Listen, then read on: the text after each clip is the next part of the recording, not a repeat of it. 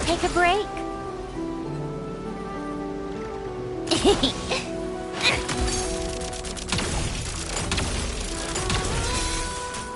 Come on, keep up.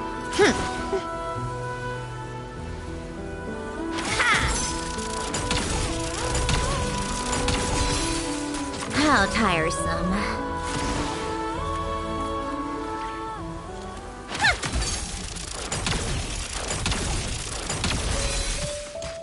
Take a break.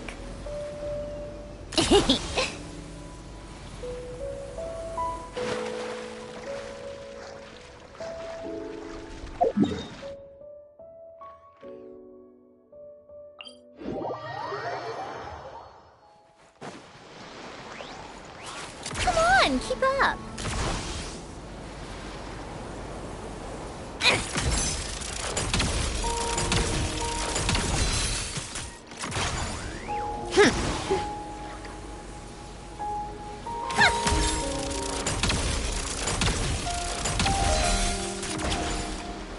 Pick up the pace.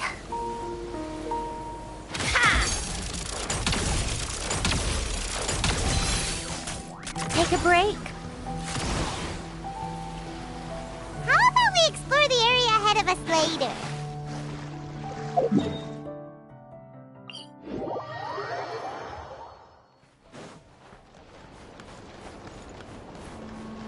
How tiresome.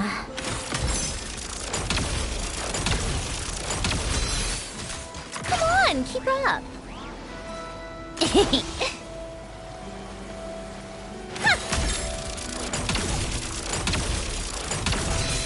Take a break.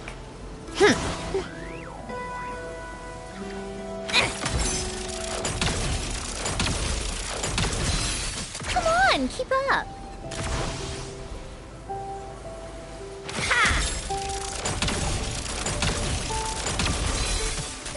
Take a break.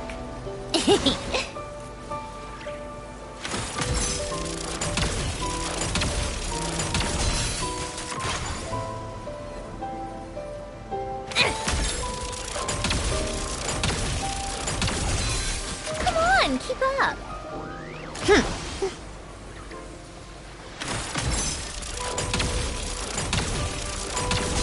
How tiresome. Pick up the pace.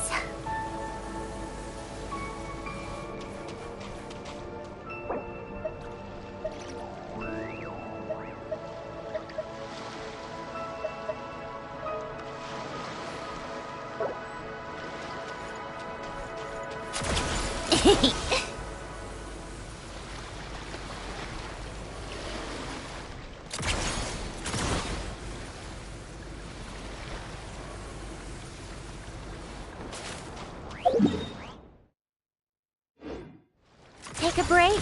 Pick up the pace.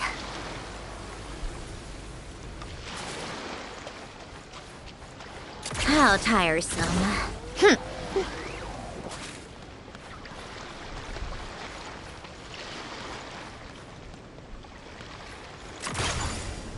Pick up the pace.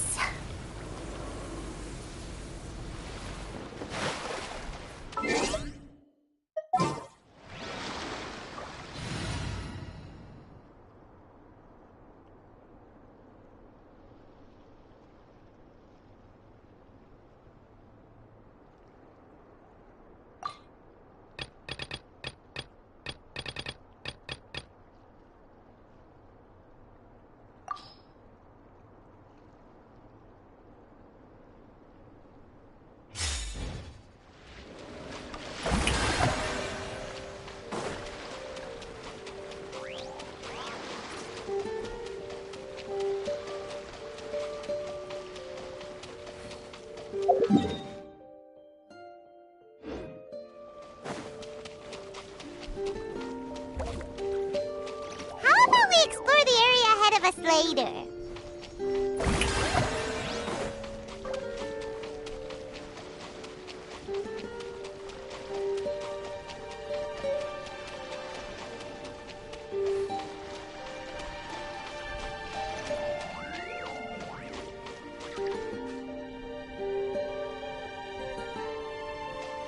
Strike a pose.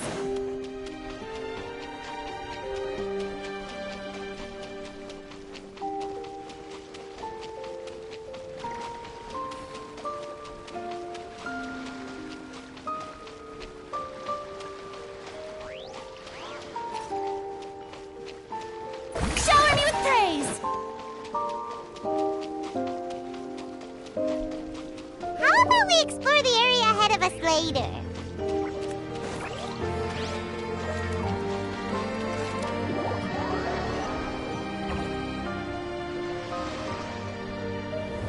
And just like that, we're in Snezhnaya! Feels like we only just left Notcry. Remember back in Nasha Town? How all our friends came to see us out before we left?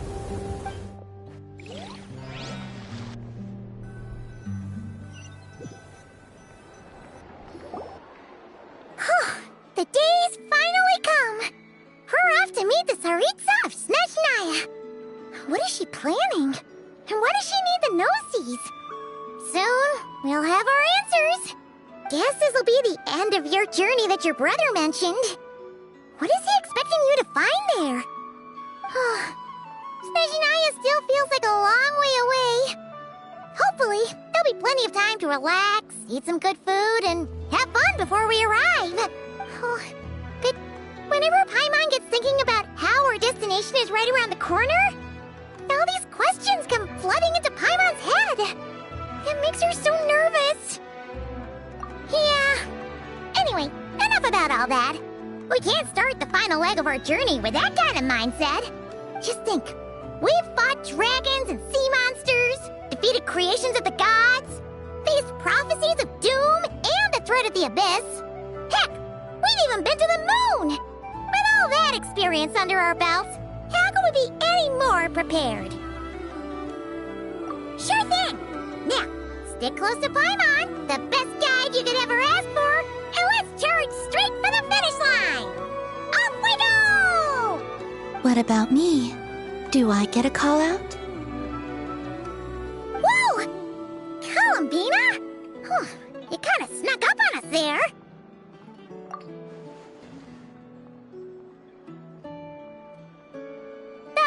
Don't look at Paimon! Paimon didn't sell you out this time! Oh, so it was you! Alright, guess there's no hiding it now. All your friends have gathered at the flagship to see you off. I invited Sandrone too, but she said she had to go back to Snezhnaya. She must be busy. She had some nasty things to say about you before leaving. Would you like to hear them? She hasn't changed a bit. Alright, let's hear it.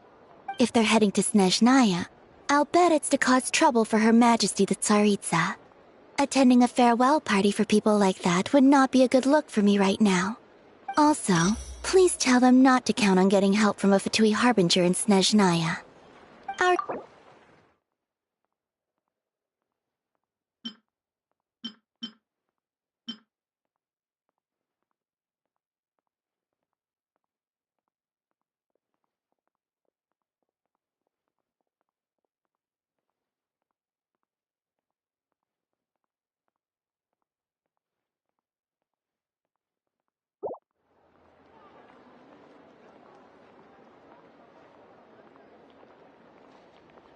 Well, that definitely sounds on brand for her.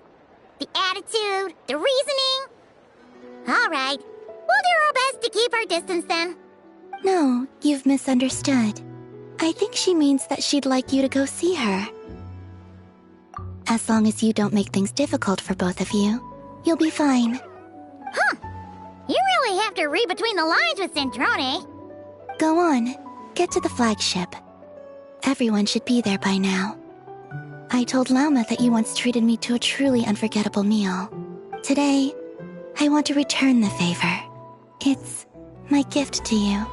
It's definitely nice to be treated, but hopefully by this point, you know that you don't owe us any favors. The moon of Notcry will always give you a warm welcome.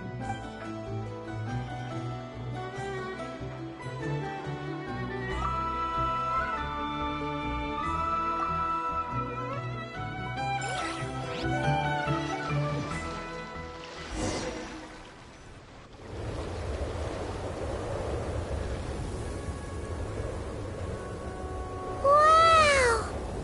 Pure white as far as the eye can see! It's so pretty!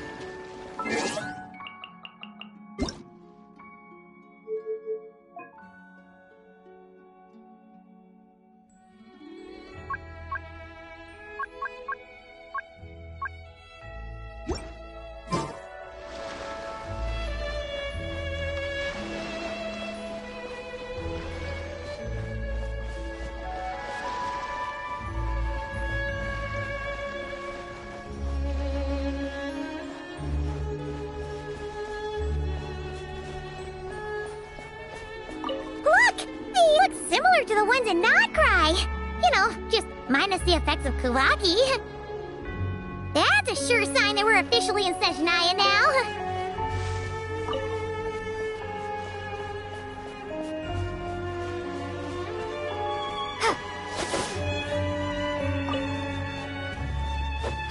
Scorch and burn!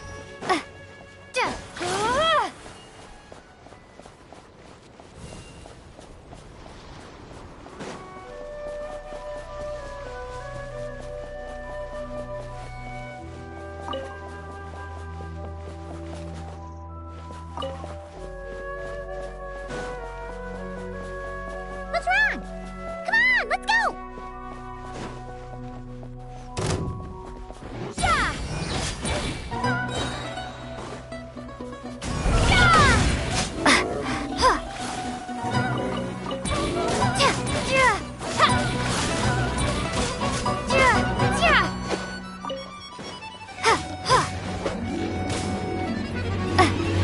Time to ignite!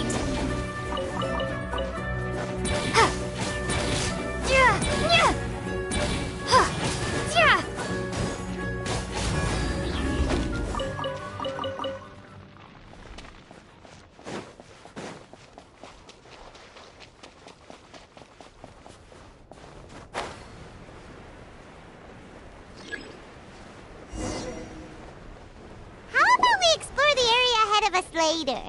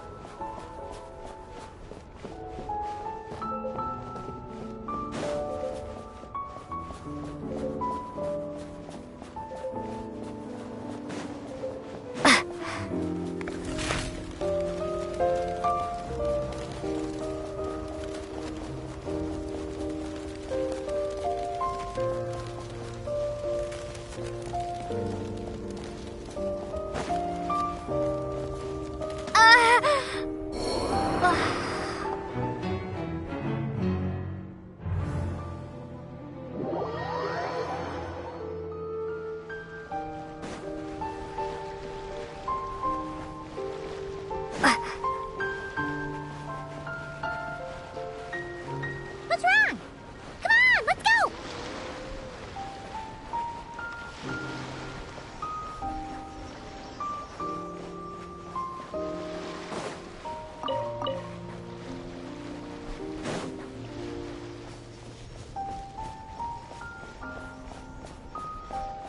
Look! They look similar to the ones in Notcry. You know, just minus the effects of Kawaki. That's a sure sign that we're officially in Snezhnaya now.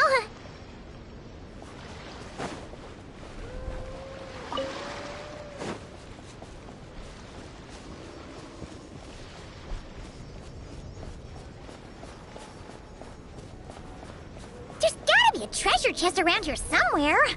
No adventure is complete without a chest or two. Ah!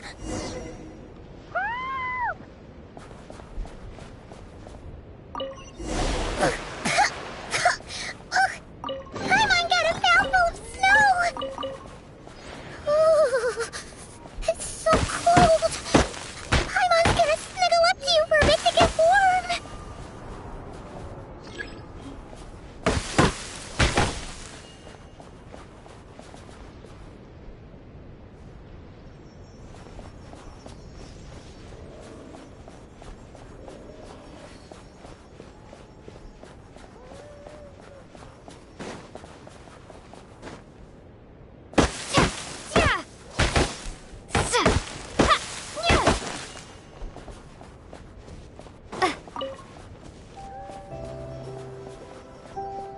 Hey, check it out! Those are bears, right? Oh, look how big and fluffy they are! So cute! Quick, take a picture before the moment passes. Right here. If we get any closer, we might scare them away.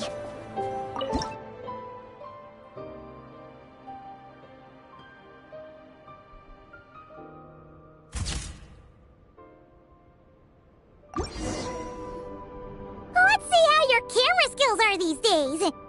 Whoa, wait a sec. Paimon sees something. Come on, quick. It looks like a train carriage.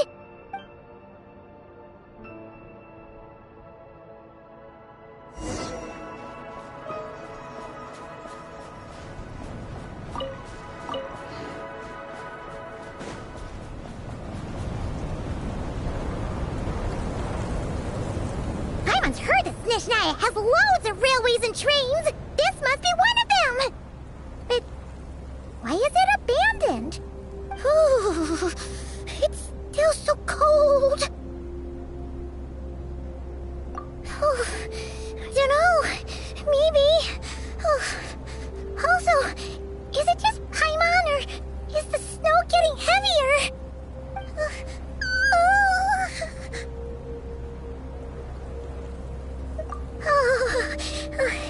Thanks for offering, but this isn't just the weather. It's hard to describe, but Paimon feels so weird. She's never felt like this before. Everything feels heavy. Getting kinda dizzy, too. Oh, no need. Paimon's just feeling a little low on energy. That's all. It's nothing serious. Not worth ruining our travel plans over.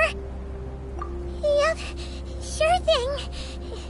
Snezhnaya, here we come!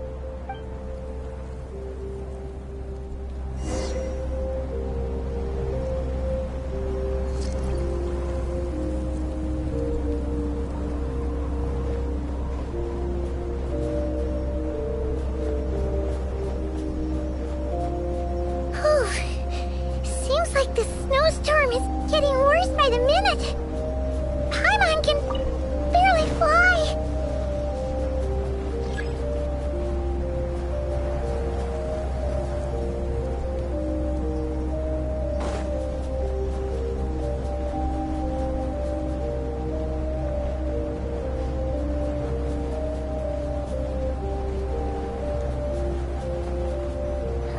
Oh, look!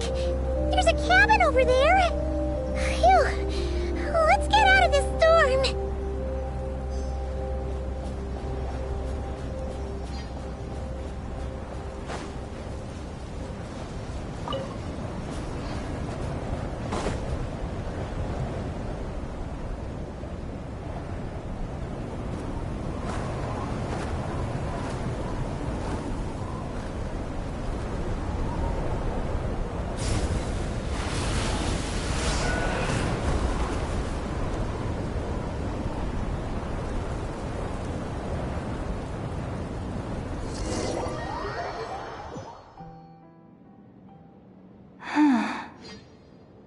What is this place?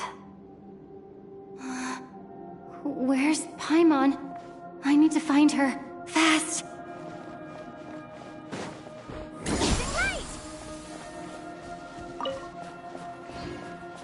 Paimon? Paimon!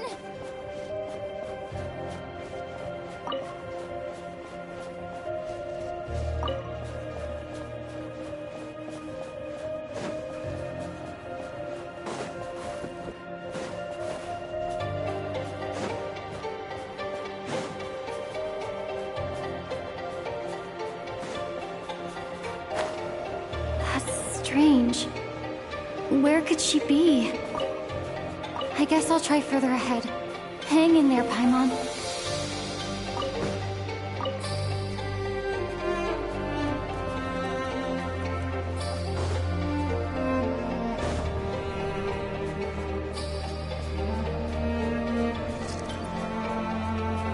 Is that a train carriage?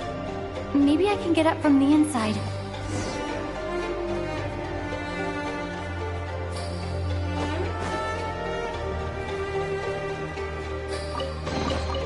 A reward on the road.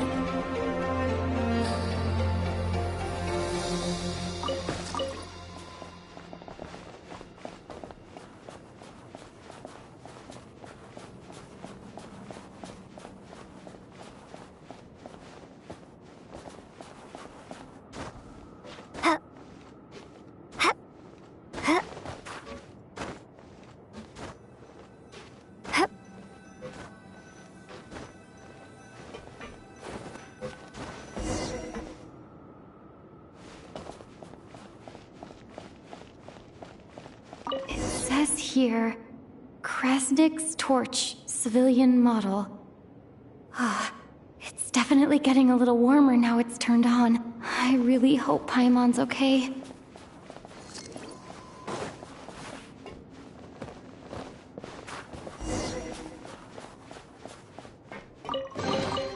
I'll keep this close. What was that strange sound? I can't tell if... Paimon? Paimon, is that you?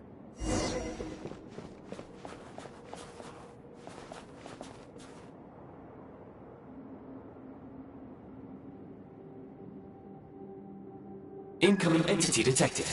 Authorization granted. Initiating original. Hello, Descender, who's reached the eve of tomorrow. Eye of Grey at your service. Time since last activation. Time measurement unavailable due to the influence of... Anyway, it must have been a very long time. I was born to fulfill a mission. To reach tomorrow. To this end, I must... Strange. What was it? Wait, my body? Huh? Why is my body like this? I have been like this since I was created. And yet, I also have memories and an awareness of a physical form that I once had. But this contradicts my current status. Anyway, I was created so that humanity could reach tomorrow. But I am unable to load further details at this moment. Nevertheless, serving humanity remains my primary objective. I have detected a drop in your surface body temperature. You cannot remain active in this state for much longer. In accordance with my preset programming, upon reactivation, I must ask the one who awakened me the following question. Will you accept me, Transcender? I will assist you, protect you, and fulfill my mission until we reach tomorrow.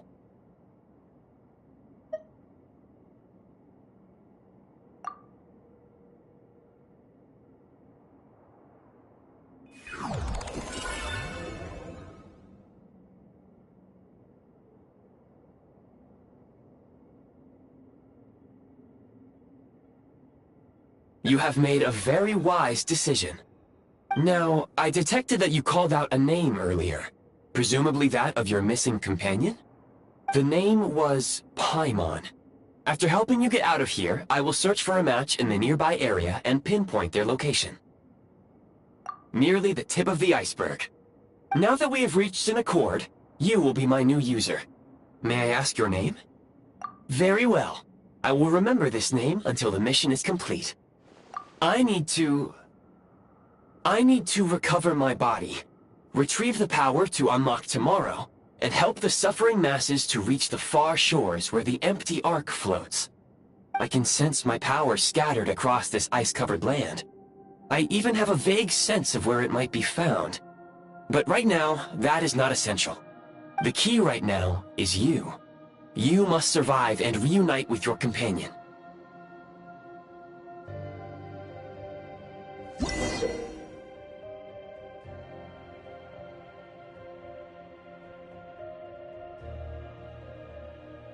You may now execute the command, Demolish. Use it to remove the Prime Ice blocking the path and obtain Prime Ice units.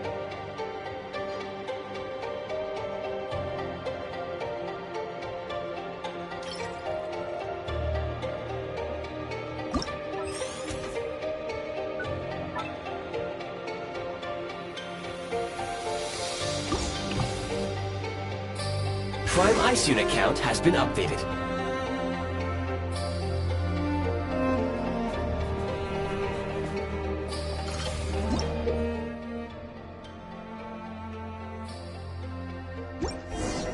You may now execute the command, Build. Use it to create a Prime Ice construct to prop up the door.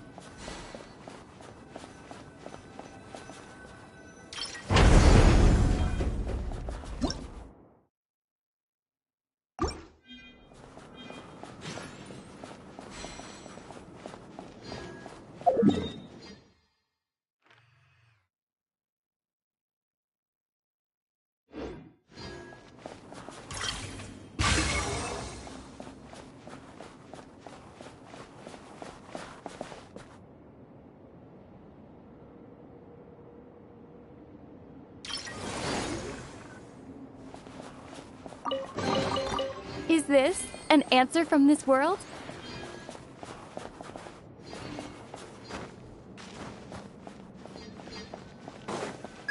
Scanning local environment. Exit has been sealed off with ice.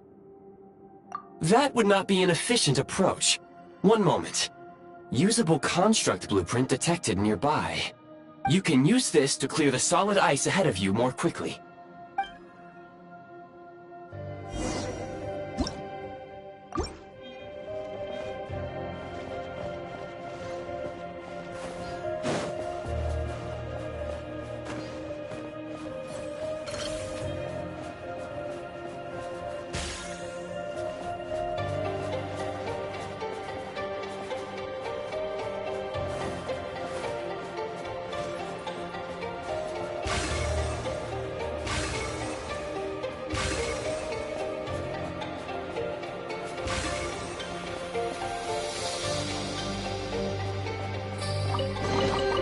I'll keep this close.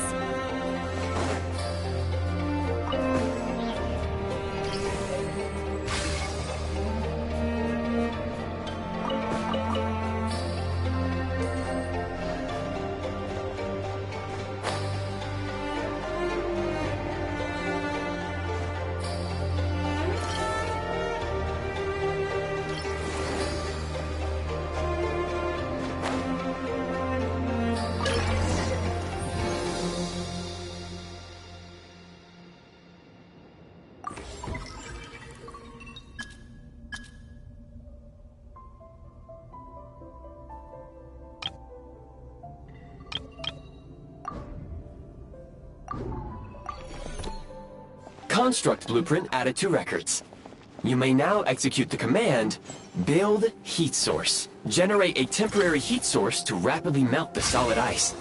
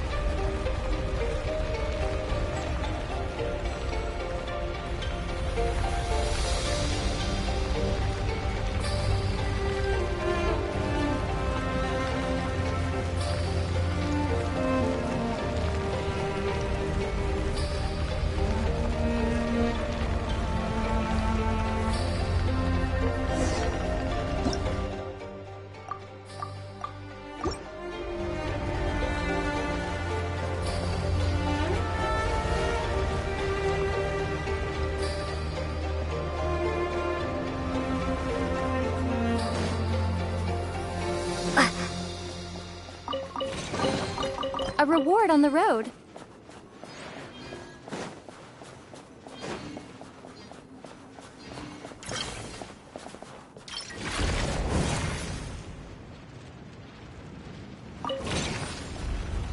My scan indicates the path is straight ahead. I recommend we proceed.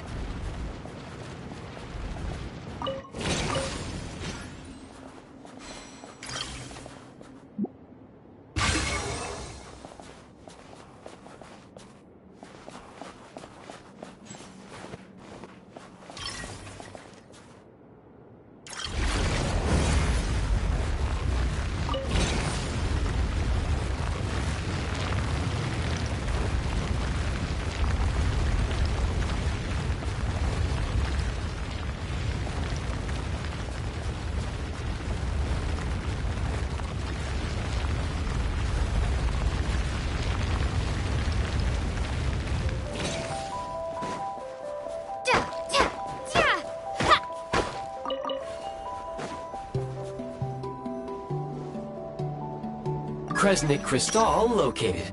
Please collect at your earliest convenience.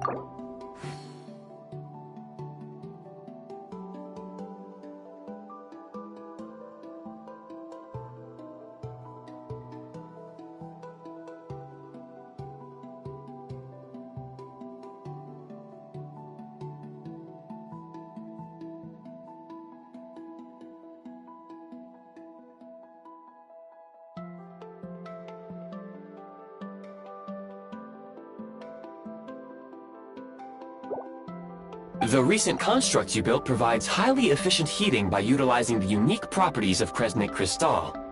Unfortunately, prime ice constructs have a very short lifespan and cannot be stabilized during the development period. Hence, the authorization to use Kresnik Crystal was granted. That said, I have already forgotten what warmth feels like. Yes, perhaps then we can warm ourselves by the fireside together. But for now, all you need to remember is this. If you collect Kresnik Crystal, I can extract the energy within and use it to maintain your body's surface temperature.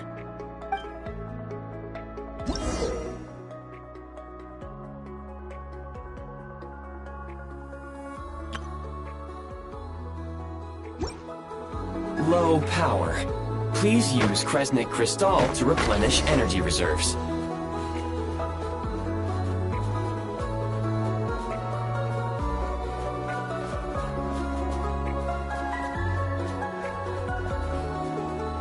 Signs of physiological activity detected in the distance.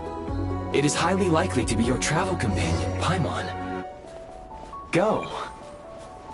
Go now. Be reunited and sing together. May all the people be united as one. May all of life rejoice in unison.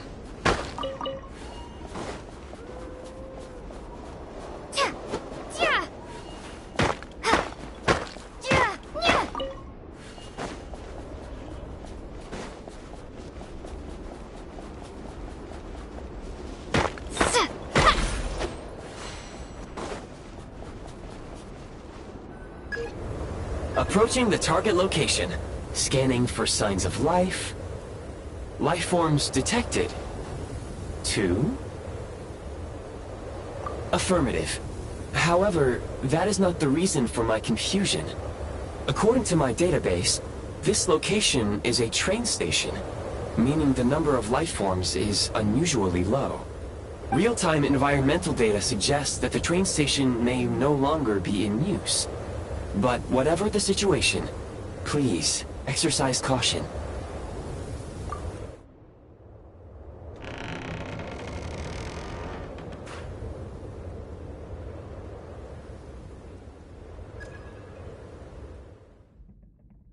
Paimon!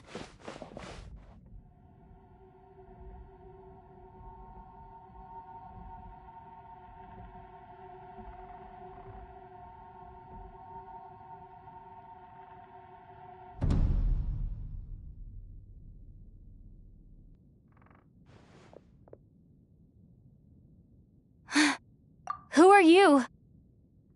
Don't worry. She's only sleeping. You must be the Traveler. She called your name repeatedly while attempting to battle her way through the blizzard. Newcomers to Snezhnaya struggle to adapt to the sheer cold at the best of times. Lately, even the locals are suffering, with a powerful monster having summoned a bitter snowstorm. You two must be very important to one another. You should take more care not to get separated. Your eyes. Are you Conrian? There are indeed some Conrians left in this world who survived the cataclysm. But I doubt that is news to you. It would be unwise to interrogate my identity here. Focus your attention on your travel companion instead. We will meet again very soon.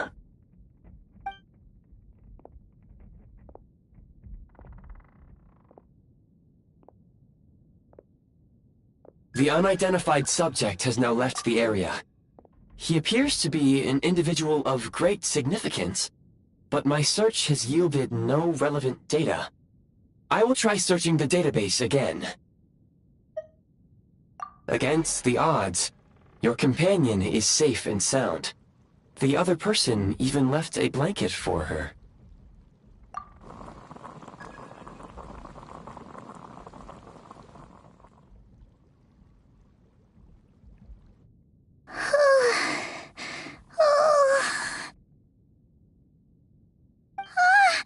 Traveler! Oh, thank goodness you're okay. Paimon was so worried.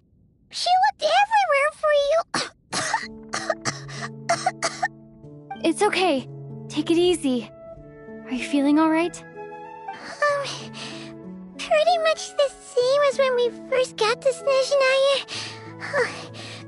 Paimon must have caught a cold. She was feeling so faint. She just couldn't keep going any longer. So she had to lie down and sleep it off. Wait, where did the jester go? Yep, the director of the Fatui. The Jester Piero. So, you met him?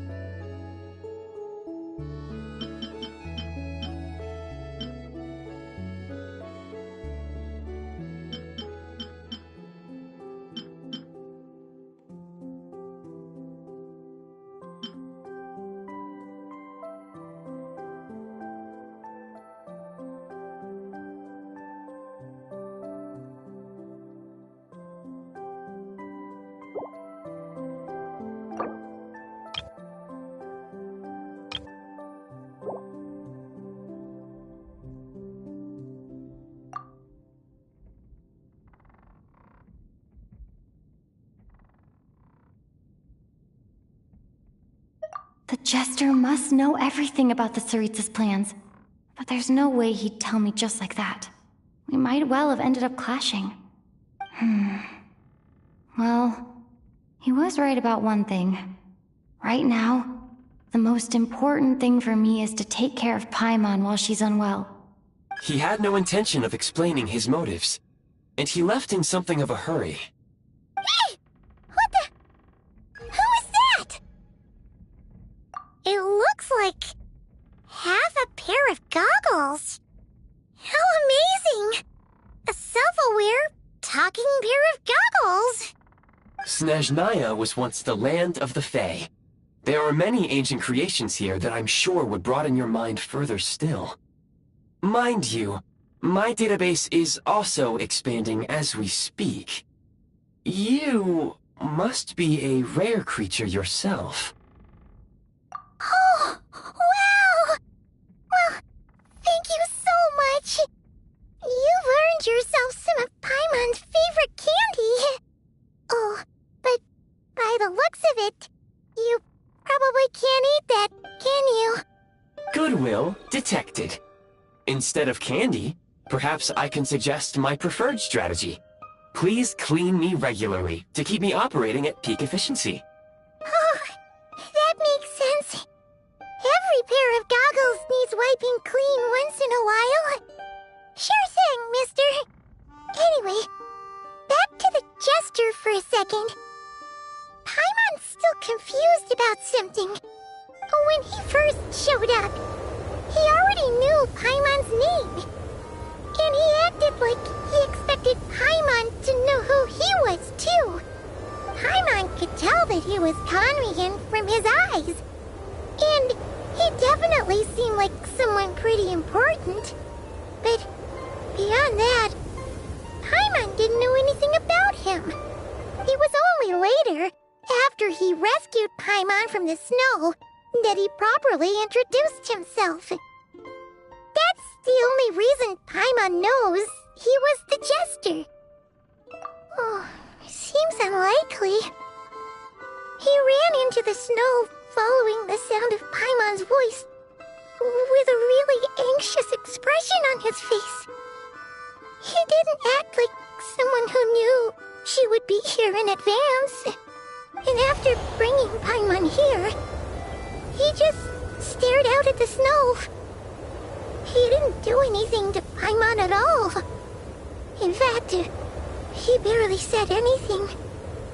Wouldn't even answer any of Paimon's questions either. Paimon didn't feel unsafe around him, and he didn't seem to have any ulterior motives. For all we know, he might have just ignored Paimon's questions so she'd give up and go to sleep. Please allow me to interrupt. Fatui and director are unfamiliar terms. May I ask for clarification? Wait, you've seriously never heard of the Fatui? Oh, they're like the Tsaritsa's inner circle. Really powerful people. And the director is their boss. Understood. Since they hold elite positions and serve their god directly, it stands to reason that they would conduct themselves with due decorum. I am inclined to agree with your assessment, Miss Paimon. I did not detect any ill will from the gentleman in question.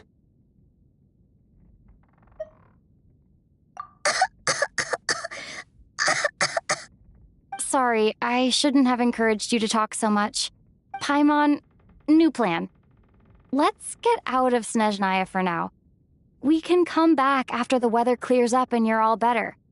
The Jester mentioned that this snowstorm being the work of a monster is worse than most. Even if we made it to Snezhnograd, we'd still have to wait out the storm before we could do any exploring. Oh, well, it's really nice of you to look out for Paimon, but she doesn't want to hold you back. We were really psyched up for this journey when we first set off. Just think of all the burning questions we have. If we turn back now, who knows how long it'll take before we finally get answers. Further information is required regarding the monster situation. But objectively speaking, there is another, more pressing issue at hand. At this point, we have traveled a significant distance into the blizzard. Were we to turn back now, the road would be extremely treacherous, especially since we would need to travel on foot. If, however, we continue onward, there may be a better solution. Do you remember what I said as we neared this location? I told you that this is a train station. While it has evidently fallen into disuse for unknown reasons, the tracks remain intact. We can break through the blizzard and forge ahead by driving a train. That is the Snezhnayan way. There is a small town up ahead, which would be the perfect place for Miss Paimon to rest and recover. Paimon thinks Goggles here makes a great point. Let's do that!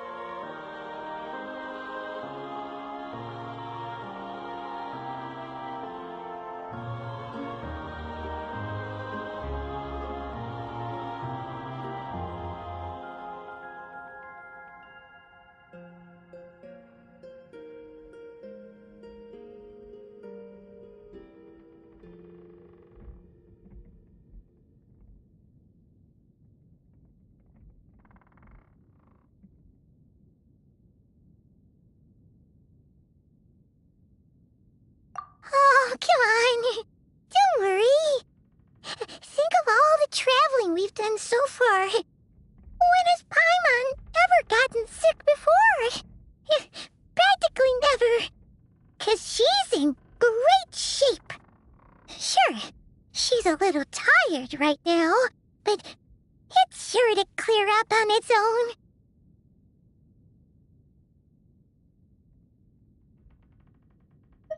Affirmative. Should you ever need my assistance during your future adventures, please call for the Eye of Grey whenever you wish.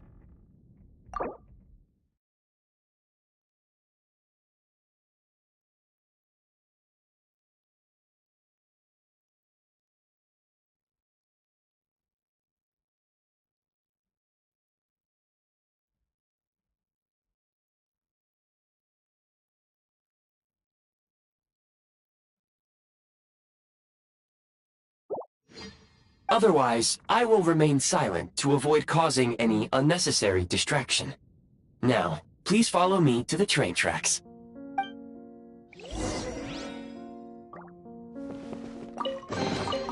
I'll keep this close.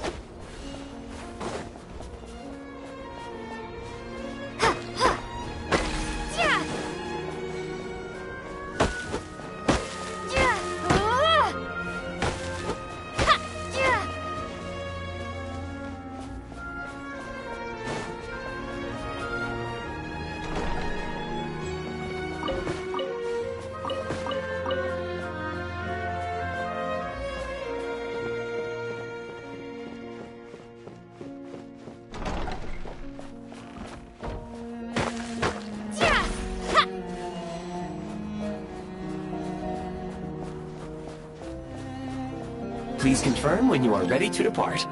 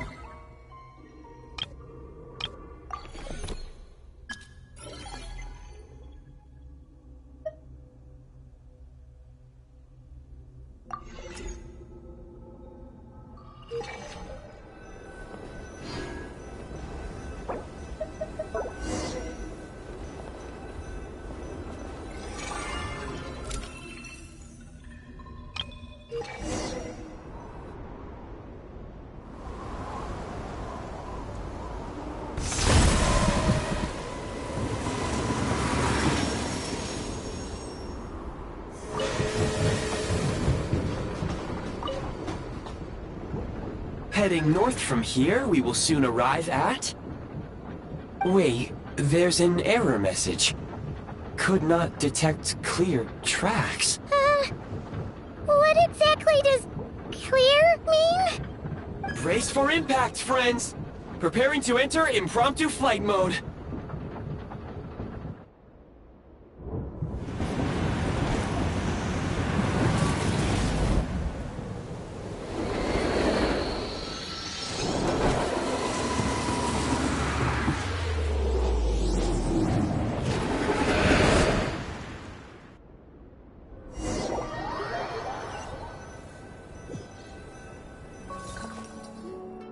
How strange. Not only was the station's status different from my records, but even the railroads and the terrain itself have changed substantially. Yeah. Thanks to your quick reflexes. My sincere apologies for putting you in danger. I'm afraid I'm as confused by all this as you are.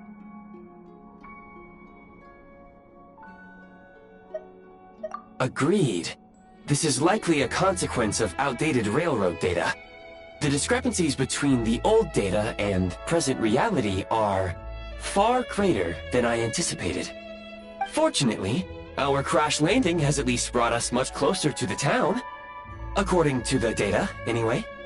Your data had better be right this time. I can assure you, it certainly is. Please look this way, and you will see a Kresnik's torch.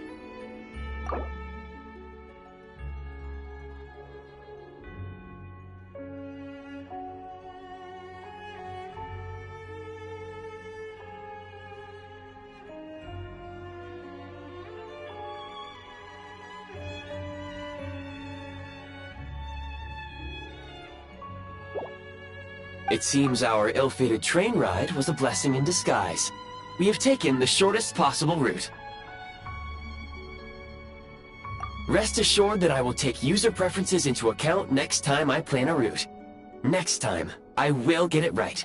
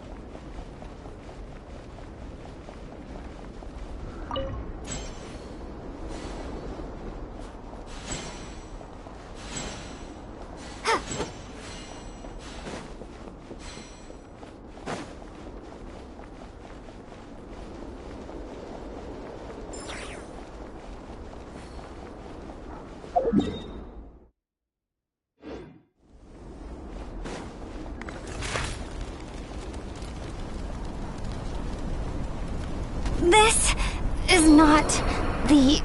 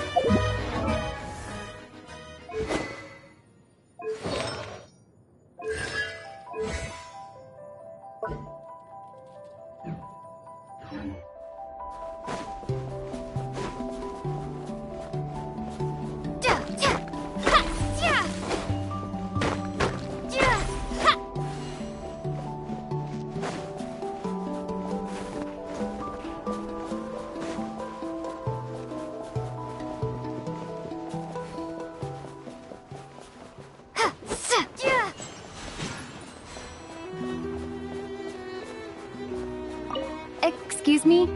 Is there an inn nearby? I'm sorry, but they've all closed.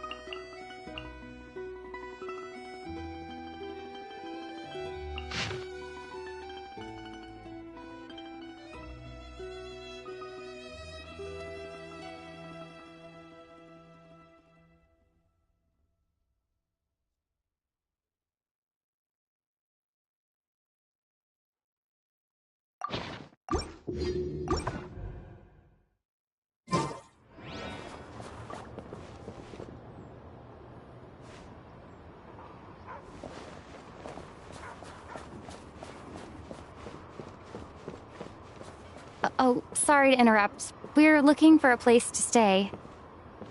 I can't even afford to warm my own house, let alone run a business.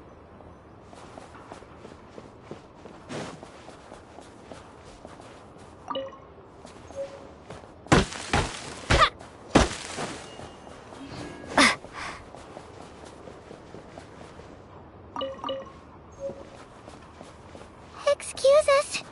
Is there anywhere we can stay around these parts? I'm afraid not. You'll have to try your luck somewhere else.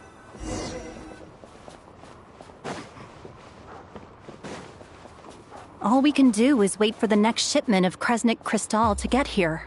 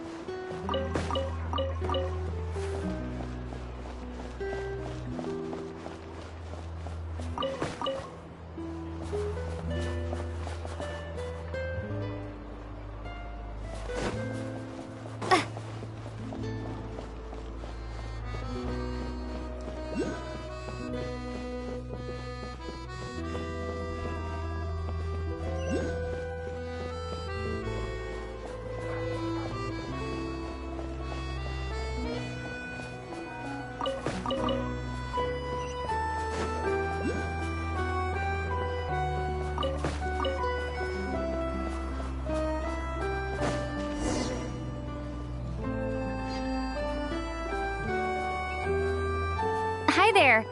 Do you know if there are any inns still taking guests in this town? Doubt it. They're probably all closed. No one has enough Kresnik Crystal to heat their own homes, let alone a business. Oh, what a bummer. I clocked you a while back. You adventurers or something?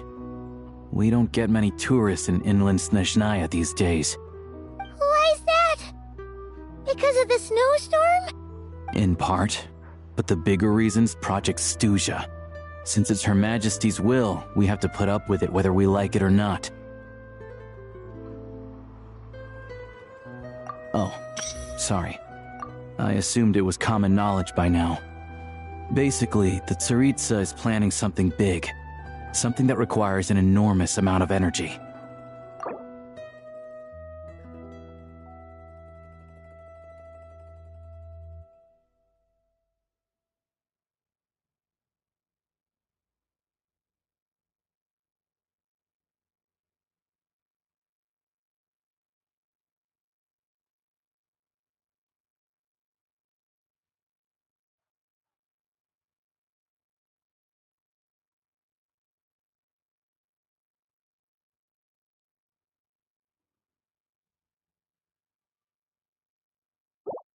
Even if they used all the surplus Kresnik Crystal in Snezhnaya, it still wouldn't be enough to meet demand. So, the Vetcha passed a resolution requiring all factories and households to reduce their energy consumption. The policy has thus been charmingly named Project Stuja, meaning bitter cold.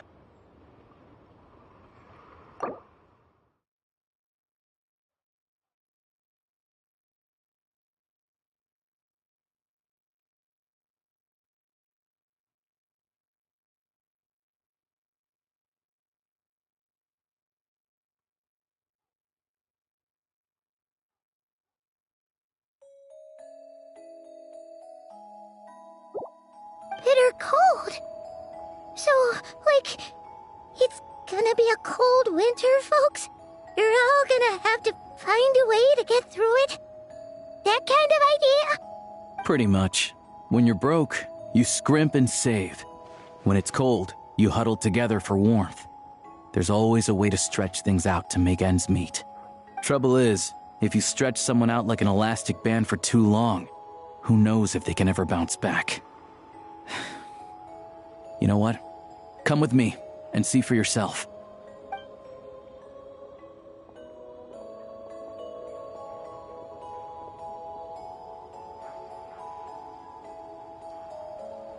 Can you please explain to me why the price of Kresnik Crystal has gone up by 1/3 again?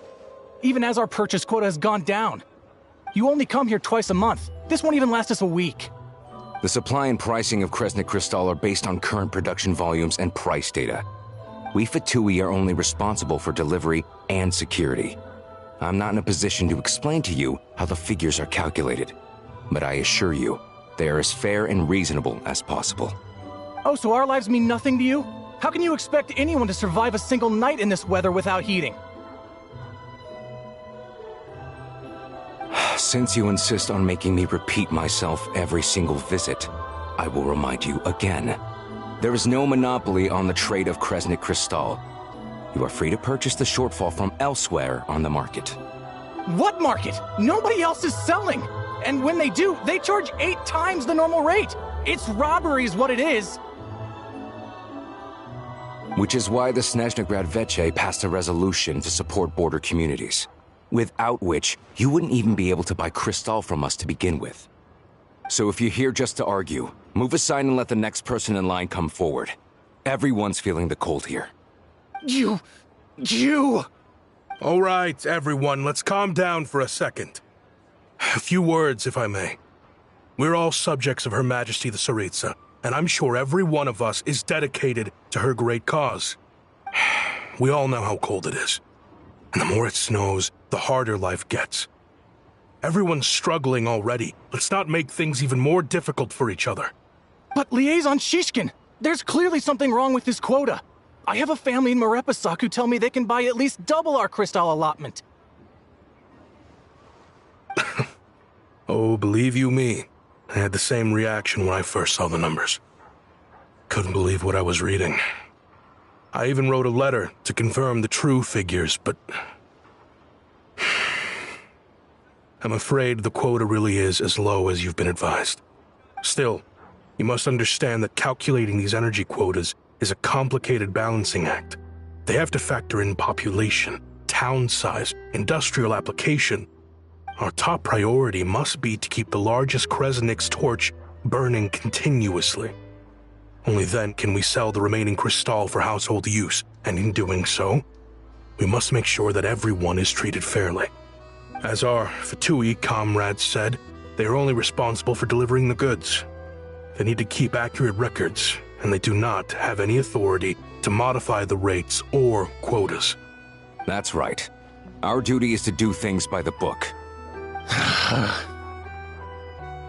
Tell you what, listen. I know how anxious and upset everyone is. As a matter of fact, I was just discussing it with the mayor. What we can do is open the lower combustion chamber of the Kresnik's torch to the public.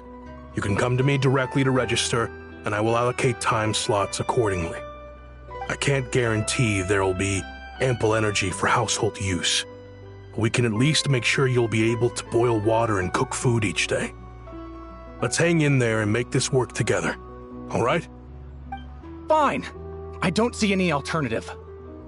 So, this is Project Studia in action, huh? Oh, no wonder nothing's open for business. People are barely getting by. You were looking for an inn, right? For your, Fae friend? Oh, Paimon's not a Fae. Just Paimon. She must have caught a cold or something. We only just got to Snezhnaya, and we're still getting used to the climate. I have a small place in Stratomoros. I don't stay there very often, though, so it's pretty basic. But if you're not picky, you're welcome to rest there for now. It's not much, but I've got blankets and a warm fire. Are you sure? Oh, that's really kind of you. All right, then. This way. Hello, I'm Alosha. I'm a hunter. Though, if you've talked to any highwaymen, you might have heard a different side to my story. But anyway, let's keep that between us for now.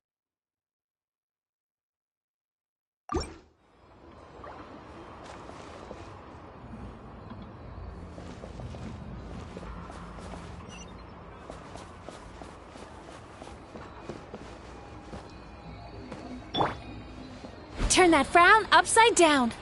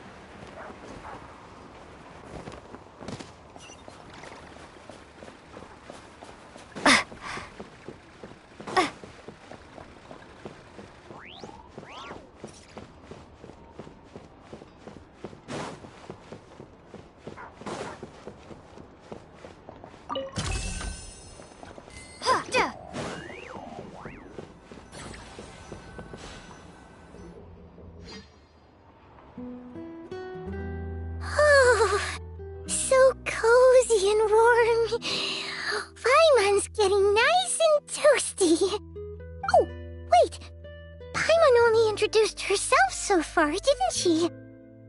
This is Paimon's best friend, the Traveler. Good to meet you. I'm Alosha. Most travelers find the Snezhnayan climate to be a shock to the system at first. But as long as you keep yourself warm, you should be fine. Still, you should keep an eye on your condition. When people are too quick to dismiss a cold, it can easily end up turning into something more serious. Don't say that! Paimon's too young for chronic health issues. They aren't in town right now, and they won't be back anytime soon. The train station has been closed ever since these power shortages began. I do a lot of hunting, so I spend most of my time exposed to the elements. But even the animals wouldn't survive long in a storm like this, let alone a hunter. Nothing to do but sit tight in town until the weather improves. I get that you're in a hurry, but even if the station were open, that doesn't mean there'd be any trains. We could end up stuck here for a long time, I'm afraid. What? Your own train? Wait, hold on. That train? The one that suddenly fell out of the sky and crash-landed on the ice? Oh, we got lucky and found it in a cave. Oh, then our luck ran out and we had a little accident. Pretty crazy for a random find in the mountains. Well, as long as your train's good to roll, you might get to Snezhnagrad after all. I've been doing some digging recently. Turns out, the real reason for the current energy crisis in Stratomeros is that some of the supply is being seized for a private stockpile. But to expose what's going on, I need to catch them in the act. So, I'm heading off to catch a rabbit. Huh? Wait, a rabbit stole the crystal? It's a figure of speech. Real rabbits couldn't pull this off. They'd prefer carrots to Kresnik Crystal anyway. Shishkin, Mr. Positive Attitude, let's all get along now, shall we? Him? Really? Paimon never would have guessed. Huh? You're coming with? Huh.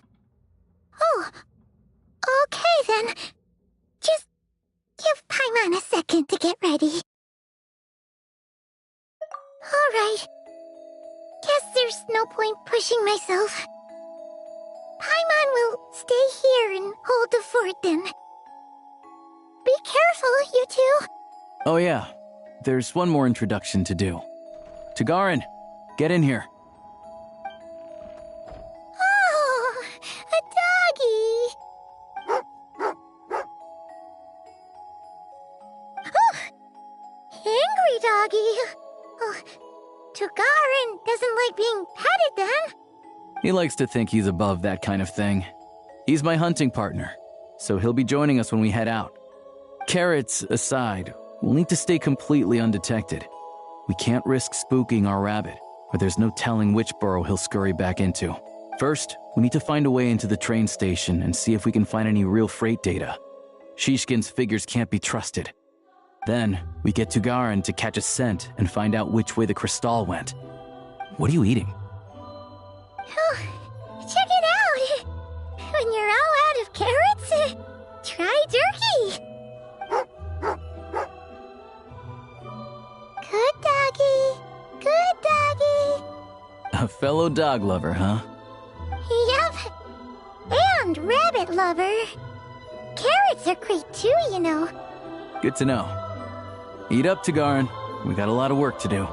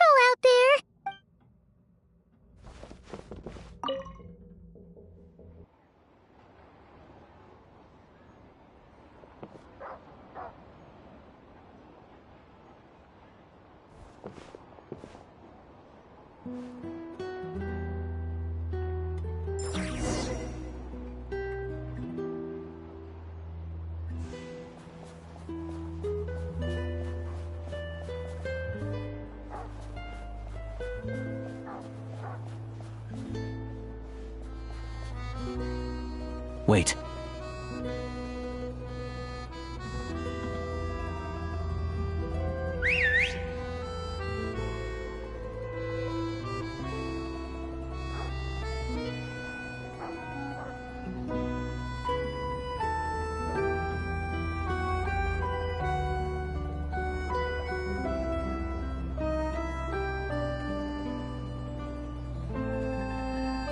Nice work, Tagarin. Come on, we'll go around.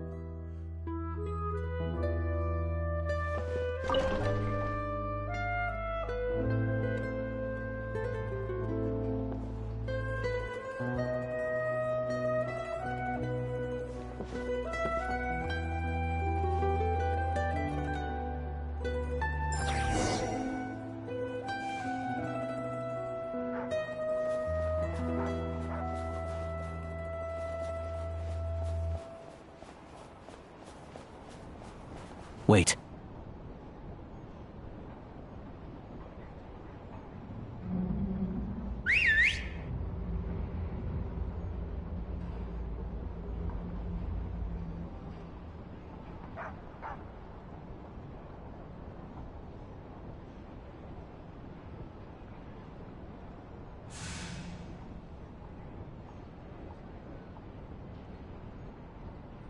Nice work, Tagarin. Come on, we'll go around.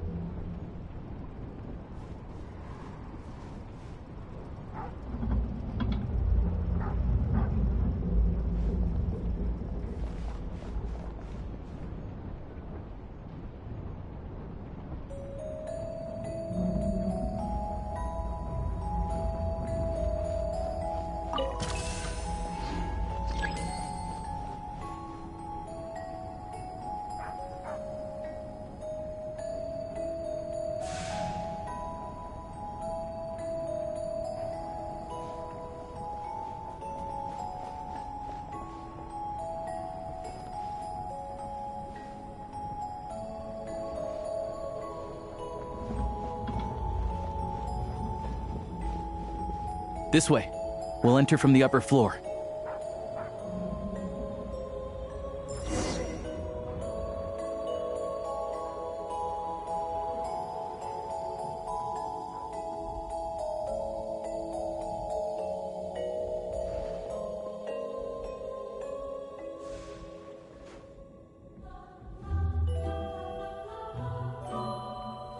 There we go. A freight list. Straight from the Fatui. So Shishkin won't have had the chance to doctor the figures. Looks as new as the day it was printed. I guess no one bothers reading these unless they have ulterior motives. Yeah, this is all we need. Come on, let's get out of here, then go track down the Crystal. Tagarin's a keen hunter, and catching rabbits is his specialty.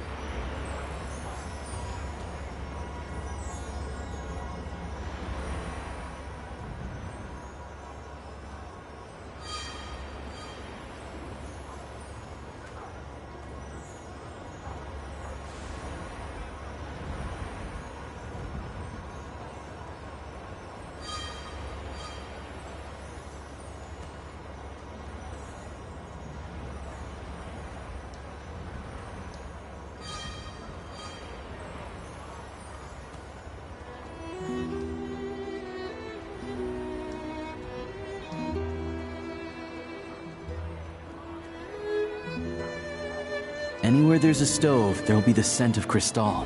That's normal.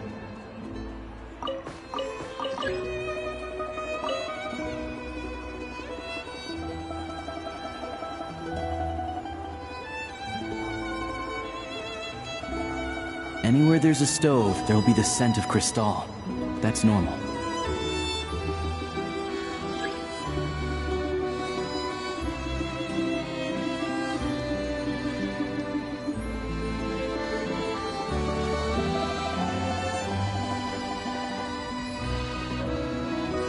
But if he picks up the scent of Crystal somewhere and there's no stove around, that's how we know something's up.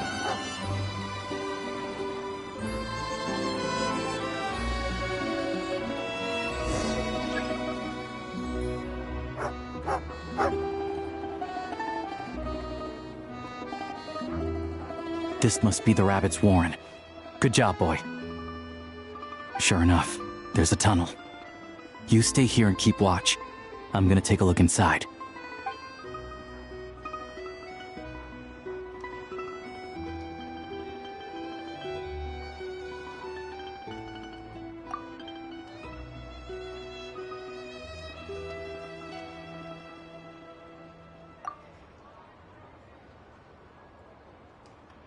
Thanks for looking out for us.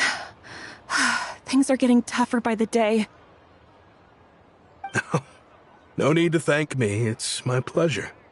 Sure as Her Majesty the Tsaritsa watching over us, every sacrifice will be worthwhile. Let's grit our teeth until the blizzard passes. These days of hardship will be over soon. Maybe for everyone else, Liaison Shishkin, but for you, the hard times have only just begun.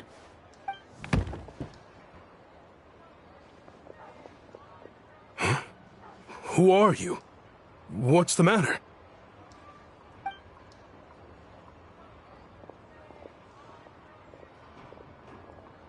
I just had a question for you. Why, when times are as tough as this, would someone hoard more Kresnik Crystal than they could ever use? All the crates here are from the most recent shipment, but they weren't brought here for sale. Instead, they were secretly stashed away. Would you be able to shed any light on the situation, Mr. Shishkin? Me? Why, I have no idea. But look at how much there is! It's quite a godsend. Now there will be plenty to go around. This godsend was found in a cellar adjacent to your residence following a tip from Mr. Alosha. And this is only a fraction of what we found down there. We're still taking a full inventory. The official figures will be finalized shortly. I've always been grateful for your efforts to mediate between us and the townspeople of Sret Tomaros. But now, Mr. Shishkin, it appears you were the source of the conflict all along. How could you do this to us? We trusted you to have our backs. You've been lying to us this whole time? Hey, I owe you all an apology. I'm sorry. I'm so very sorry. This isn't who I am. Please believe me, this was a one-time mistake that I will never repeat. We all know how difficult life has been since Project Stuja came into force. Energy is an increasingly scarce resource. People everywhere are getting desperate. But some places have been hit harder than others. I grew up in Alatir, a small village with no train station. Deliveries of Kresnik Crystal have ceased there entirely. If nothing is done, they're all going to freeze to death. You know as well as I do how downright impossible it is to buy Crystal these days. The thought of my poor mother and father, with no one to help them, I felt so afraid. I watched as energy grew scarcer by the week, all the while knowing that their lives were at risk. Then one day, I looked at the Crystal shipment in front of me, and a terrible, selfish thought entered my mind. Looks like I'm just not cut out to be a criminal. I'm so sorry. Once the Fatui have finished their count, you'll see that the numbers match their waybill.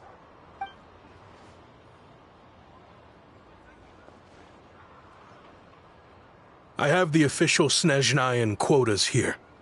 Anyone who has already purchased energy, please make your way over here to correct your transactions.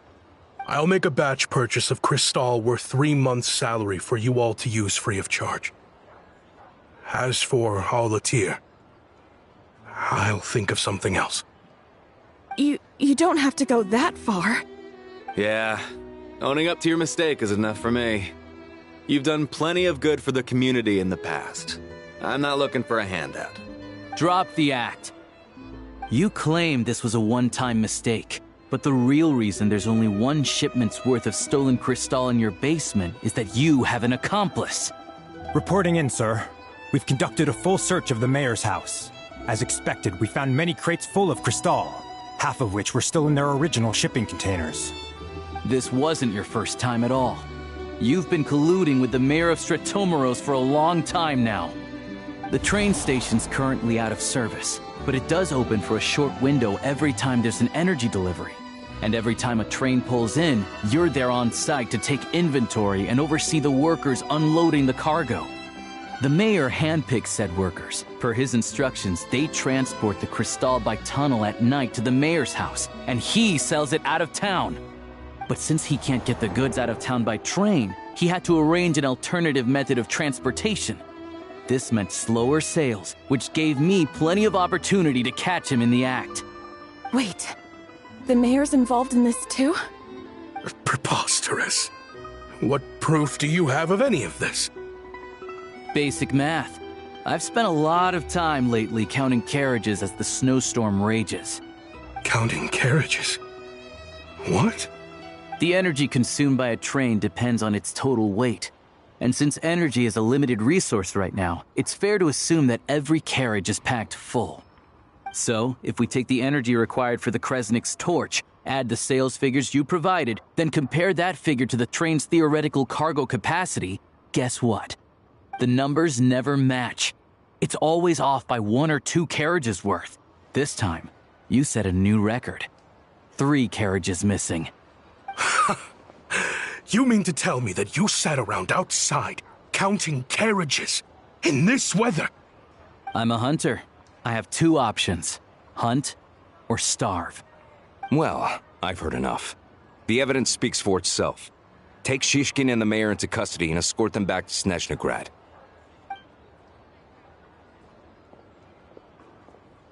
You cocky little brat! Ruining my business! Just you wait.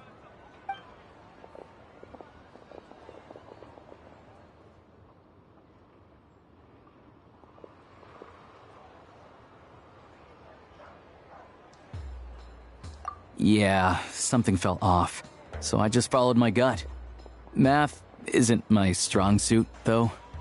I'm lucky my dad made me learn enough to get by, but all this number crunching was a million times harder than the aim and fire work I'm used to. Thank you for your assistance. You're a brave lad. Shishkin was quite the cunning criminal, as I'm sure you can tell. He did all of this right under our noses, and we never suspected a thing. A wolf in sheep's clothing. He had everyone fooled. Even with that sob story he fed us. He was probably trying to keep the mayor out of it, not just mask his own motives.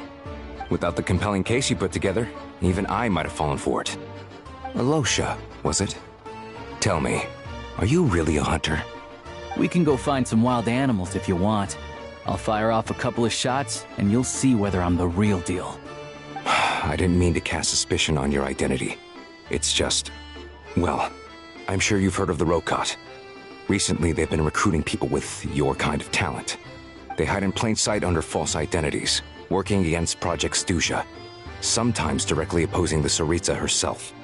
They aren't a violent organization, and their goal is to improve the lives of the common folk. But still, as a member of the Fatui, I wouldn't be doing my job if I didn't keep tabs on them. First I've heard of this. I don't really keep up with what goes on in the city. All I know is, people who don't mind their own business in the city end up paranoid about everything. As for me, I just couldn't stand Shishkin. I'm from Alatir myself, and I can tell you, nobody's lived there in years. Why would an abandoned village need crystal? Of course, no one really cares about the fate of that place.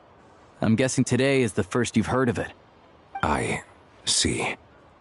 It does sound quite tragic. Really. Well, thanks again for your assistance, and your friend here too. I will report this incident to Snezhnegrad. The Fatui will take over energy distribution until new officials are appointed.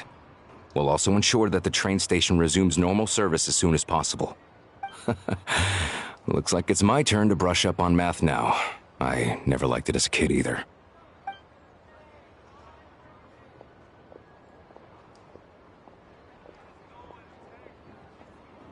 Don't mention it. Isn't the soldier overseeing the delivery supposed to verify the quantity of the goods? Was he just careless? Or was he being paid off too? Who knows? Excuse me. I'll take a share of Kresnik Kristall too. Thanks. I need to take a detour before we head back. There's someone I have to deliver this Kristall to.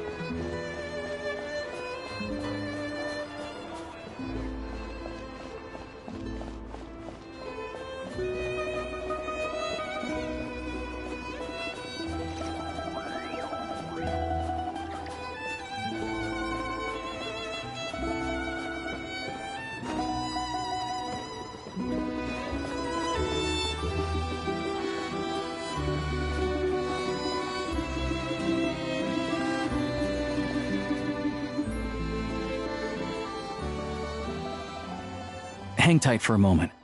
This old lady, she doesn't really know who's who anymore.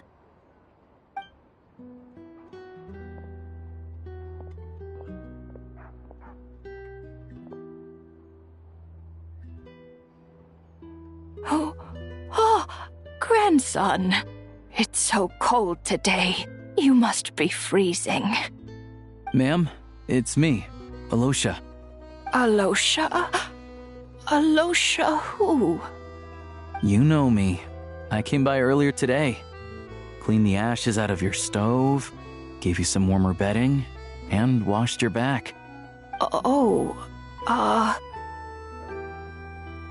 I'm sorry, I don't remember. Now, how often do I get to see my grandson? Come on, take a seat and relax while I fix you something to eat. It's okay. You just rest. I'm fine. Oh, you. It's nice to come and visit your old granny once in a while, isn't it? Sretomaros is a good town. All sorts of things to do and people to meet. And the local officials are good to us. Sit down. Come on, take a seat. I still have some fruit left. Let me get it for you. Please, don't get up on my account. You need to rest. Where's the fruit? Right under the basket by the door. Or maybe it was on the bedside cabinet.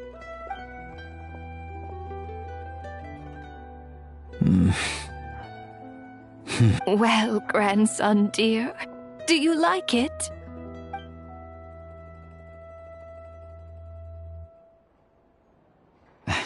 Very much, ma'am. It's delicious. Good, good. Wonderful. You don't need to save any more for me next time, all right? Fresh fruit is hard to come by at the moment. You should eat it as soon as you get it. Oh, I don't need it. I'm fine. But if you like it, come back for some more soon.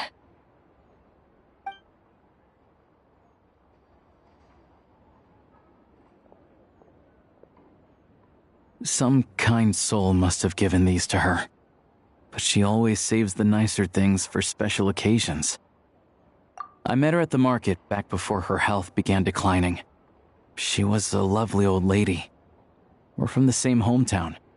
Not many people have heard of Alatir. And if they have, it's usually for all the wrong reasons.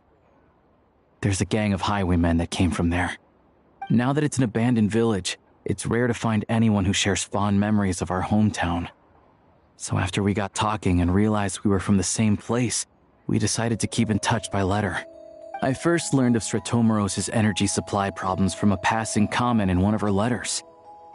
Then, after her health went downhill, I started visiting more often to check in on her. The town's been in decline for a while now, but because of her memory problems, she thinks of it as the bustling, prosperous Ratomaros still in its heyday. That said, it's fine. Everyone grows old. In Snezhnaya, some people believe that in your final moments, you'll sense a familiar presence by your side. You turn to look at them, but their face is blurry. So you focus hard, trying to make out who it is. And when you finally see their face, the Grim Reaper reaches out and takes your life. She still calls me grandson, though. So at least I'm not a blurry face in her world just yet. Come on, let's get back and see how Paimon's doing.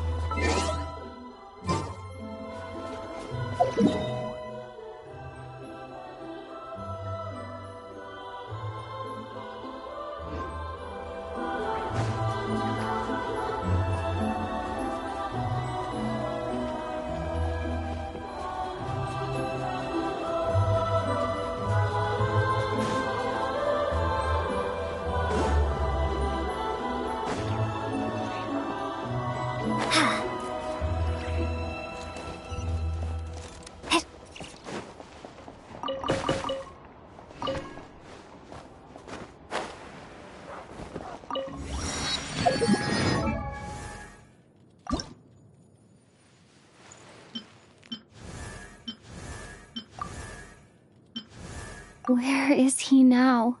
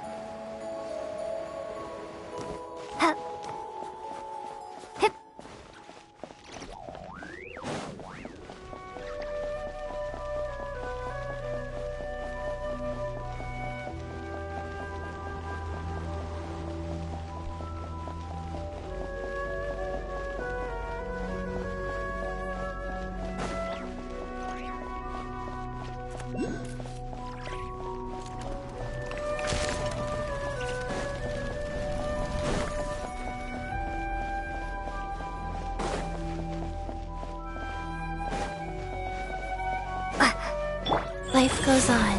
Faster? Okay, faster.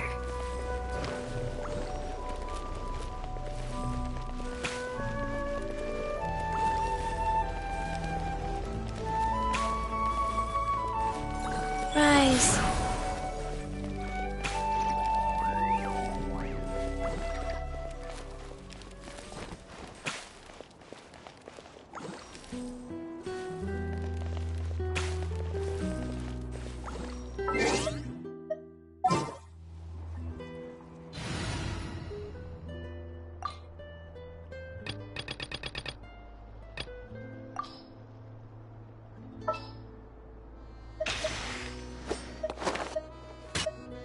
time to verify my formulae.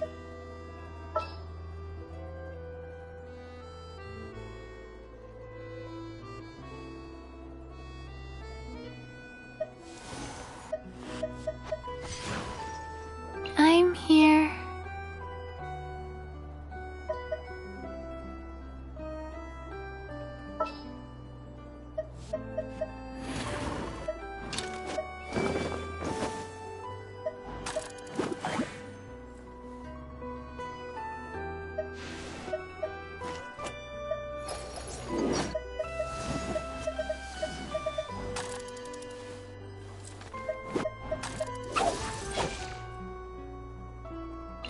What'd they do this time?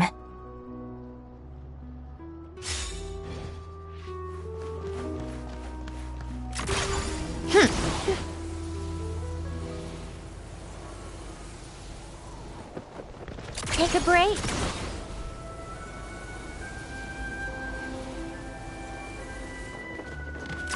Pick up the pace.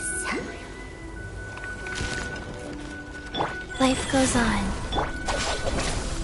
What a humiliation.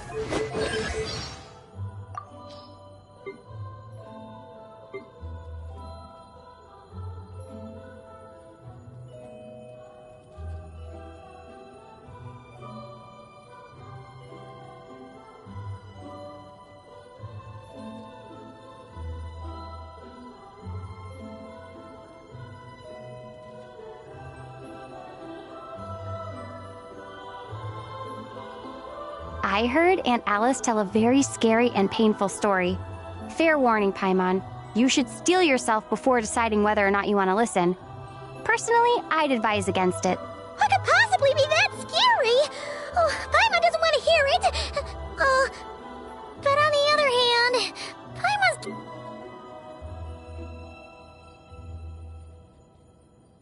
Blazing light! Ha! Encase! Cryostorm!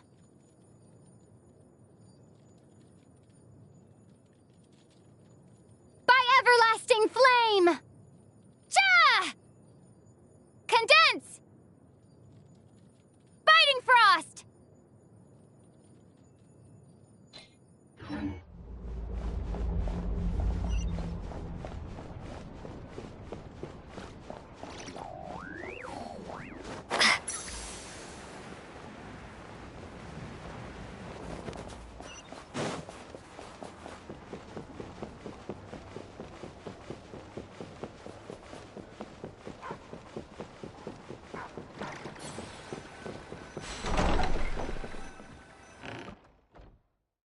Paimon, we're back. Are you feeling any better? Yep. Paimon's not cold anymore. But she's still a little dizzy. Flying probably isn't a good idea right now. Paimon might lose her balance. But Paimon's sure she'll be fine. It's probably just from getting hit on the head by that pile of snow when we first arrived in Snezhnaya. Her complexion's looking much better. Let's keep an eye on her. Sure. But enough about that. How did everything go on your you have any trouble? I'll explain. It's a bit of a long story.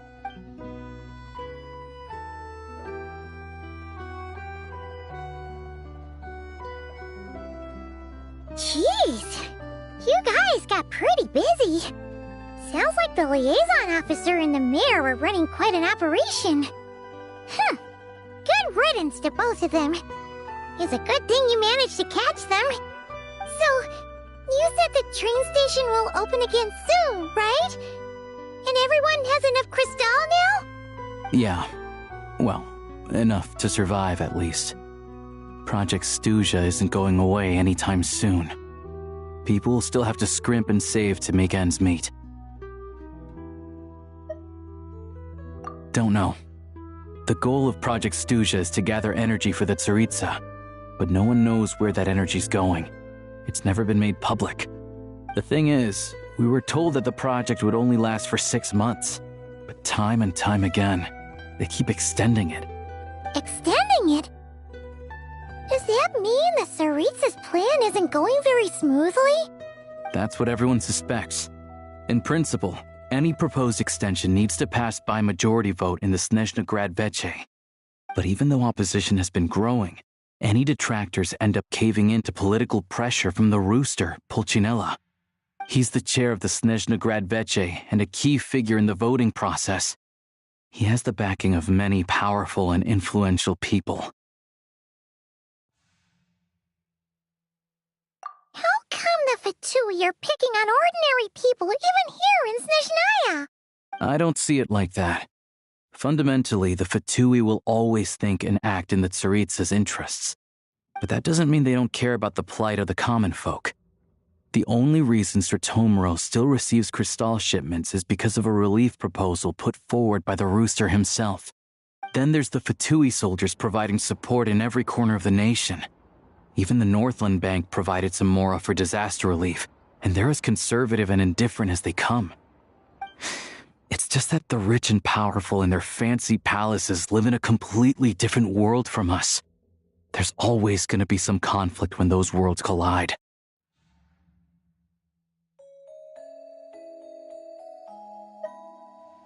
Yeah, well, even though we all believe in Her Majesty the Tsaritsa, there are still many differences of opinion on how best to tackle the big issues of the day. Regular folk don't have an easy way of getting their voices heard in Snezhnegrad, while the rich and powerful are either unwilling or afraid to speak out for all sorts of complicated reasons. The Rokad provides the disaffected with false identities and an outlet to vent their frustrations.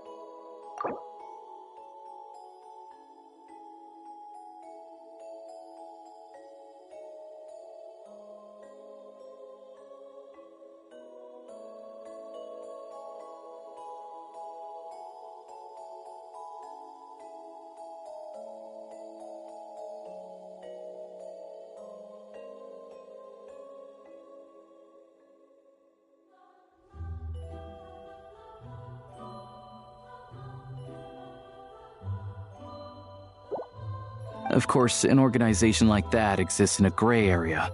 The moment the Veche think they've crossed a line, there's sure to be a crackdown. But so far, they've been doing their best to help the common folk. Like us, don't you mean? You didn't hesitate to join in. You're not new to this, I can tell.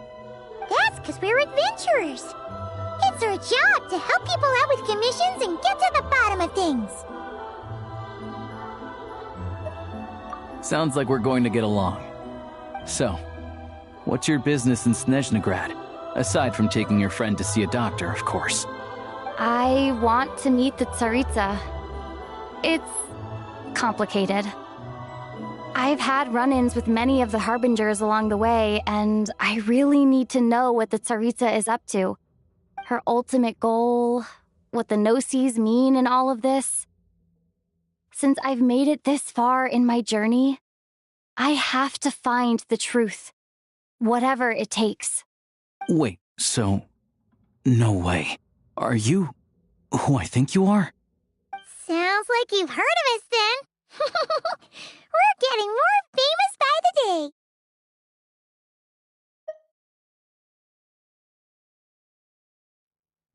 I didn't realize I was in the company of giants. Honestly, we're all as curious as you are about what the Tsaritsa's planning, and why it has to involve us freezing to death in the snow. But getting in the same room as her won't be easy. The common folk aren't permitted to meet her at the best of times, and right now, she's probably not even in Snezhnegrad. Word is, she's heading east on a campaign to slay a monster. Yeah, so you've heard of it. A wild, unpredictable monster with the power to summon snowstorms. It also absorbs everything around it into its body, so it's growing constantly. Now, it's so big that the Tsaritsa has deemed it the #1 threat. Luckily, as it grew, it became increasingly less mobile, so it doesn't pose an immediate threat to this town or to Snezhnegrad. I'm sure the Tsaritsa and her personal guard, the Druzhna, won't have any trouble defeating the creature between them. It's just a question of how long it'll take.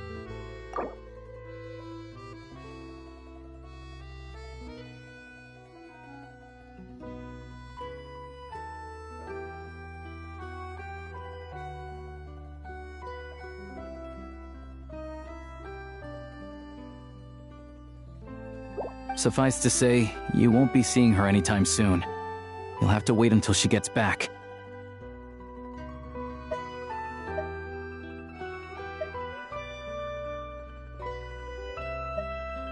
Fair. Well, the Fatui will be taking over management of the train station for the time being. Things should be up and running by tomorrow. Once it's open, we can see about getting your train towed to the station. Whoa! That's gotta take a lot of manpower. Are you sure we can talk them into it? The Fatui aren't exactly spotless in this whole mess. Plus, we helped them out. Should be easy enough to negotiate. As far as I know, all the paperwork is dealt with upon manufacture. I've never seen anyone check it, so I wouldn't worry. Having a train makes everything much easier. We'll reach Snezhnegrad in no time. I need to head there myself anyway. Got some game to trade for Mora. I know a good doctor in the city. I'll introduce you when we get there. Oh, thanks so much. Let's get a good night's sleep ahead of our big trip tomorrow.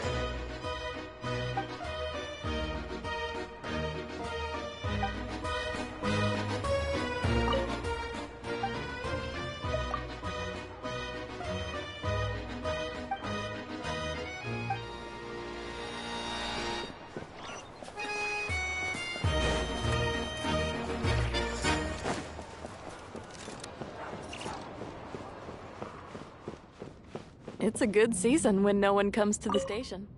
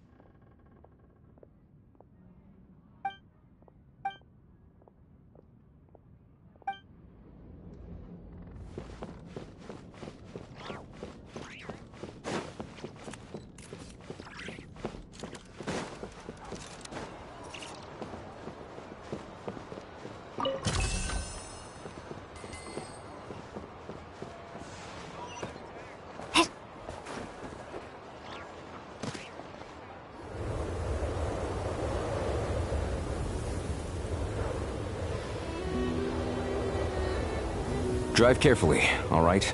You don't want to end up in this situation again. Also, I don't think I've seen a train like this before. Is it a new model or something? Not a fan of small talk, are you? Anyway, take this. It's an up-to-date map of the Snezhnayan rail network. All the track switching is automated. So, as long as the train's moving, you don't need to worry about collisions or anything. We'll leave you to examine the train's conditions yourselves. Fingers crossed nothing's broken.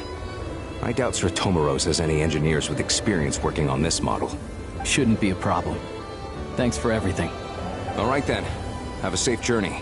And make sure to check everything's working before you set off.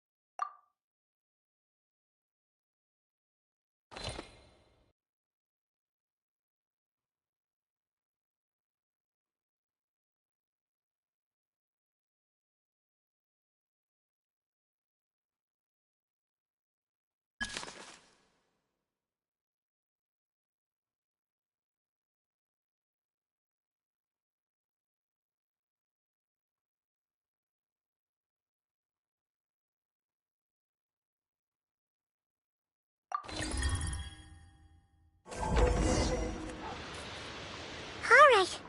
Looks like our destination settings have been applied. Let's give this thing a final once-over and then head out. Goggles, your time to shine! Affirmative. Running vehicle diagnostics. What's this?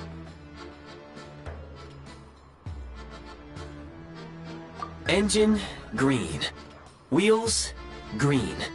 Frame, minor damage, but no impact on function. Diagnostics complete. All systems nominal. Neat! Huh. Paimon still can't get over the fact that you just found this tech lying around in a random cave. I've lived in Snezhnaya my whole life, and I've never heard of an interactive, talking train autopilot. Strictly speaking, I wasn't designed purely to drive trains, though I doubt you have any interest in navigating the practically unreadable operator's manual yourself. All configurations are complete.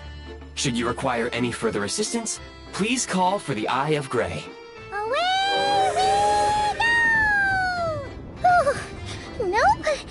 Paimon's gonna find a warmer seat.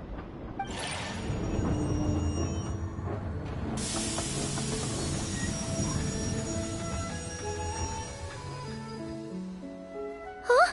What's going on?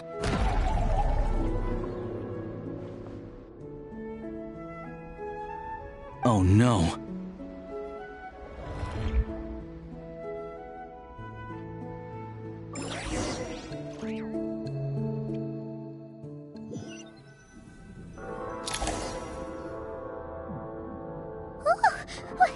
What is this place? Traveler, are you okay? Paimon's still airborne, but it feels like swimming through thick, gloopy water. Ugh, that's horrible. Just our luck. Of all the things that could have gone wrong. Halosha, you're Snezhnayan, right? Any idea what the heck this place is? It's called the Shadow Realm. A place where no wind blows, no light shines, and no elemental energy flows. Even time itself doesn't exist here. It's a world where everything seems to come to a standstill.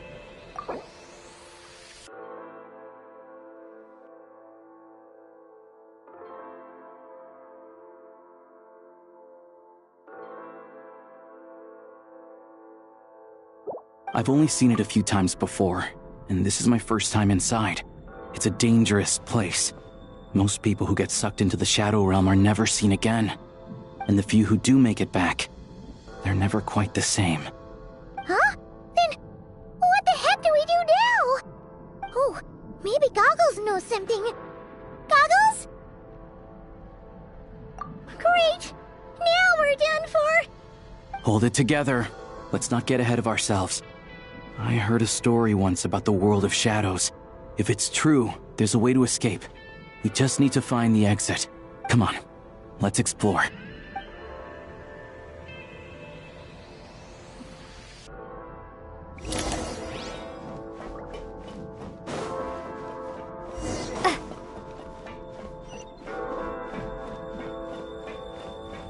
Look at these Fatui!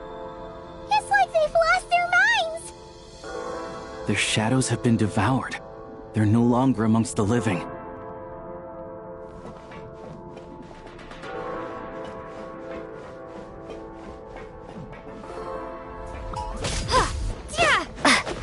I can't channel elemental energy here, but I have a few gadgets that still work.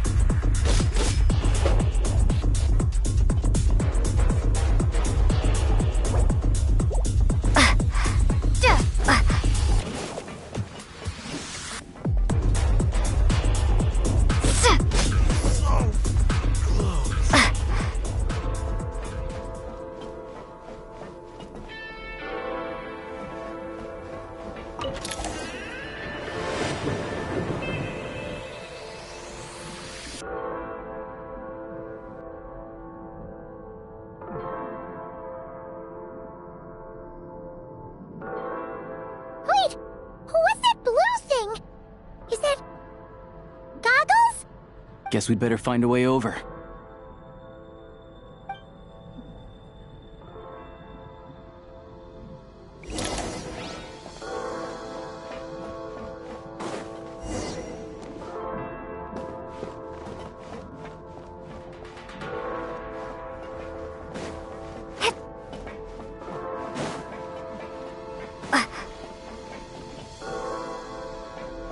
I'll take point. This is the last one. What do we do next? Play it by ear.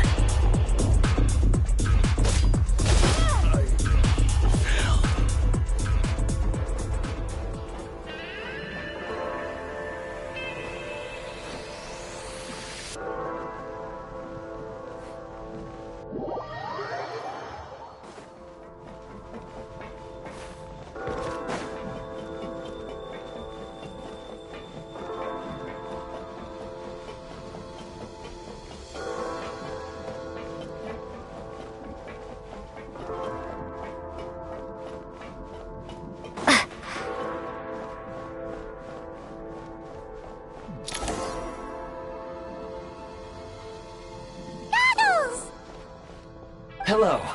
I am glad to see the three of you safe and sound. For now, at least. But things aren't looking too good. Correct. We are now inside what is known as the Shadow Realm, the darkest space in the shell, where even the Most High is loath to cast its gaze. Time and space hold no meaning here. It intersects with the world of the Light Realm only rarely, like an air bubble that rises to the water's surface. We must leave this place before it sinks back down into the depths once more. Sounds like you have a plan. Yes. In fact, the very purpose of my creation was likely to... from the Shadow Realm. It appears that key data is currently inaccessible. But now is not the time to resolve that problem. I have marked the exit to the Shadow Realm for your convenience. In addition, I have prepared some equipment to aid you as you traverse the Shadow Realm, traveler. It may well be one of my core functions. Scan complete. Construction in progress. Activation code?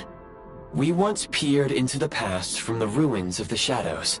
This is what remains of the Golden City, Hyperborea.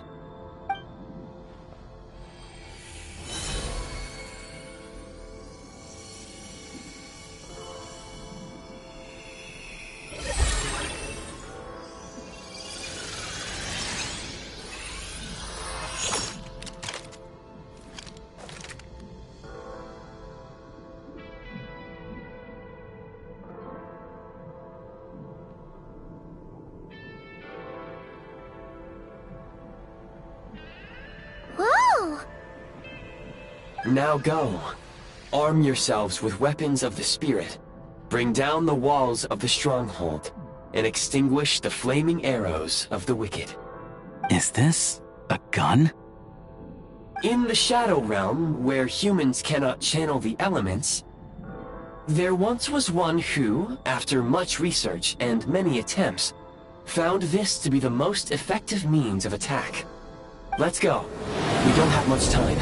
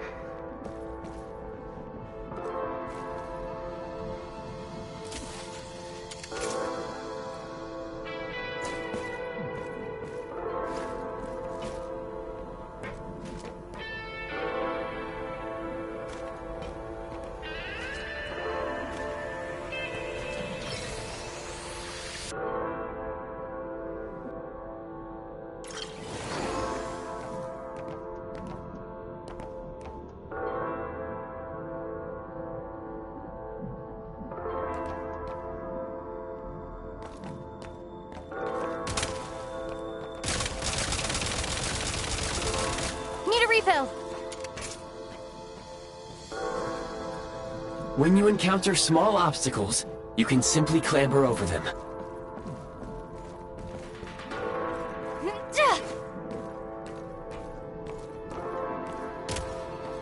Since elemental energy is unavailable, you can slide to navigate through low, narrow tunnels. Obstruction ahead. You may be able to use the explosives nearby. Shoot the explosives to detonate them and clear the path.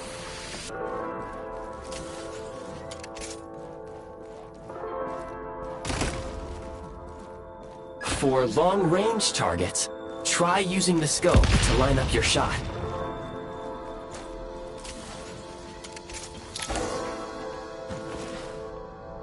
Many hostile units approaching. I suggest a new strategy. Take cover, and pick them off one by one.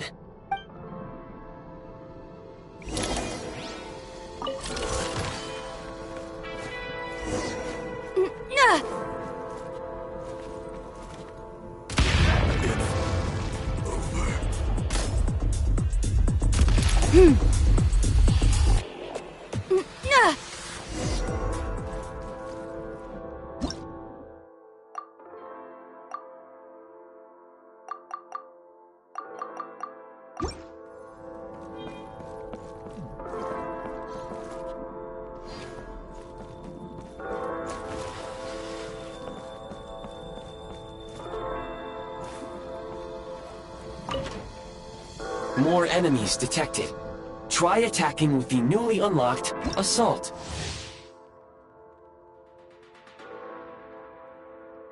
Function.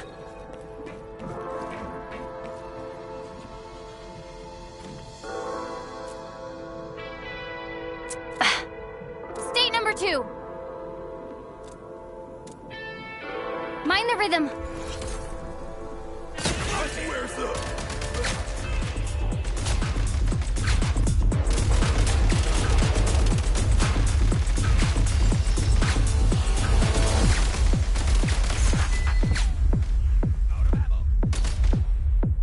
Gotta recharge.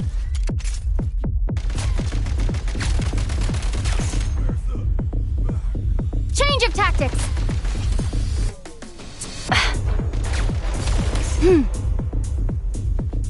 Back in business.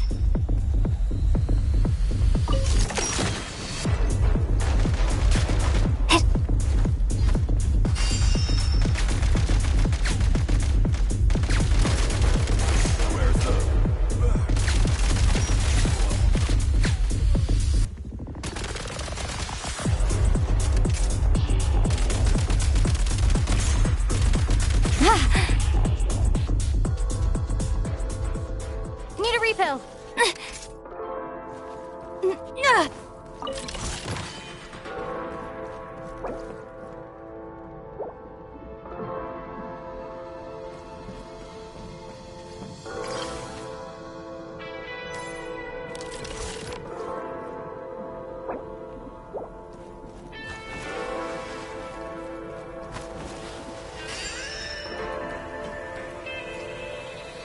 Take great care not to fall down. Should you...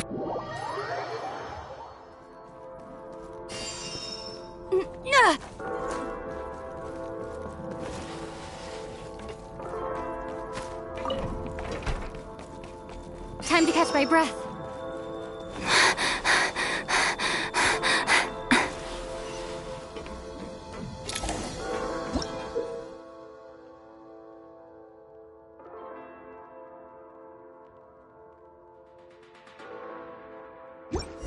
Aim at the freeze mark and pull the trigger to move using the rope.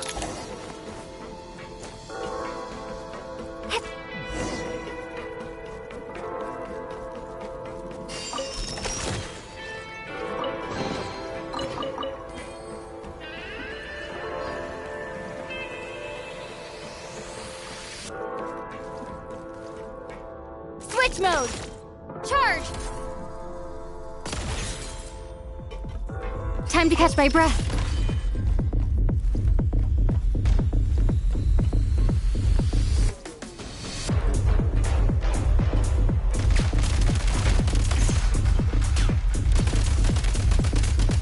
Some supply points can restore a small amount of stamina. Press on.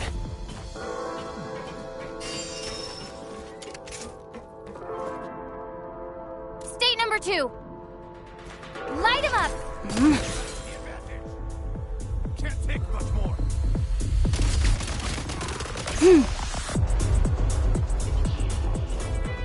Reload.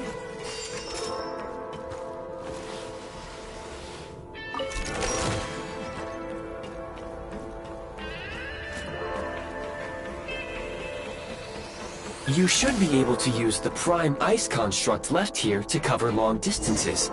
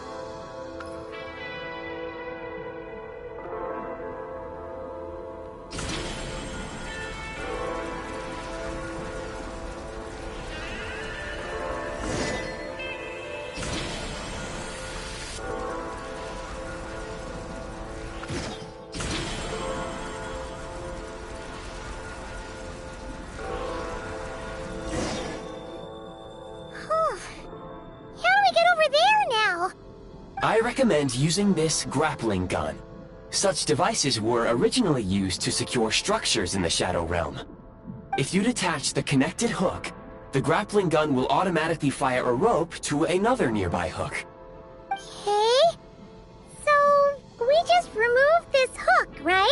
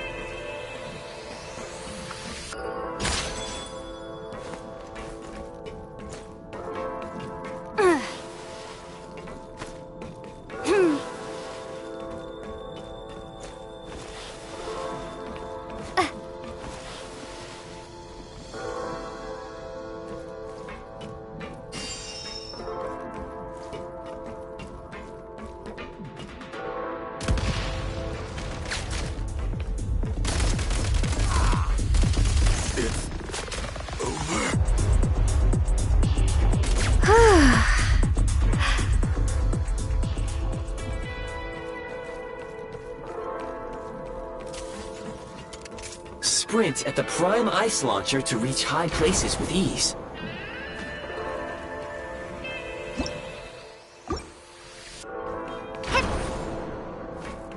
Back in business. State number 2. Light him up!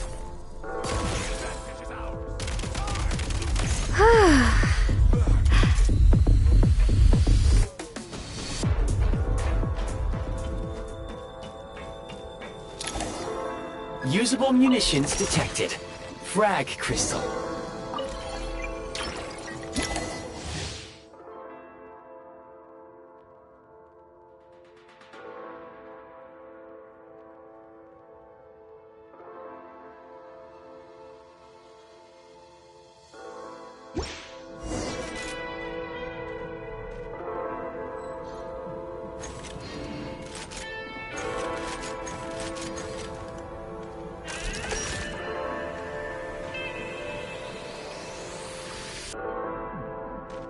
Try this! Defenses have been breached!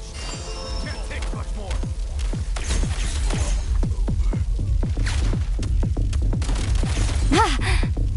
Nice. Demolition time!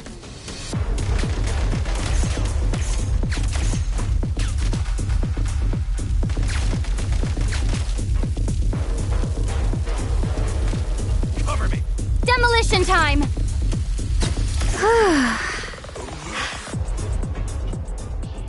Reload!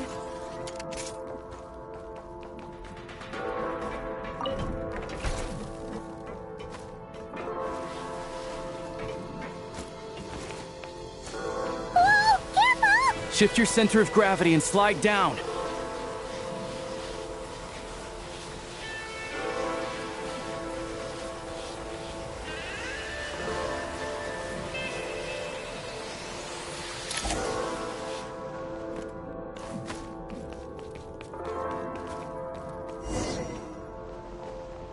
Take great care not to...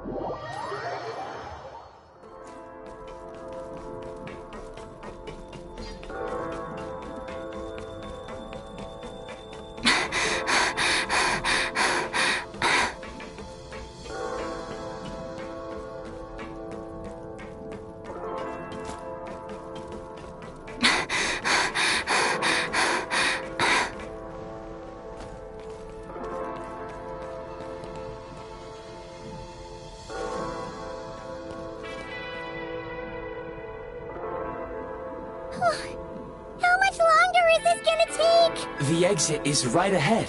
We are very close now. However... It's like they're trying to keep us trapped here. That platform and the carriages are swarming with undead Fatui. Guess we gotta storm through.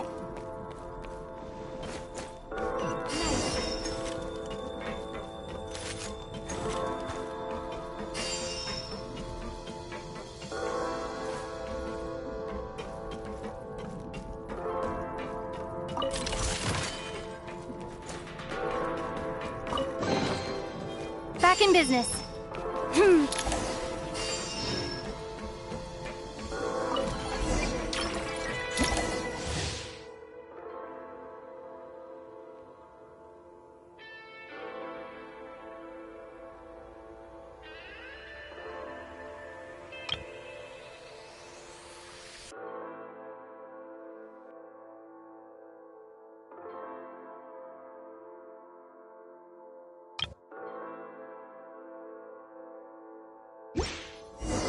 You may find switching to assault mode makes your attacks more effective. Switch mode. Change of tactics.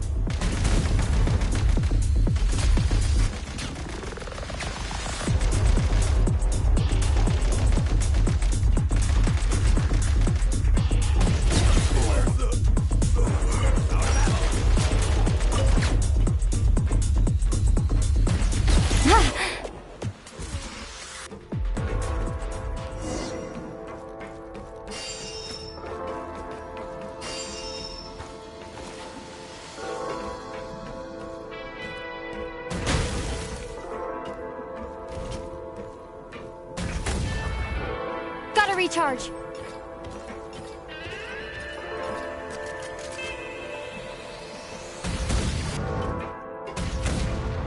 Change of tactics.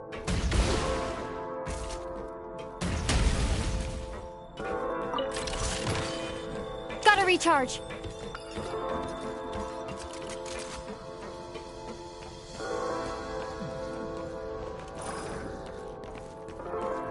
Hip.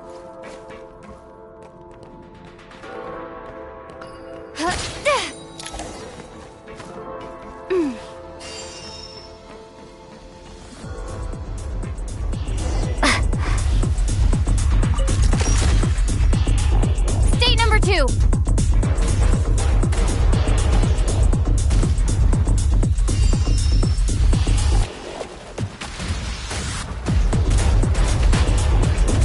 Gotta recharge.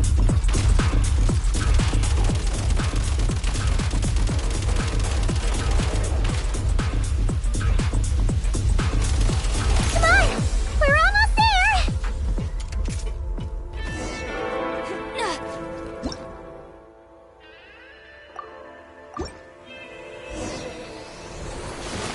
Huh? Why is everything shaking so much? Looks like the Shadow Realm is about to sink back down into the depths. The exit is right here. You mean this weird bubble thing? Wait, how exactly do we... No time to think. We just gotta go for it.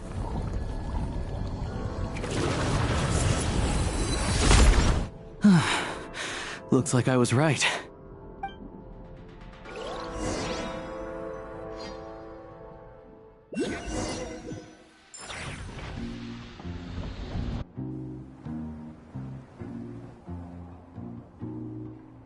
I can't believe the Shadow Realm manifested right on the railroad tracks. It's almost unheard of. Lucky we made it out. All thanks to you and that awesome gun. Ah, so you have heard of the Golden City before?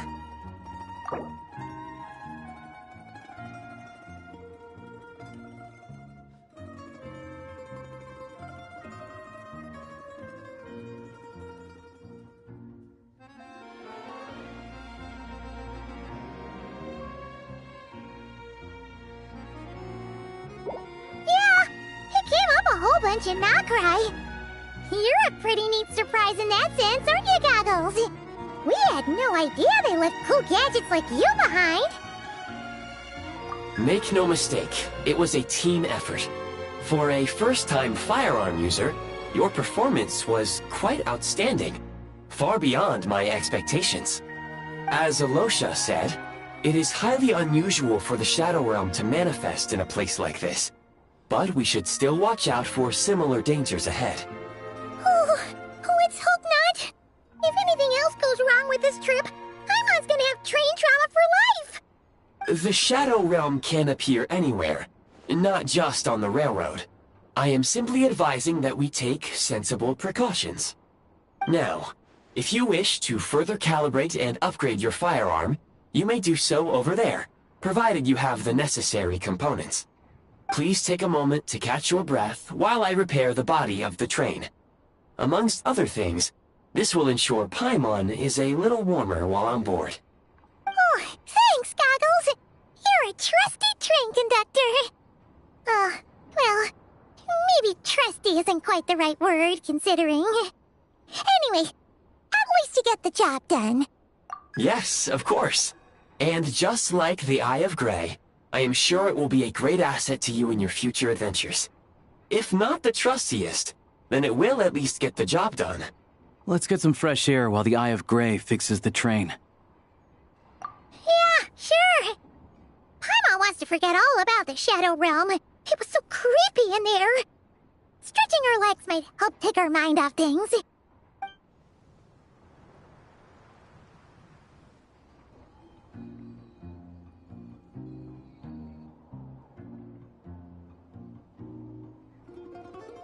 It's so quiet here for a train station. Not a person in sight. Just abandoned houses.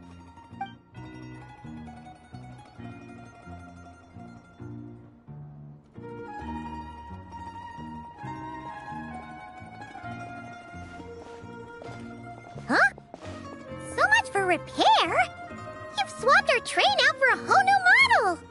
My plan was to restore the train to its original appearance per my records as quickly as possible. Now that the repairs are complete, the train offers optimized performance and a significantly improved trendiness level. Huh. Didn't know trendiness was a parameter. According to my calculations, parameterization is the most effective way for the Eye of Grey to understand trendiness. Hyperborea, huh? I'm sure I've heard of that in a story somewhere. What an incredible little gadget you are.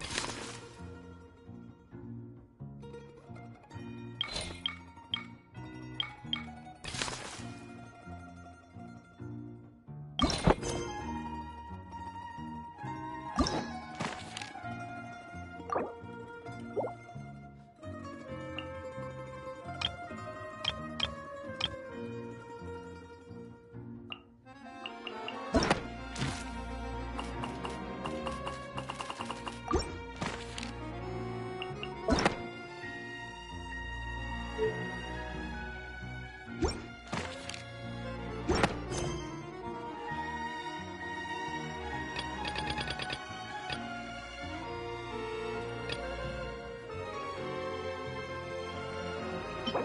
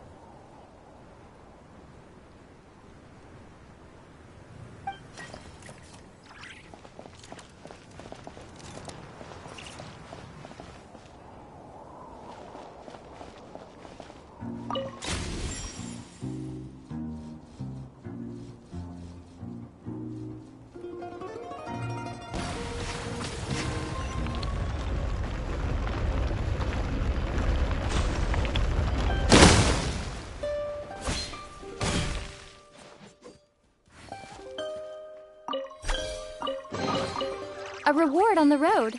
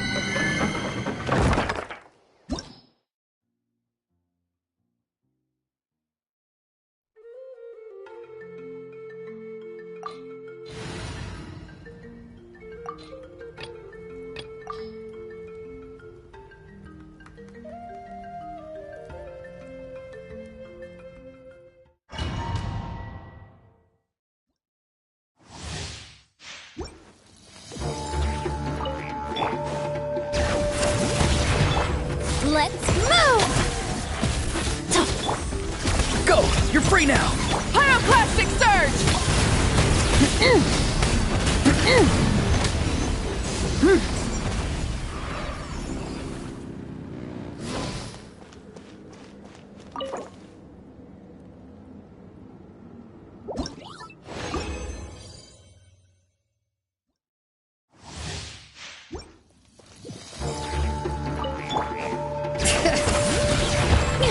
Let the mountain's veins boil! Controlled breathing. Stay out of my way. Start the clock! Not too far now. Tell me what you see.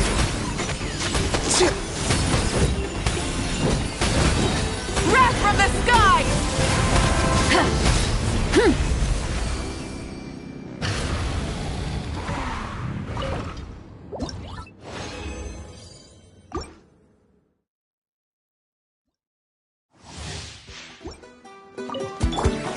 Bring it! Faster! Stronger! On my mark! Farewell. Time to say hello. Burn it down! Pyroclastic surge!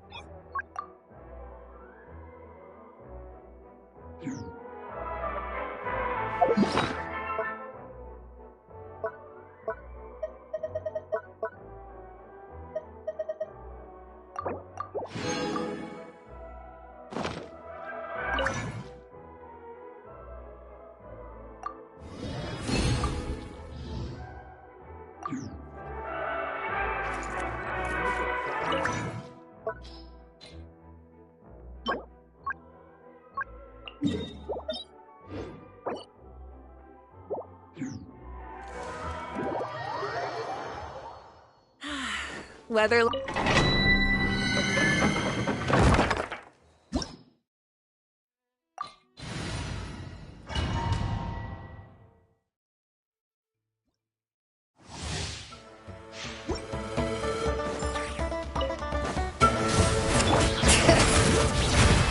Hear the echoes of the valley! Controlled breathing! Let's move! Go! You're free now! Be free!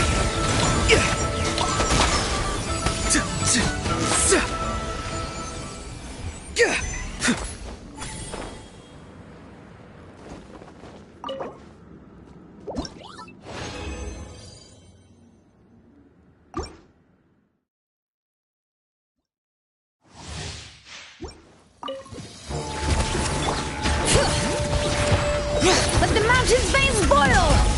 Faster, stronger! Start the clock! Time to say hello! Wrath from the sky!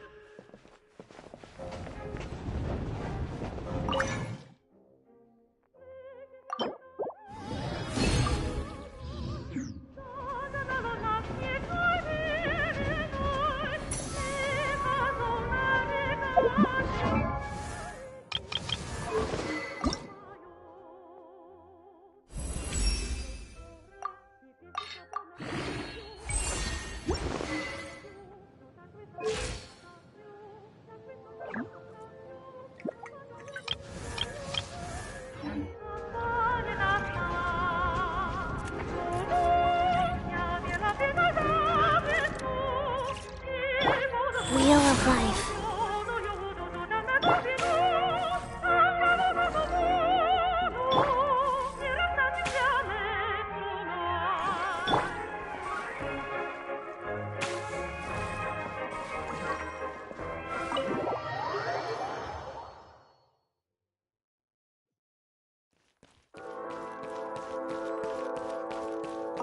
Now these will come in handy.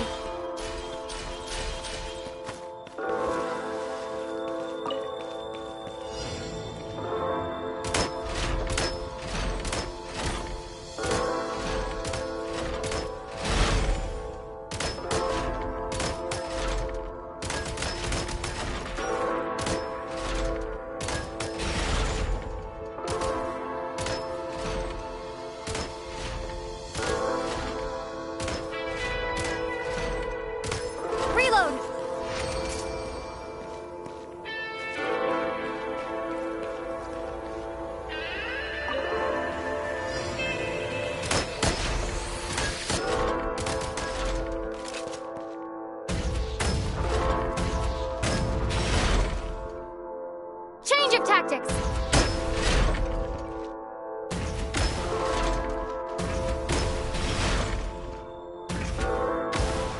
Gotta recharge. State number 2.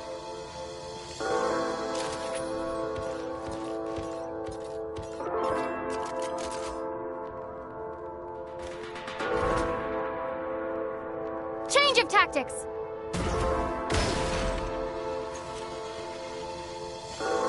Mission time!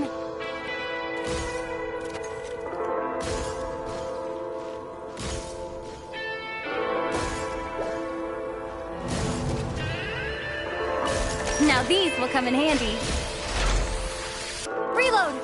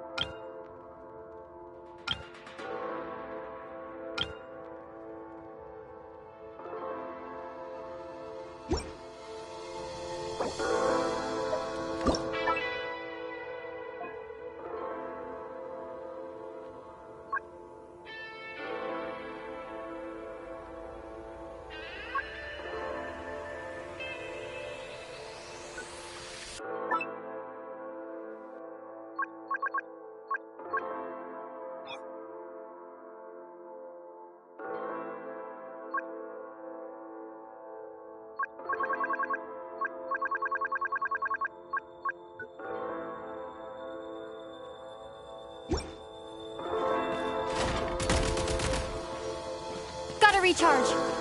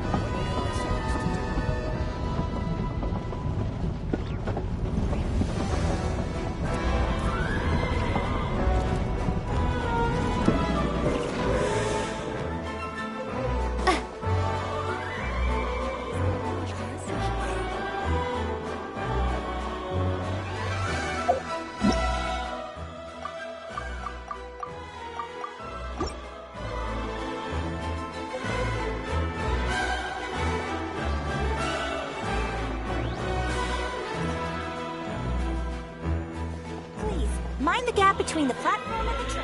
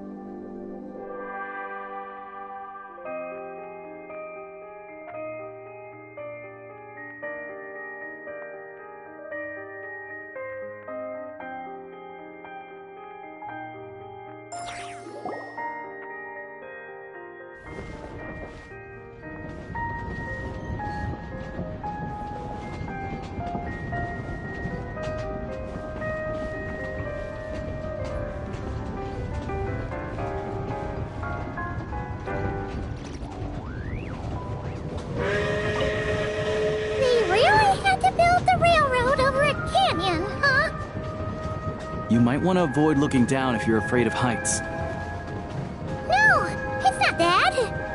Paimon's just praying that we don't have yet another accident.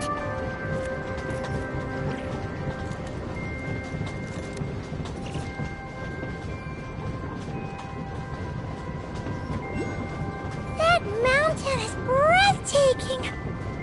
Reminds Paimon of Dragonspine. They say this mountain's the domain of a Snegovic lord. A lot of the Snegovic retreated there to live in seclusion, so it's a pretty mysterious place. You hear all kinds of stories. Even the residents of the nearby town of Svietlo-Lidovka steer clear of the summit, and they make a living off of harvesting prime ice.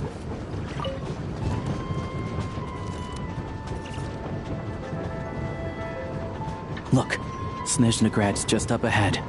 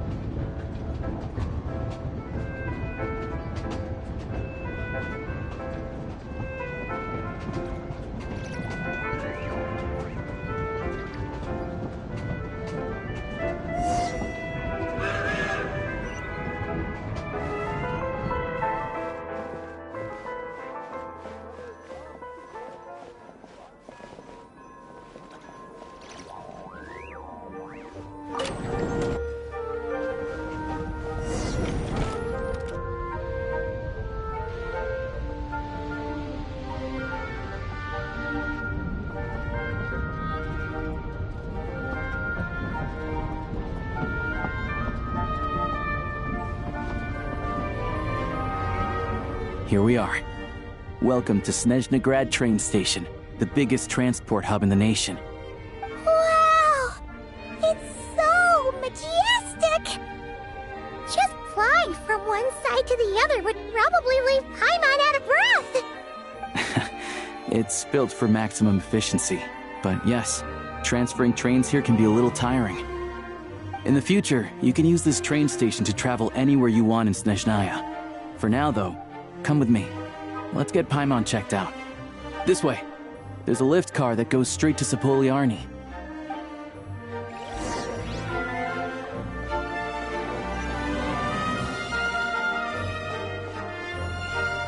Look! Look! They have really funny-looking heads! And those ones are about the same height as Paimon! But it looks like they can't fly! Those would be Volkudlak and Domovoy. You'll also see the winged Vila and the snowborn Snegovic amongst others. No wonder! We'd heard that Snezhnaya used to be the realm of the Fae. Paimon can really see it now.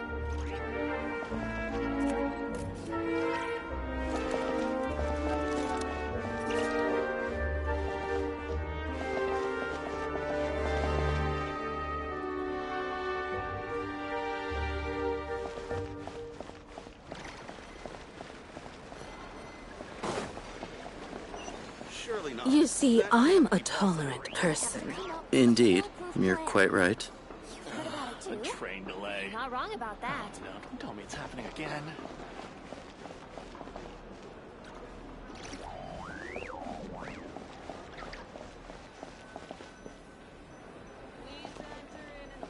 Newspapers! Your essential travel companion! I have to come up with a foolproof plan.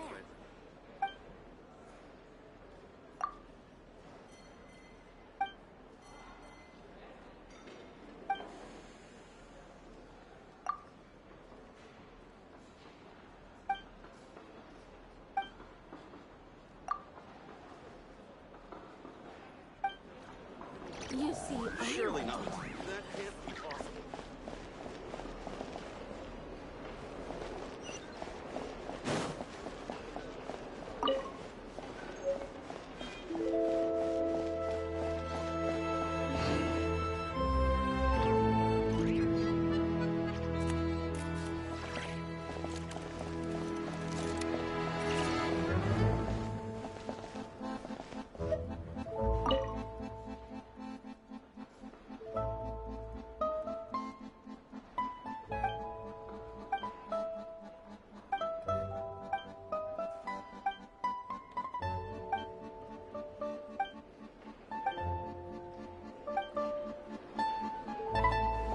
no need to worry. Just help me change my ticket. How much longer?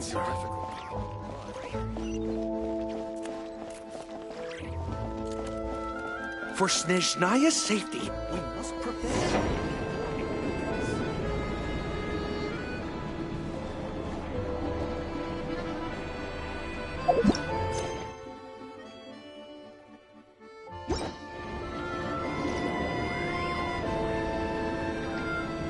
To the left is the Market of Zolny. They sell everything there. You can often find some nifty little trinkets. To the right, you'll see the Korolyevsky Theater in the distance. Look at that! Incredible!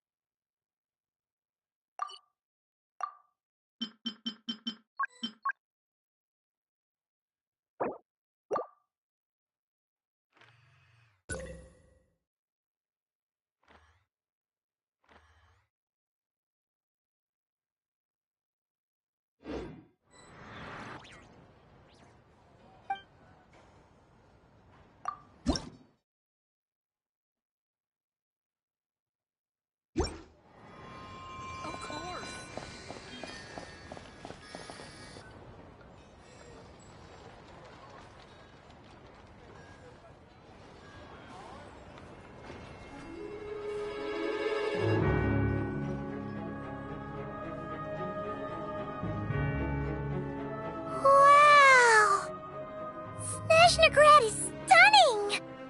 Seeing it with our own eyes makes all the trouble we went through to get here worth it! I found it pretty stunning when I first came here too. But I soon found out that stunningly beautiful means stunningly expensive. The prices here are crazy. I'm just a small-time hunter, so Zolny is where I spend most of my time. This way will take us to Podvorier Restaurant. They offer food and lodging there, so you can get settled in while I fetch the doctor.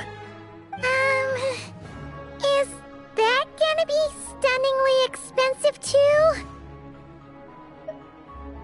Yeah, I mean, there are places to stay in Zolny, but I highly doubt they'd meet your standards. Most of the stoves are out of crystal, the windows are drafty, and at night, four-legged roommates come out to play, sharpening their claws on the roof beams and floorboards. Yep, no way! Not a chance Paimon's staying anywhere like that. Maybe we can split the cost of the room between us? Paimon still has some savings left.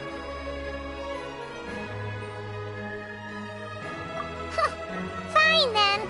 It's your treat. Paimon will save her money for buying a nice little cake. Don't worry, you'll get some too. I'm glad to see you've perked up.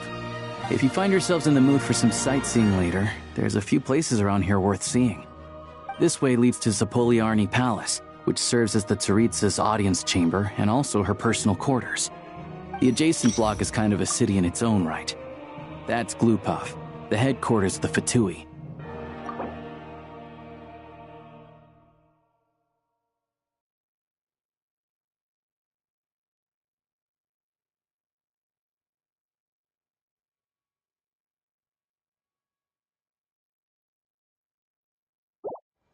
Inside, there's a munitions factory known as the Armory Palace, producing a constant supply of all kinds of equipment for the Fatui.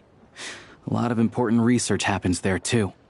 And over there is the Snezhnegrad Vecha, where all the big shots meet regularly to make policy decisions. These places are best admired from a distance. I'm sure I don't need to explain why. Yeah, they probably have super strict security. We're not looking for trouble right now. The downtown area is near the center of Zapoliarny. That's where you'll find the restaurants, bookstores, and gift shops. Another place of interest is the Northland Bank, which is over this way. Oh, and I'm sure you'll want to make contact with the Adventurers Guild at some point, right? That's right here. Ooh, speaking of adventuring, we use alchemy quite a lot. Do you know where we can find a crafting bench? No one practices alchemy at Snezhnegrad, I'm afraid. Apparently there's some historical reason for it. Oh. We'll just have to use the one on the train then. Kinda inconvenient. Wait, how come there's one on the train if that's Snezhnayan too? Yeah, I don't know. Not my area of expertise. Still, I wouldn't say the absence of alchemy makes life here any less convenient. Anyway... Finally, there's Zolny in that direction. It's mostly residential buildings and factories, but there's a few shops too. Worth a look around if you're interested. That's about it. You guys go ahead and get checked in while I track down my doctor friend. Sounds good. Thanks for all the recommendations. It'll be good to get out of the cold wind. I'm starting to feel another headache coming on. Podvorye restaurant is right this way.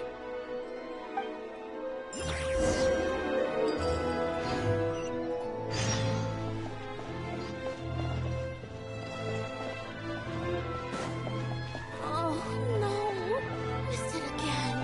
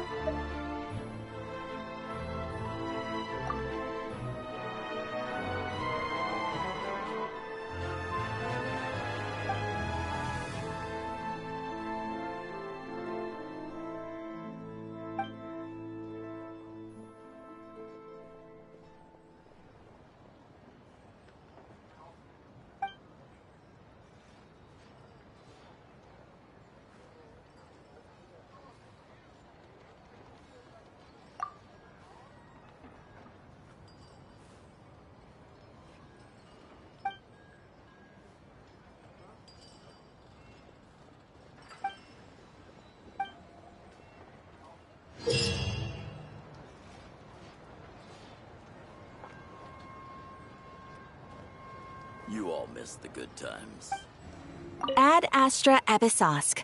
Welcome to the Adventurers Guild headquarters.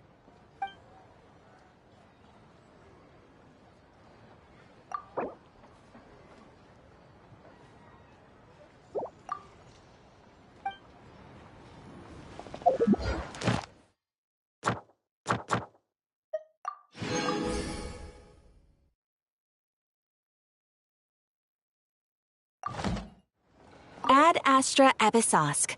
Welcome to the Adventurers Guild headquarters. Thank you for completing today's commissions. Here is your reward. Ad Astra Abyssosque.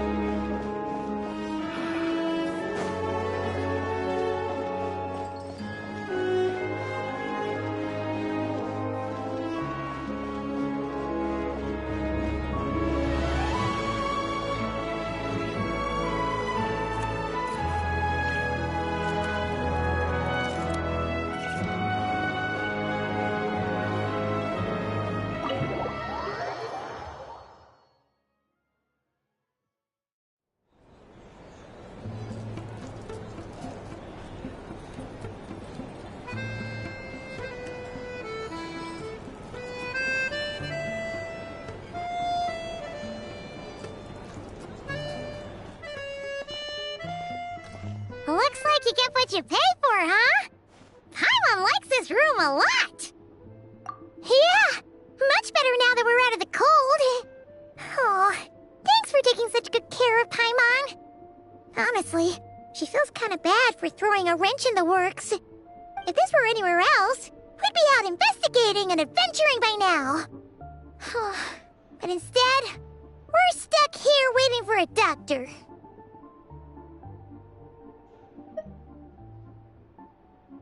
You're right. No need to push ourselves too hard for no reason. A lot happened on our way into the city. Let's review what we've learned so far and try to figure out what to do next. Obviously, the million more question is, what is this Tsaritsa planning? Everything else leads back to that. Sure was. And so far, we've learned that in addition to the 7 Gnosis, her plan also requires a ton of energy. But we won't get to see her anytime soon. Alosha said that she went east to fight that big monster. It must be a pretty powerful one if it can blanket the whole of Snezhnaya in a snowstorm this awful. To be honest, what we're really lacking right now is information. The kind of information that only the higher-ups in the government would know. Not word-on-the-street type of info. Paimon can't think of a few people who might be able to help us. But... Right! And when we left Nocrai, Sandrone specifically left a message reminding us which side we're on. So, it's unlikely they'd tell us anything confidential about the Tsaritsa's grand plan. Yeah, fair point. Besides, that Glupov place is right nearby. We've got nothing to lose, so it'd be a waste not to go. There's gotta be someone there willing to talk to us, right? Maybe Arlecchino or Sandrone? Or possibly Tartaglia. But it's unlikely we could sweet-talk Arlecchino, let alone Sandrone. She basically told us to stay in her lane already. Yeah, the last time was all the way back in Fontaine, right? Too bad we missed him in Nocrai. Apparently, he came to help out. Hello. Is there a traveler and Paimon in there? That's Alosha! Come in! Hello, I'm Dr. Luneva. Alosha mentioned that one of you is feeling a little under the weather. I see. So you're my patient today, yes? And you're, Faye, I presume? Good question. Paimon's not too sure either, but she's definitely not the same kind of Faye as the ones we saw at the train station. Is that gonna be an issue? Not exactly. It's just, I'm used to treating human patients. Fae tend to be far more resilient than even the healthiest and most long-lived of humans. But don't worry, I do have some experience treating Fae. I've even diagnosed plenty of cats and dogs in my time. Safe to say, I have a fairly eclectic range of expertise. It'll be fine. Paimon's basically the same as a human, right? We're no different when it comes down to it, are we? More like you don't eat enough. The more talking you do, the more you need to eat.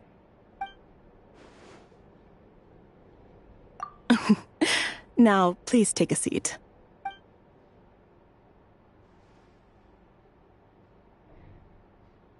Okay, vital signs are good. Test results are all within normal ranges. I don't think it's anything serious. More than likely, you've just caught a cold. I can give you some medicine to tide you over, but as long as you rest properly for the next couple of days, you should feel better. Make sure to keep an eye on your temperature, though. If you find yourself with a persistent low-grade fever, or if your symptoms don't improve, just contact me again. Sounds like there's no cause for alarm. Thank you, Doctor. You're very welcome. Just doing my job. I'll leave you in peace now. Time to visit my next patients. Take care. You heard the doctor. Best you rest up here for a couple days. No sightseeing for the time being. All right, then. Guess we've got no choice. Let's just treat it as a short vacation. I have to get back to it. If you need anything else from the doctor or me, go to the Hunter Trade Station in Zolny. The boss there knows how to reach me.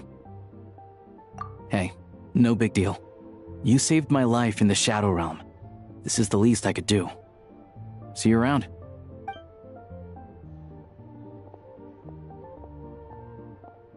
All right. Time to find Child and see what he can tell me. I'd better not disturb her while she's asleep. With any luck, I'll be back before she knows I was gone.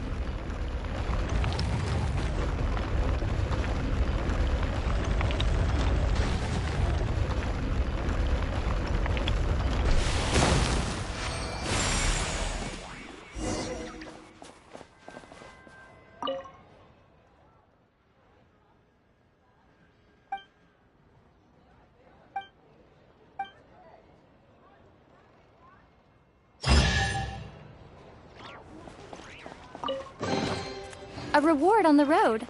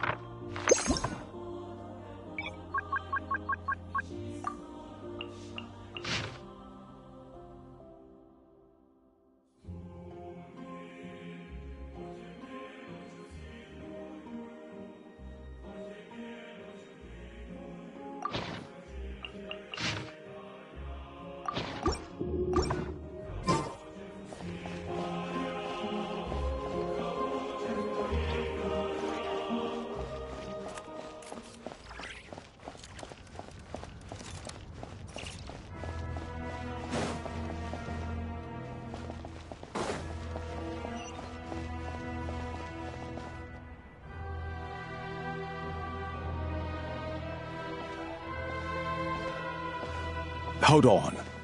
Please display your invitation letter or permit. Glupov does not accept meeting requests without a prior appointment. You'll have to apply per the advertised booking process and wait until your invitation letter is issued. Might I ask who you're hoping to visit? Another one who thinks the rules don't apply to them. I don't understand why people think they can just talk their way in here. You don't just show up and land a meeting with a harbinger. But I have to go through the motions for protocol's sake. Honestly, it's such a waste of time asking when I already know what the answer's gonna be. Wait a moment. I'll pass on your message. If Child is unavailable, you'll have to go through the proper procedure.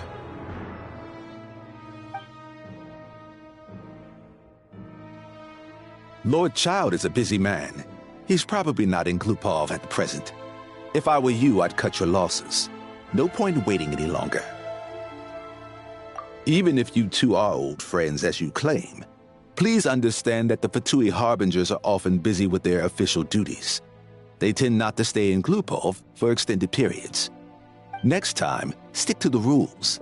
You'll make life easier for both of us, Greetings, Lady Marionette.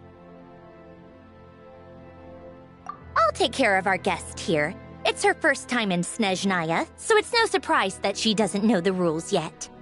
I trust no choice words have been exchanged. No misunderstandings I should be aware of. No, Lady Marionette. No incidents to report. Whew, that was a close call. Good thing I played it cool. Is that right? Good to know. Wait, where's Paimon? Under the weather? That's hard to imagine. She's always buzzing with energy. I take it she's still adapting to the climate. Happens to a lot of people. It's even colder here than in Nodcry. Has she seen a doctor? I can get you one if you need. All right then. Well, let me know if you run into any other problems. Why else? I was just about to sit down for some much-needed tea time when I heard that an old friend of Tartaglia's had shown up outside. No appointment, nothing. And, as obnoxious as it may be to show up uninvited at Glupov, I couldn't help but take pity on the poor soul who was waiting outside in vain. So I had no choice but to abandon my freshly brewed piping hot tea and come to see this mystery guest for myself. Well, I felt our time working together in Nodcry warranted some courtesy. I couldn't exactly let you freeze to death out here in the wind. Unfortunately, I can't invite you inside either. The rules of Glupov wouldn't allow it, and as a harbinger, I have to lead by example. On the plus side, Snezhnograd actually has some class, unlike Nasha Town. Torchlight Books has a very nice selection of teas and cakes, so we can catch up there. Your treat, of course. Because I already wasted one perfectly good cup of tea today. That's why.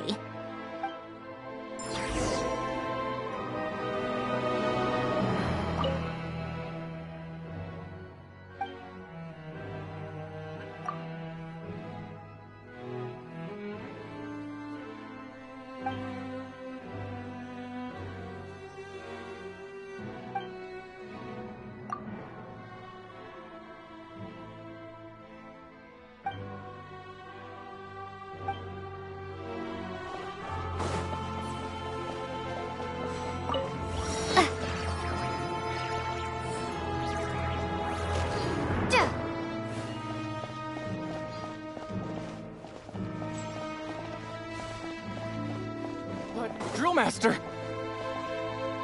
Exactly. That's right.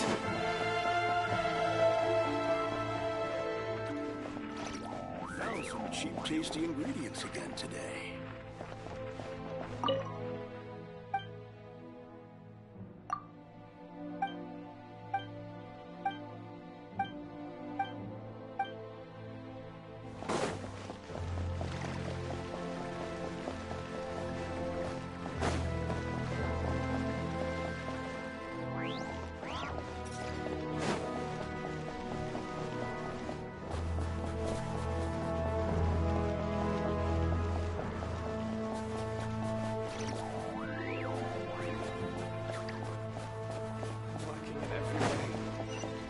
What am I supposed to do?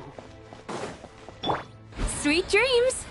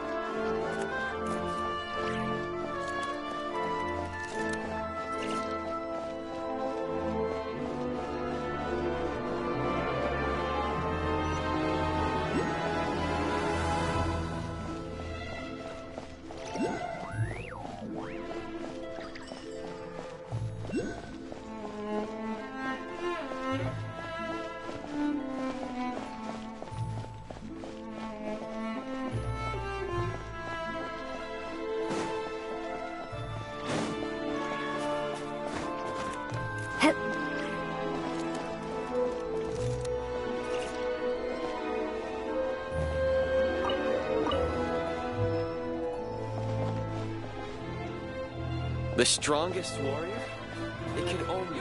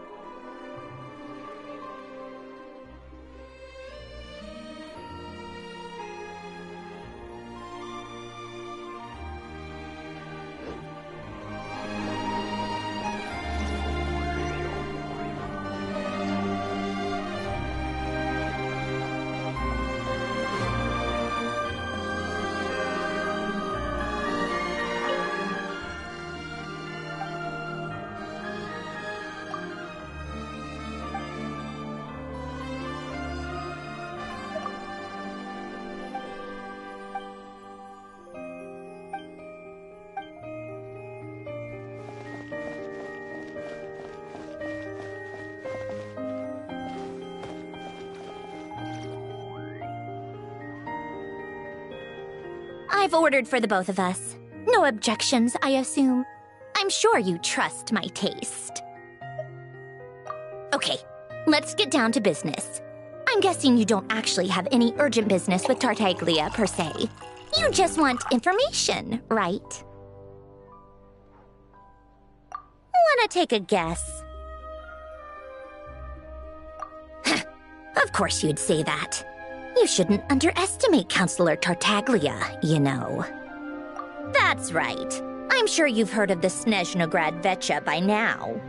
Well, he's busy preparing some paperwork for their next meeting. They'll be discussing yet another extension to Project Stuja. It's basically all anyone cares about in the Vecha these days. Yeah, he's more of the shoot first, ask questions later sort, isn't he? It all started with a very detailed letter that Capitano left for the jester, Piero, before leaving for Natlan. In that letter, he detailed the future arrangements for his subordinates. All of his key people were reassigned to Tartaglia.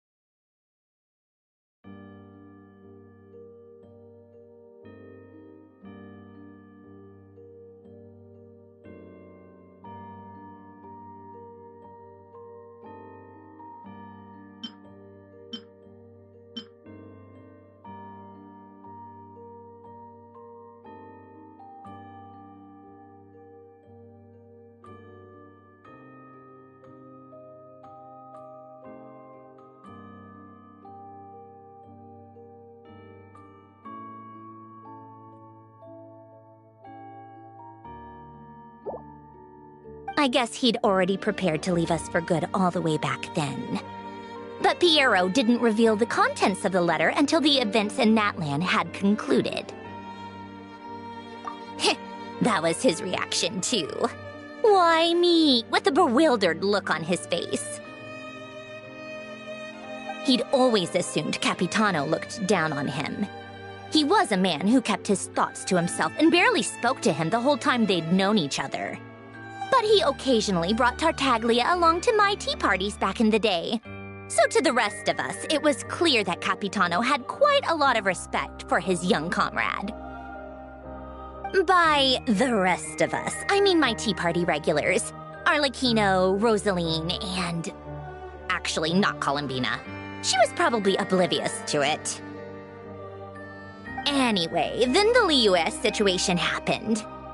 Normally, it took a lot to get under Capitano's skin, but that time he was furious. It's not really my place to talk about it, though. You can ask Tartaglia about it sometime. Basically, Tartaglia probably had the wrong idea about Capitano all along, right up until Piero revealed the letter he'd left behind. Capitano believed that despite Tartaglia's immaturity, he showed great potential. Plus, he possessed a kind of purity rarely seen among members of the Fatui. Yeah, it's one of the few things that I'd agree those two have in common. But there's one other reason why Capitano chose Tartaglia to assume command of his troops. He knew that after he was gone, several of the others would swoop in on his army like vultures, with the ones who stood to benefit the most being the rooster Pulcinella and regrator Pantalone.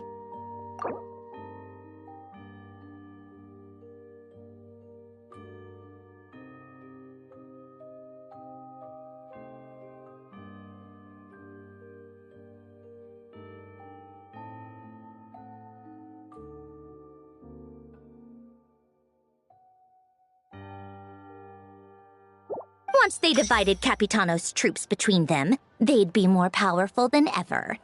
No one would be able to stop them.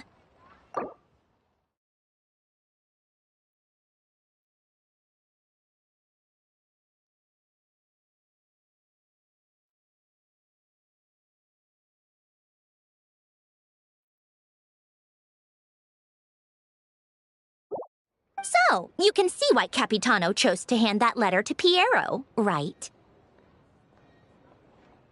Exactly. Piero also needed to back a Harbinger as soon as possible.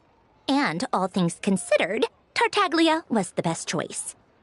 Even though Tartaglia has had the support of Northland Bank for a long time, he and Pantalone are ultimately not cut from the same cloth. I'd say Capitano made a good judgment call. Anyone else caught in this situation would probably feel like they'd been hung out to dry. His best course of action will be to distance himself from any shady business, while still maintaining friendly relations with Pantalone, but seeking Pulcinella's support at the same time. What's the point in having a tea party if you don't spill a little tea? Besides, none of this is confidential anyway. Ask any journalist out there. They'll give you all the lurid details. You'll see it firsthand if you ever sit in on a session of the Snezhnograd Vecha. All the factional strife, whether open or unspoken, it plays out for all to see in that one little room. Having a voice in the Vecha is the only way to steer policies in your favor. So, every person in that room represents a particular interest group. Pantalone, for instance, represents the financial sector, and Tartaglia represents the Fatui soldiers.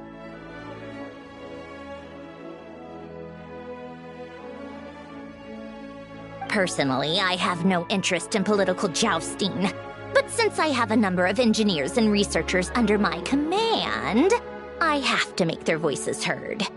Then there's Pulcinella, the linchpin of the Vecha. He represents politics itself. Everything involves him, so nothing can bypass him. Any issue that comes up, he knows how to mediate. That's what the Tsaritsa values most about him. I'm starting to see why everyone is so frustrated with the way things are, but also powerless to change it. A complex web of interests connects all parties involved, and the Tsaritsa sitting at the top adds another layer of complexity. It must be nearly impossible to come up with a perfect solution. All right, I'm done carrying this conversation. Time for you to answer a question of mine. You must have known that you can get the info you needed from me. So why was Tartaglia the first person you asked to see and not me? Huh? Jealous? As if. Wait. Oh, I think I know what it is. Columbina passed on my message to you before you left Notcry, right? I only meant you should be mindful of which side you're on. Is that actually why you didn't ask for me? Because you took that to heart? You... fair enough. It's not your fault. I blame all these politicians I've been hanging around with lately. Always beating about the bush when they talk. I guess it must have rubbed off on me. Anyway, just ask for my help next time, okay? Little things like this are no problem. Lady Marionette. What now? Can't you see I'm on my break? Whatever it is, just leave it on my desk. I'll look at it later. Sorry to disturb you during your break, ma'am, but I'm afraid it's an emergency. Isn't it always? I've told you before. Fixing the tracks and transporting ice blocks does not constitute an emergency. The equipment in Svietlo-Laidovka is in urgent need of maintenance. With how the weather's been recently, we suspect that the cause is a buildup of snow, exceeding the maximum weight limit. The supports on one of the machines broke and fell, awakening a dormant beast and leaving many of the ice miners trapped in a nearby ice cave. Luckily, Odette's team was nearby and launched a rescue operation, but we're still facing a severe manpower shortage for both the rescue and engineering teams. I guess that's it then. Our tea party will have to end here. I'm the only engineer you'll need. Do you actually want to come with, or are you just saying that?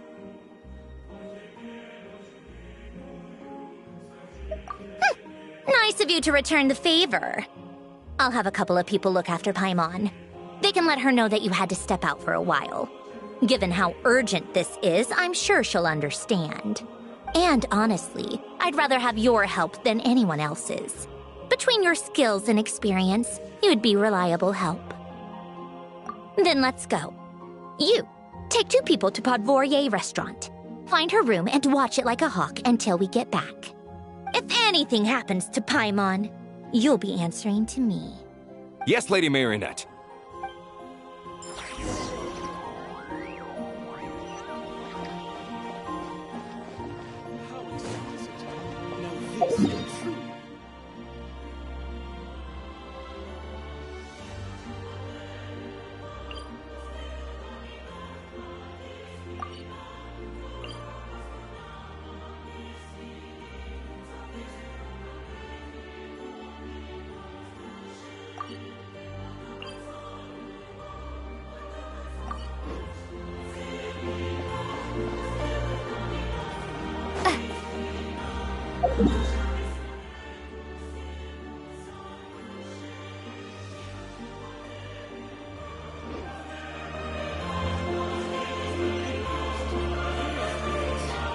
Opera really is so complicated.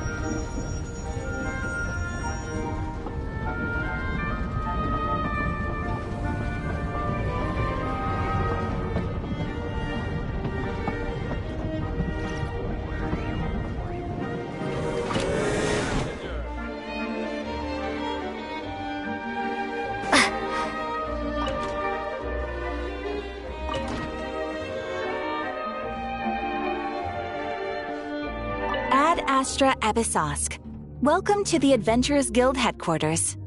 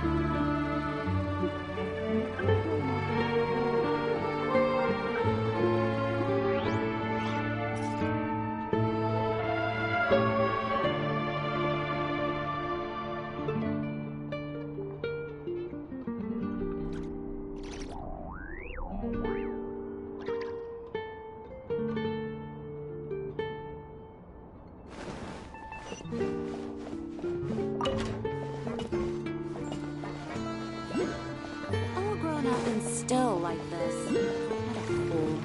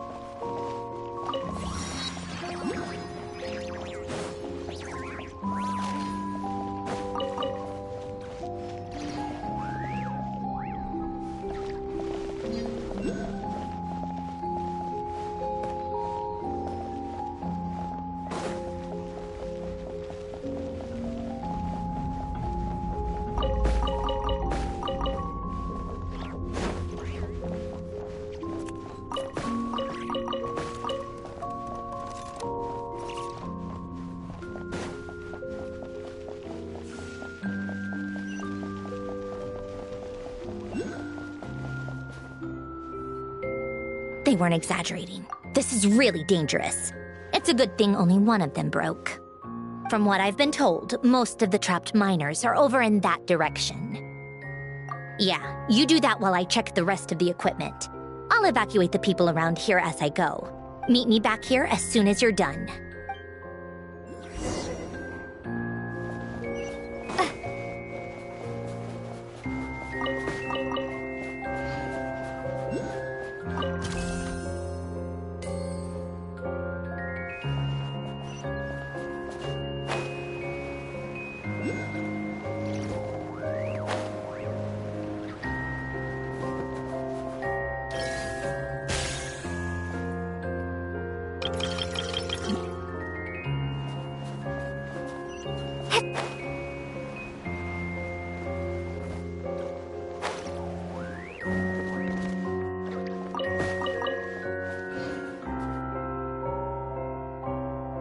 I have to be getting close.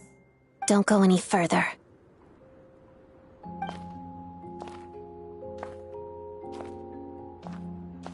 It's too dangerous here. There's a highly aggressive monster on the prowl. You need to leave, now. Ah, I see. You're the backup from Snezhnegrad. Well, I'm Odette. Good to meet you. Ah, so this is Odette. She was the first member of the Fatui on the scene. There are 5 people trapped in the cave. Monster type is unknown, and so is its location. Let's go. Every second counts.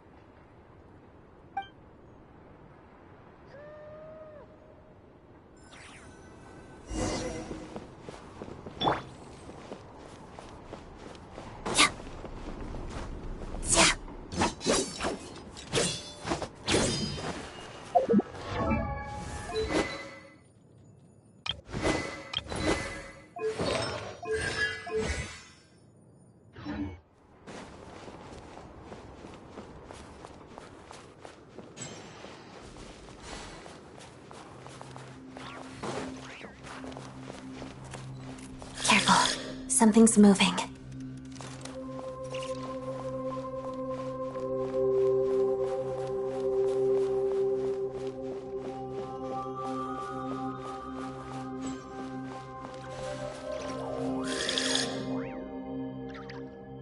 This must be the monster's shadow. Looks like a tough opponent. Together.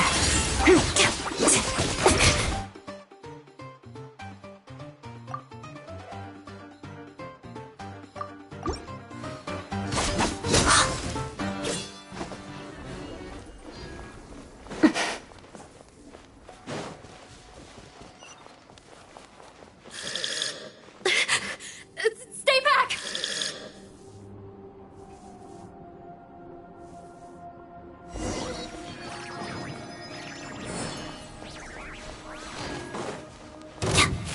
Let's begin. Crystalline Adagio.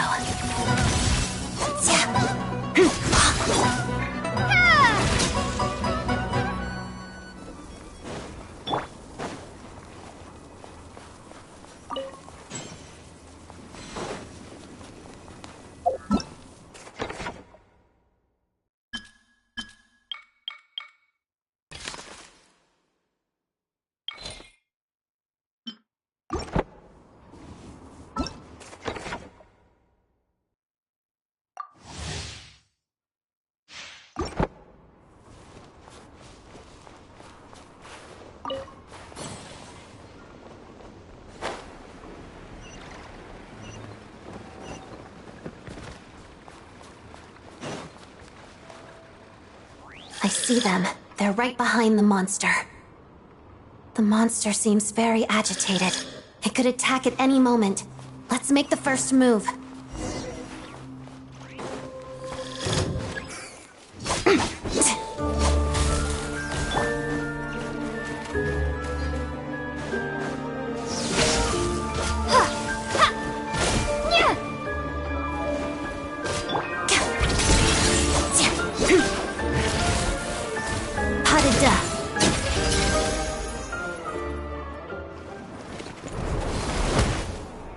Thank you for saving us. We'd have been monster fodder otherwise. Thank you. Thank you. You're welcome. You should be safe now. Follow this route out. She and I will stay behind to watch the rear. Thank you. Come on, let's go. This way.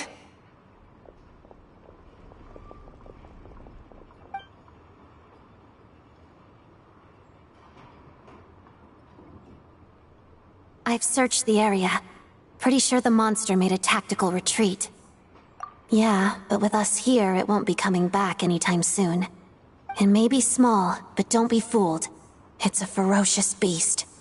People are just food in its eyes. It's lucky we got here when we did. The trapped miners have been successfully evacuated. Time for us to leave. Wait, this place... There's...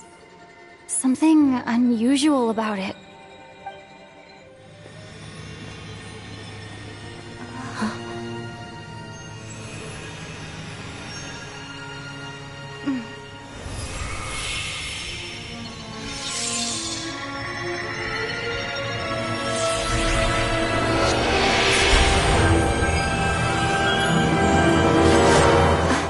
What is that? I don't know.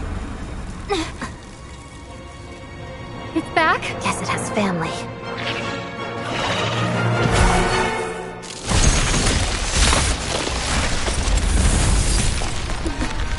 This way. Run!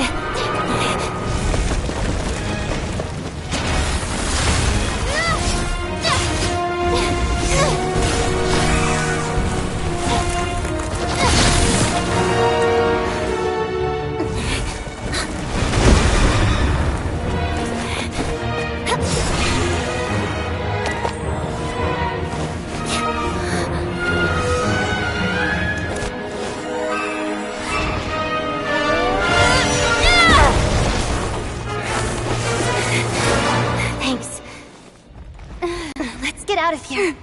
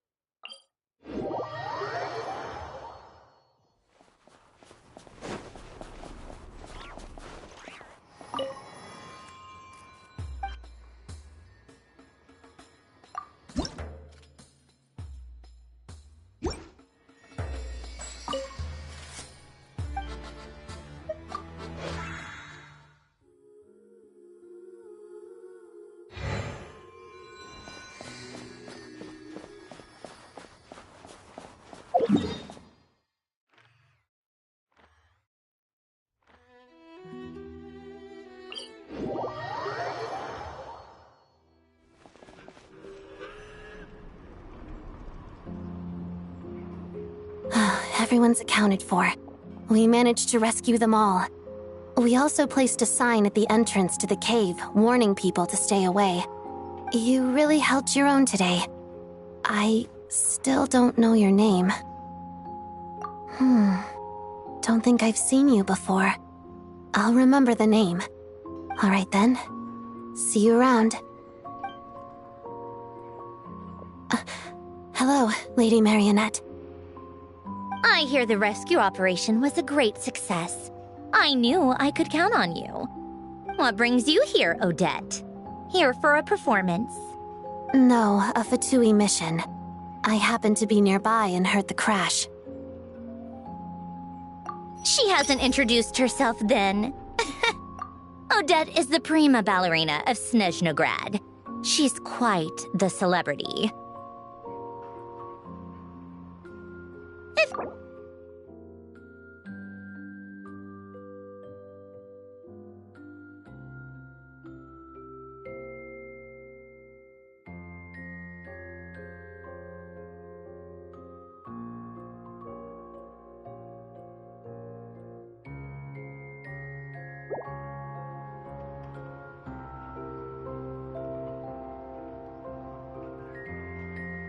On top of that, Odette's also a rising Fatui star.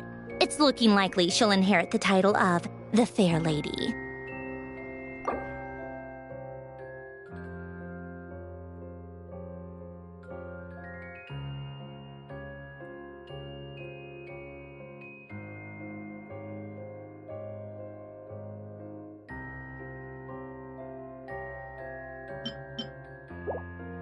She learned all her combat skills from Rosaline herself. Used to be one of her most valued subordinates, too. You flatter me, Lady Marionette. If she's Rosaline's protege, that makes me... never mind. There's no need to bring it up. No point making things awkward. How's progress on your end, Lady Marionette? Equally successful. I finished reinforcing all the equipment. Took me a little longer without Polonia's help. But the outcome is the same, of course. Even if the heavy snowfall summoned by that monster lasts for another 3 months straight, this equipment won't give way. All right, now that we're done here, it's time to get out of this blizzard. Sure, but Snezhnograd will send someone to investigate and draw up a relief plan. And I guess I'll have to write the incident report myself this time. since it involves a mechanical malfunction. First, Pantalone needs to approve the budget, then Pulcinella has to sign off on the plan. Once they've argued it out and reached a compromise, we can move forward. That's the rough process anyway. Could take anywhere from a couple of weeks to a couple of months, depending on how smoothly it goes. Yup, nothing we can do about it.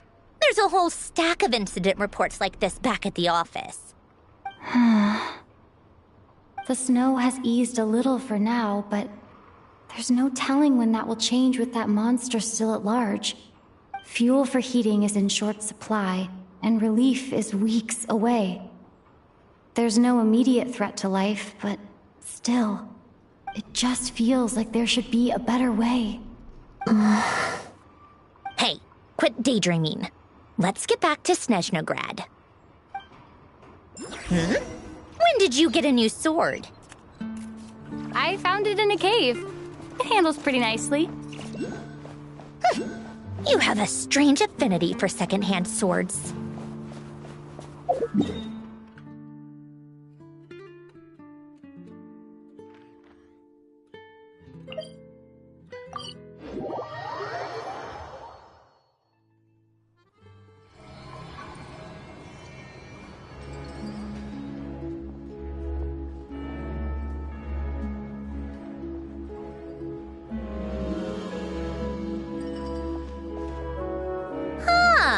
Well, if it isn't Counselor Tartaglia, Mr. Big Shot himself. Go easy on me, all right? I'm still recovering from the interrogation the real Big Shots put me through. Hey, comrade, it's been too long. I heard you came looking for me earlier. Nicest surprise I've had in a while. Good to see you too, Odette. I'm guessing you guys just got back from Sviatlo Lajdovka. How'd it go? Crisis averted? It went fine. How about you? Any new developments? Not really. Same as ever. Growing opposition to Project Stuja, and the usual rebuttals are starting to ring hollow. The results of the mock vote were pretty dire. Pulcinella was fuming. I've never seen the old man so angry. That's not good news. It takes a lot to rattle him. Yeah, obviously if push comes to shove, there are ways to crack down on dissent. But... Sorry, I have to ask something. This is going to sound blunt, but may I? Huh? Of course, fire away. It sounds to me like everyone's tearing their hair out trying to figure out how to deal with opposition to Project Stuja. But what exactly is this project's purpose? And how can it be so important that even people like you two refuse to stand up for the ordinary people of Snezhnaya?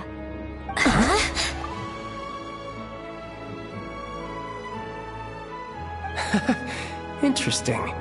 I gotta hand it to you, comrade. You sure don't mince your words. Excuse her? What does she mean? Refuse to stand up for ordinary people? Oh my gosh. How does she dare speak to the Harbingers like that? Are you interrogating us now? It's okay, Sandrone. Let me explain. I think I understand where she's coming from. If I could, I'd take your side right now. In fact, my position's very similar to yours. I've only held back on casting a dissenting vote in the Vetcha because the Tsaritsa would never let me get away with it. Still, I have a responsibility to the Fatui armed forces, so I do what I can to make their voices heard. Most of them are just regular folks from small towns far from the capital. I'm sure you've seen how much those kinds of places are struggling right now. Oh, and for what it's worth, I'm from Arepasak myself. Things aren't going so swell there either. The Tsaritsa wants to create a better, safer future for the people of Snezhnaya, but she's thinking long-term. I don't doubt that from where you're standing, Project Stuja seems to be creating all sorts of issues for everyone. But considering the Tsaritsa's vision for the future, these are sacrifices worth making.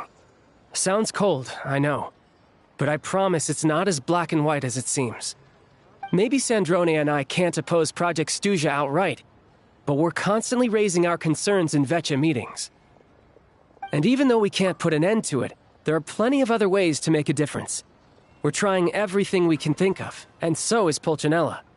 I respect Her Majesty the Tsaritsa and trust her decisions. But at the end of the day, I'm still just a normal guy who cares deeply about my homeland. And my family, who all live here. There's no way I would ever abandon them.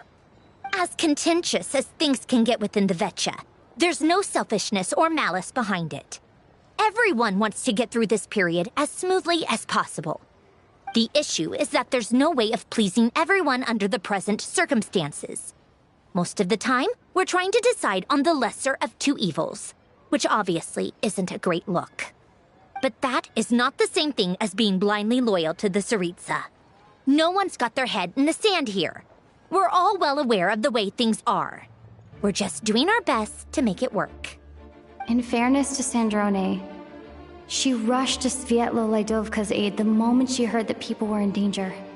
And even Tartaglia, who used to only care about the thrill of the fight, is clearly doing his best to rise to the demands of his new role as counselor.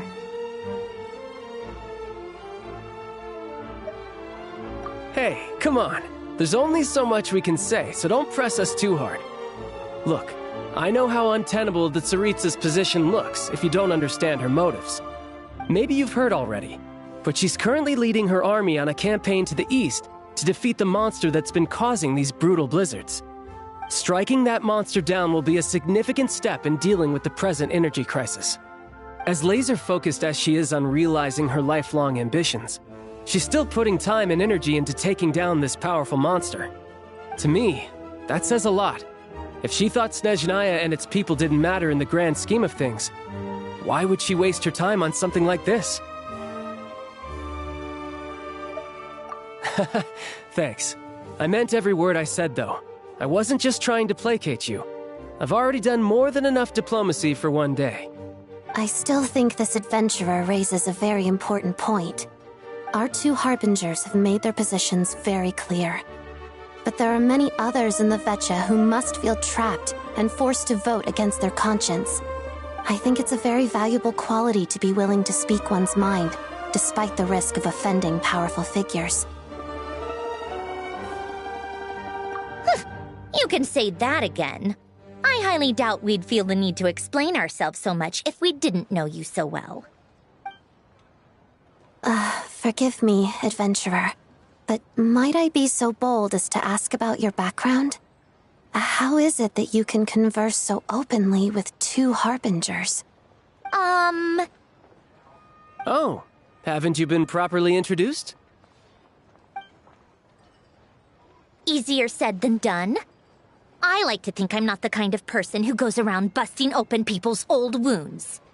I've only learned her name so far. No details of her experiences. Is something wrong? Uh-oh. Is there no avoiding the subject of Rosaline? No, it's just... all right. I guess there's no getting around it. This is the world-renowned traveler, who helped resolve the storm terror threat in Mondstadt, cleaned up after the mess I made in Liyue, and then went to Inazuma, where there was a duel before the throne, in which the traveler defeated Rosaline. Oh. I'm sorry. I didn't think you two would be seeing much of each other, so I figured it wasn't worth bringing up. It's fine. It was a long time ago. It's fine. Sorry. I just remembered that we have a rehearsal coming up. Please excuse me. I should get going.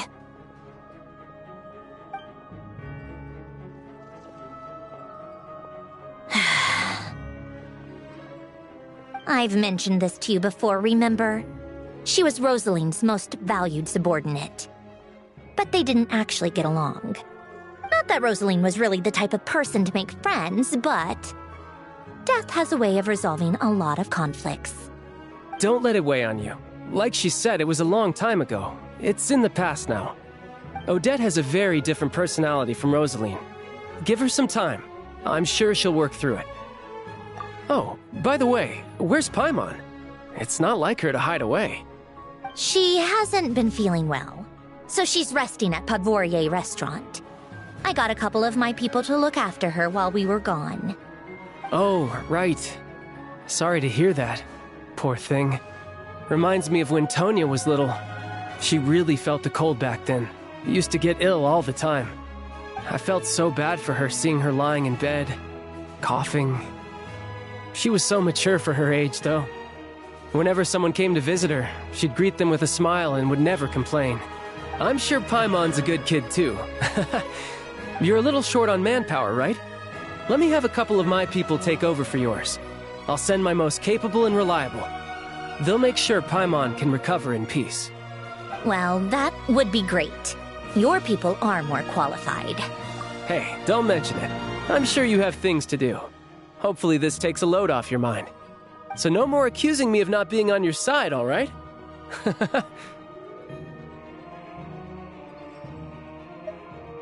Already? That was quick. I'm afraid I can't help you there. Our director's recent movements are confidential. Even we're not in the loop. If you hadn't told me, I never would have known he'd gone south. I assumed he'd been in Glupov this whole time. Well, I guess I'd better go sort out Paimon's security situation. I have some other work to catch up on at Glupov anyway. Me too. I have an incident report to write up. Let's leave it there for now.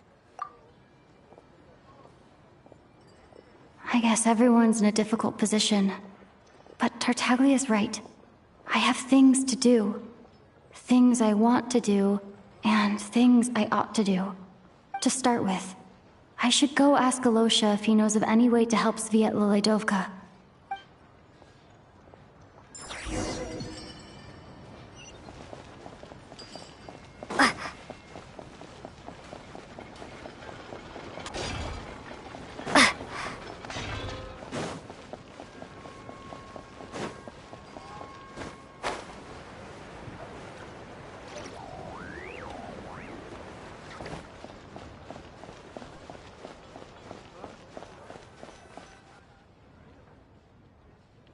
How strange. This sword seems to be vibrating of its own accord. It's a very faint vibration, but it's getting stronger as I get closer to the Statue of the Seven. Does this sword have some connection to the statue? But all it does is vibrate, even when I touch it. That place I got this sword from was definitely out of the ordinary. Maybe I should try channeling the power of cryo?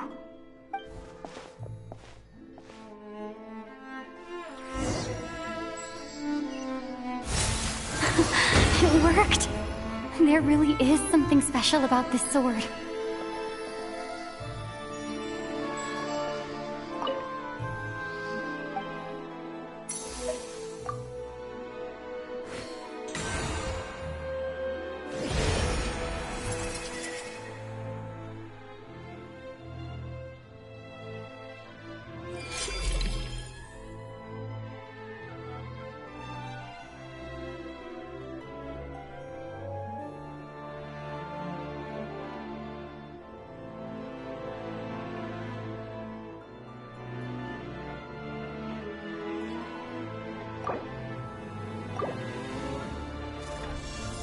I don't really understand what just happened, but I'm pretty sure this sword just got a little more powerful.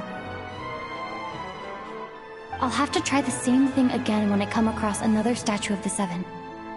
In the meantime, I better go find Alosha.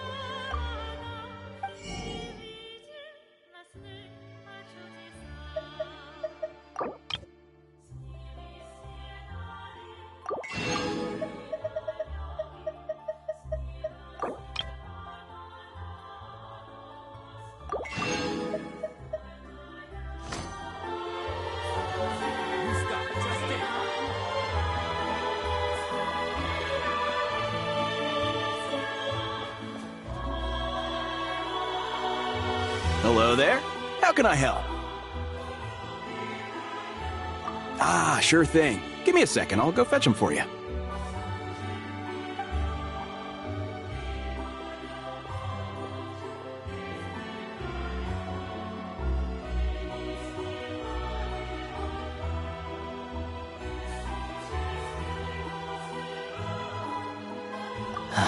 It's a familiar story. I've had similar experiences. Although Snezhnegrad doesn't deliberately delay or withhold relief, those first few days of waiting for help are always the hardest. It's a fundamental contradiction. If emergency relief can't be delivered in time, what's the point in even calling it emergency relief?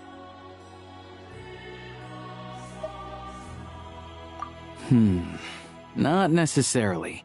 I think there's a good chance that Kresnik Crystal from Stratomoros will start flowing into the market. When we resolve Stratomoros' energy issue, it's like we open the floodgates. A huge backlog of crystal is now available to the townspeople. There's no way they can use it up at once. A lot of them will probably stockpile it and slowly work their way through. Probably a good idea, since energy prices are only going to keep rising. But there will always be people who urgently need Mora. Exactly. At the current prices, selling crystal is an easy way for an ordinary person to make a fortune. Hey boss, how much do I have left in my account? 1 second, let me check. So, you're planning on buying the crystal out of your own pocket? Yeah. I don't know if I have enough, so I'll chip in a little extra and buy as much as I can afford. No, it's fine. You're new to Snezhnaya, and you have your own living expenses to worry about. Besides, you're already providing the train. Here's your Mora. See what you can find at the market, but I doubt there'll be much crystal left. Yeah, well, can't hurt to take a look. Let's see. Huh?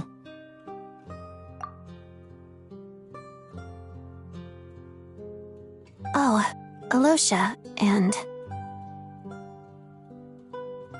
Hello? I didn't realize you two knew each other. Yeah, I take on some odd jobs in the city to supplement my hunting income. Sometimes I work as a cleaner or prop hand at the theater where Odette is one of the big stars, so I've met her a few times. When the weather's as bad as this, it's better for a hunter to adapt than to keep looking for game. Yes, and we sometimes need extra help.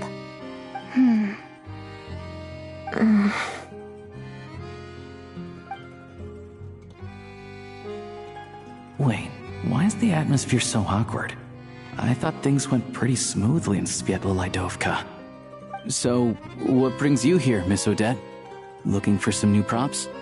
No. After I got back to the theater, I couldn't stop thinking about the situation in Sviatlo-Lidovka. It bothered me so much I couldn't focus on my dancing. So I decided I'd come here and see if there's anything I can do. You too, I presume. I suppose that's why you're here.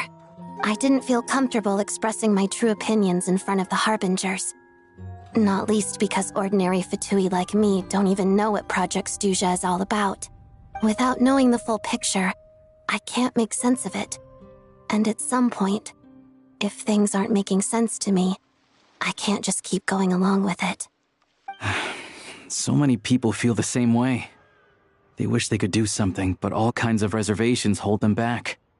Explains why groups like the Rokot are springing up to fill the gap. Yes. Well, that's one option. But there are risks to consider with organizations like that. The Fatui does not encourage their activities. Right, because things can get out of hand, and it's hard to hold the right people accountable when they do. I've heard about a few cases like that. Sandrone said Odette was on track to inherit the title of the Fair Lady. If so, she'll be able to find out what Project Stuja is really about. Still, it's probably a little soon to ask her about that. There may be more to the story. What's on your mind? I think we can both agree that no matter which side you're on, it can't stop you from doing the right thing. Where there's a will, there's a way. I know what Rosaline did while she was abroad. You made the right decision, so no hard feelings. So, what's your plan? Oh, we were gonna buy some crystal. I heard there's some on the market right now. Funny. I had the same idea. In that case, let me pay. I can claim it back as mission expenses. The real issue here is that government relief is behind schedule. Surely it makes more sense for the state to cover these costs than for us to pay out of our own pockets. True. It's a huge expense after all.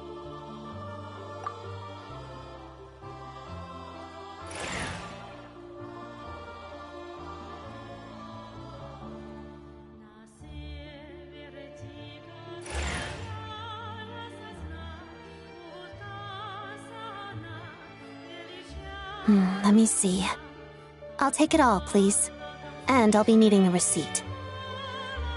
Right. Choose mission budget under the expense category, but be sure to specify emergency rescue operation in the description. Otherwise, the normal reimbursement limit will apply. Let's book this train. Regulations say that if we need to transport Kresnik Crystal during Project Stuja, extra carriages can be added 1 hour before departure.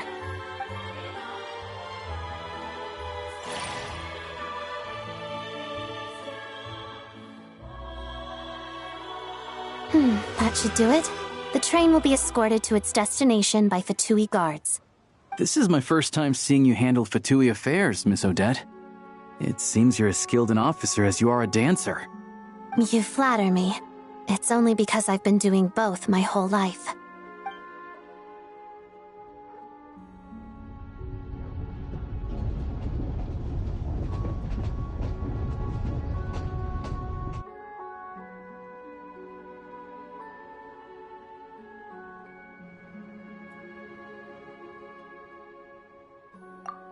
Anyway, I bet you've been non-stop today, am I right? Any idea how Paimon's doing? What's wrong? Who's Paimon? Her travel buddy hasn't been feeling well. She caught a cold right after they got to Snezhnaya. Sounds like she's important to you. I can't believe you've been dealing with this on top of everything you've been doing to help the people of Snezhnaya. I've got nothing going on right now, so I'll join you. I want to see how she's doing. May I come too? I have some candy that someone gave me back in Svietlo-Lidovka. Plus, I know a little bit about relieving cold symptoms. All right then, let's go.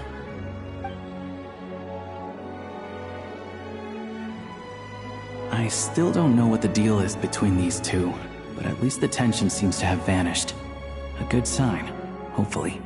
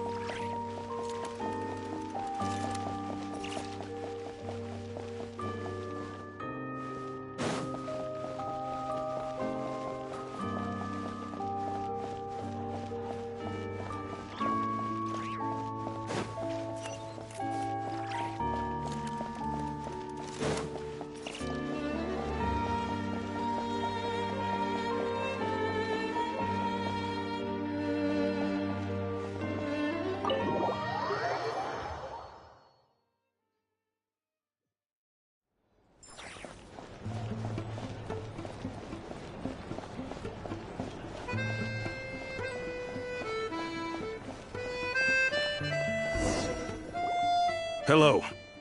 Sorry, but there's a sick person recovering in this room. Can I help you?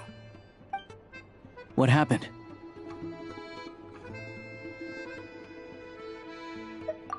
Oh, please, excuse me. Are you the Traveler? Could I take a quick look at your Adventurer Handbook? Master Child said I should verify your identity.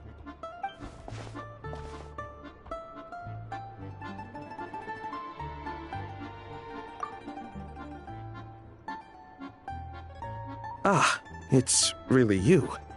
Sorry for the inconvenience. We're under strict orders from Master Child to keep this room well guarded.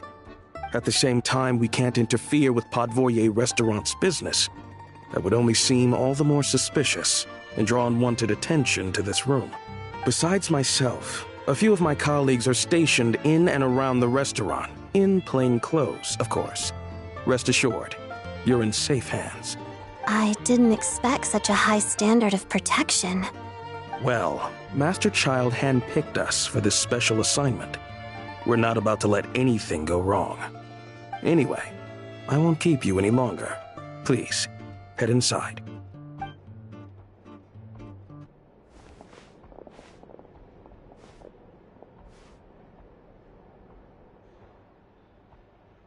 Traveler! Alicia, you're back! Oh, hey! Who's our new friend? Hi, I'm Odette. The Traveler and I crossed paths a few times. Another friend from the Fatui, huh? You're practically a member yourself by this point. Paimon's definitely on the mend. We should be back to our usual travels in a few days' time. Seems like that doctor was right. It's just... Paimon's limbs are still feeling a little chilly. I have just the thing. Whoa! What's this? Is that a flame inside an ice cube? Wait, is this real ice? How's it not melting? And how does the fire keep on burning? All keen observations. You're right. This is called core ignis. Whenever I've caught a cold in the past, I found I recover much more quickly if I place this by my bed. You're welcome to borrow it. Awesome! Wow! It's so nice and warm! Oh, it's like magic.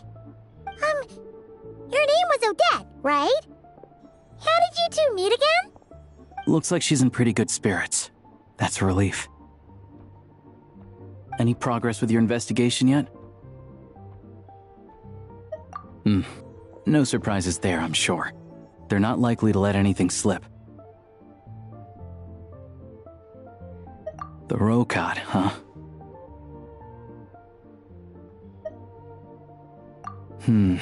Let me think.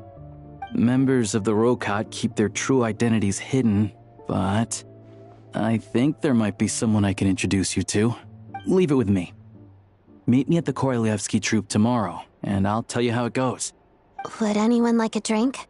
I'm gonna head to the bar. Paimon will have... maybe some hot milk? Yeah. Paimon's in the mood for something warm. Enough with the secret chat, you two. Let's catch up properly in a minute. Paimon wants to know everything that's happened today. It'll be kind of like tabletop troop. No reason why listening to a story can't be an adventure.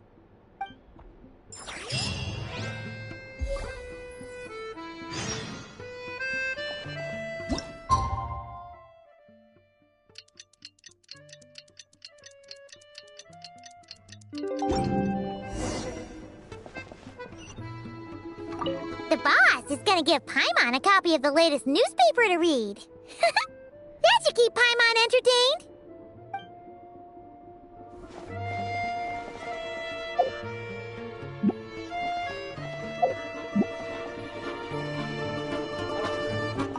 Hello again. Please rest assured, we'll keep a close watch on this place.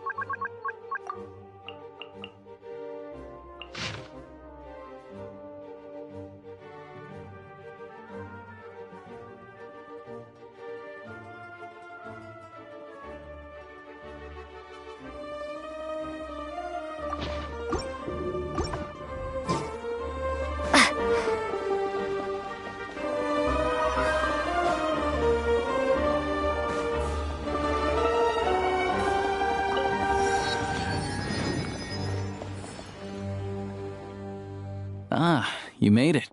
I've got some tickets, and I managed to set something up with the Rokot. It'll have to wait until after the show, though. Happy to stay and watch? I doubt you've seen the Korolyevsky troupe on stage before. Pleasure. Here, this is the way in.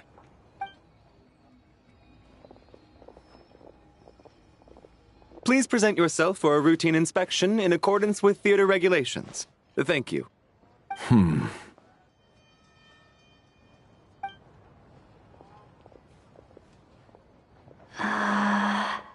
Is that guy with the fatui? Looks like he's waiting for something. Okay, all done. Thank you for your cooperation. Please proceed through to the theater.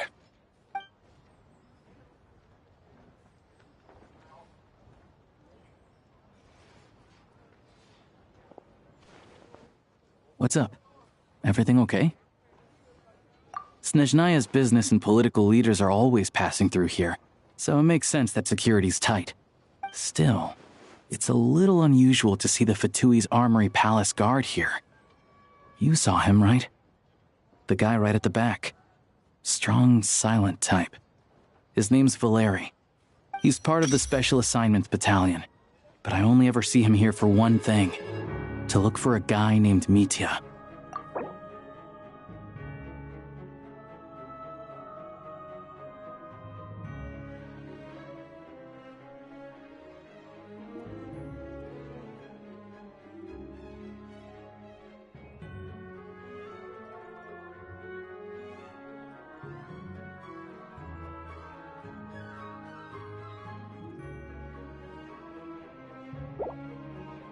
Supposedly a researcher, though he never seems to put much time in at the office. The theater is one of his favorite places to hang out when he's playing hooky from work. But that's not for us to worry about. Let's go. The show's about to start.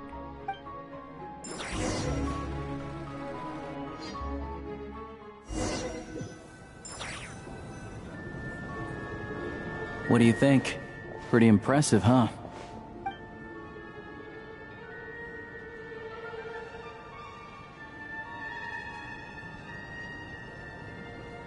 Oh, the one in Fontaine? I hear it's iconic.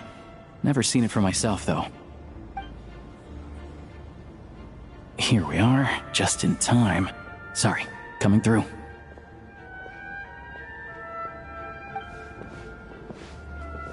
Ugh. If you're gonna show up late, keep your mouth shut. What's his problem? Whatever. No point arguing with people like that. Look, there she is. That's who I'm introducing you to later. She's the lead singer of the troupe, Vodyanitsa.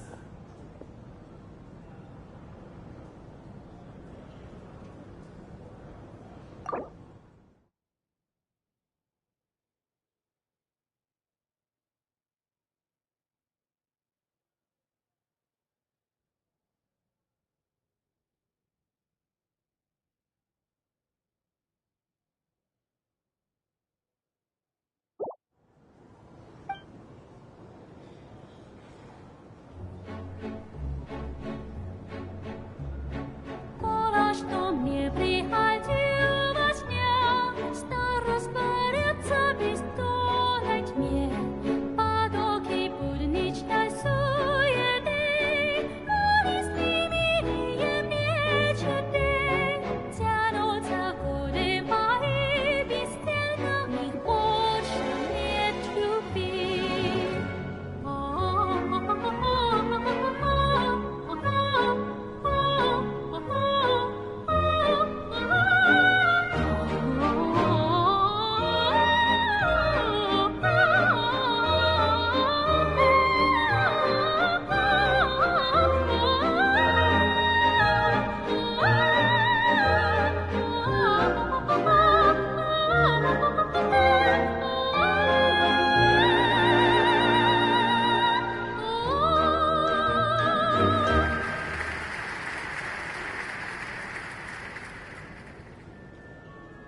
This leads directly to the green room. They're expecting us. Vodyanitsa will be waiting for us there.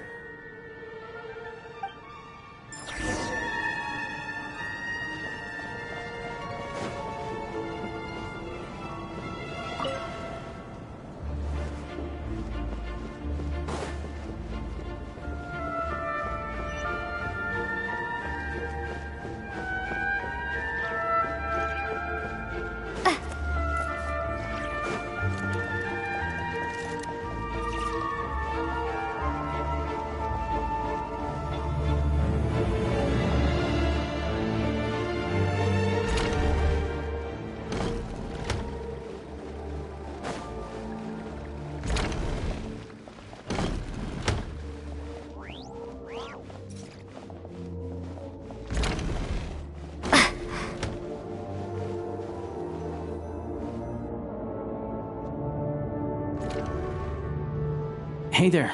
Excuse me. Ugh! Can you believe it? I am so mad right now. Come in. Oh, it's you two. Huh? You know each other? Oh, wait. Is this who you were telling me about? The one you met yesterday and couldn't stop thinking about? I never said that. Yes, you did. Why are you denying it? It was right before I went on that rant about the moody factory owner. Oh, I remember it so clearly. Might I ask what brings you two here? Oh, I just brought her here to see the show. And when it finished, she was full of praise for Vodyanitsa's performance. So I thought I'd try my luck, see if we could get the chance to chat for a bit. Maybe get an autograph? You work here. You of all people ought to know that's against the rules. It's not what the green room is there for. Oh, what's the big deal? Come on, don't be shy. I can give you an autograph. You can take a picture too if you want. Do as you please. I finished all my shows for the day. I'll leave you to chat.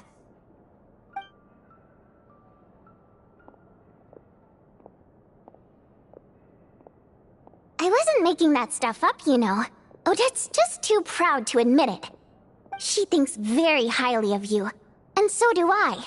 You did the right thing in Svietloladovka. We're good. Odette's out of earshot. I'll lock the door. Confidentiality, of course. The Rokat is very strict on that. Whoa, Alosia! Not out loud! Not with an outsider here! Relax, I've taken care of it. Look at this. The President's reply sent this morning. Wait, so she's been approved to join? You told me last night that you wanted to get intel from the Rokat. Unfortunately, Rokat intel is only available to members. But ever since you set foot in Snezhnaya, we've been working together. I've seen the way you work, your character, and your motives. Everything about you is perfectly in alignment with what we're trying to achieve in the Rokat. So I figured I might as well cut to the chase. I wrote a letter to the President explaining your situation, including just the right amount of detail. His approval came very quickly. Of course, it's still your decision whether you want to join or not. We'll respect your choice. Well, assuming Odette was telling the truth and she didn't misjudge you, I guess we don't need to worry about you blowing our cover. Still, you gave me a real fright. I didn't know that's why you came looking for me. So, that stuff you said about admiring my performance, was that just because Odette was here? Did you actually mean it? Now you're talking. That's what I like to hear.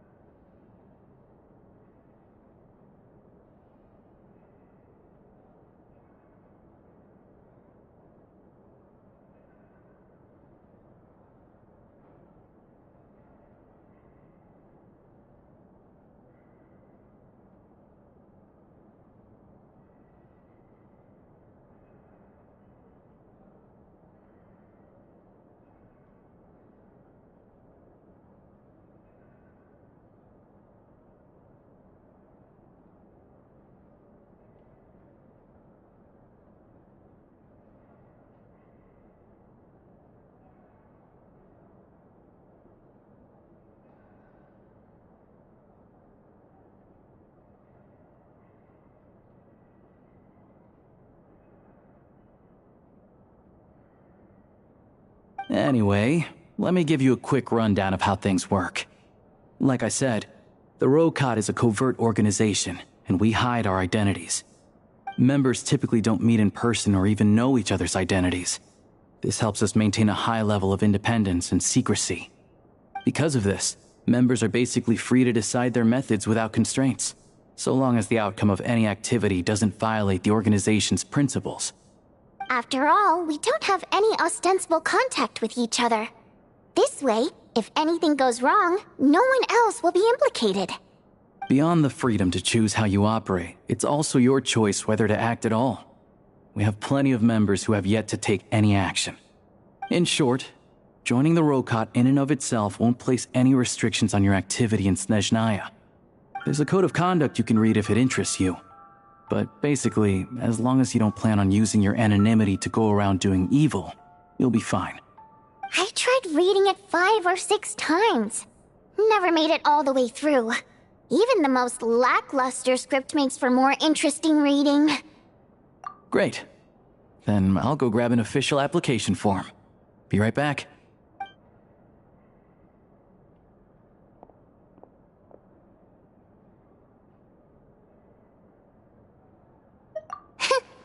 Well, Alosha has this pet dog, you see.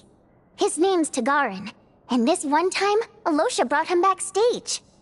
Tagarin took quite a liking to me, so I played with him for a little bit and fed him some treats.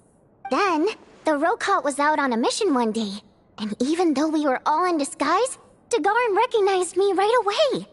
Just a coincidence, really. We didn't report it to the higher-ups, though, to avoid dealing with the fallout. Like my job at the theater, for instance. I really need it to make ends meet. By the way, what were you complaining about just before we came in? Did everything go okay with Chuganov? Everything did not go okay. That's why I was so mad. I tried to make some small talk with him before I went on stage to fish for intel about the Iskra manufacturing plant. But he wouldn't take the bait. No matter what I said, he kept dodging the question. And then he started complaining. He said he didn't appreciate his second-rate seat in the stalls because he usually gets a private box. I mean, what did he expect? Everyone knows that if you want a box seat, you buy a ticket well in advance. But instead, he sends me a letter the day before the show when we're practically sold out. I had to juggle things around just to get him a half-decent seat, hoping he would appreciate the gesture enough to share some information. But nope, he didn't give me anything. Yeah, meeting Chuganov in person has definitely been a disappointing experience. Oh, you probably don't know who we're talking about, do you? Chuganov was that older guy you were sitting next to today. I'm sure he didn't make a great first impression on you either. To the citizenry, he's a family man and a kind boss. But our interactions with him tell a very different story. It's one thing to ask for a favor, but he acts like it's his right. He always expects special treatment. Take the ticket situation, for instance. I've actually gotten him a private box in the past. But not only was he not even grateful, now he's acting like I've sold him short this time. Not to mention that he's never paid for a single one of his tickets. And another thing, if he's such a big family man, why doesn't he bring his wife and daughter to see the show once in a while? I've never seen them here, not even once. Calm down, Vodyanitsa. If you won't do it the easy way, we'll have to try the hard way. But first things first, here's your application form. Go ahead and fill it out.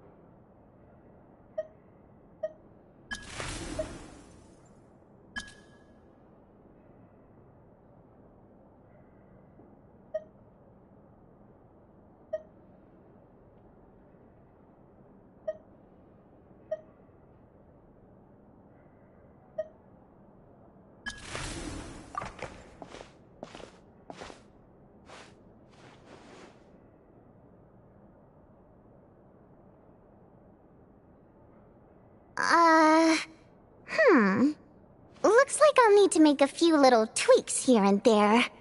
But other than that, you're good to go. We'll hold on to this for you. Alright. Now that we're officially Rokot comrades, I can tell you. Chukhanov is the target of our current operation. Recently, we've done some recon work at the Iskra manufacturing plant, which pretty much confirmed that their energy consumption is way beyond the legal limit. All we need now is some direct evidence to present to the Vetcha, so we can demand that they shut the plant down. That way, the Kresnik Crystal can be allocated to where it's needed most. I was hoping he might let slip during one of our chats, but he's too tight-lipped. We'll have to find another way. I'm meeting another regular theater goer tonight, Mitya.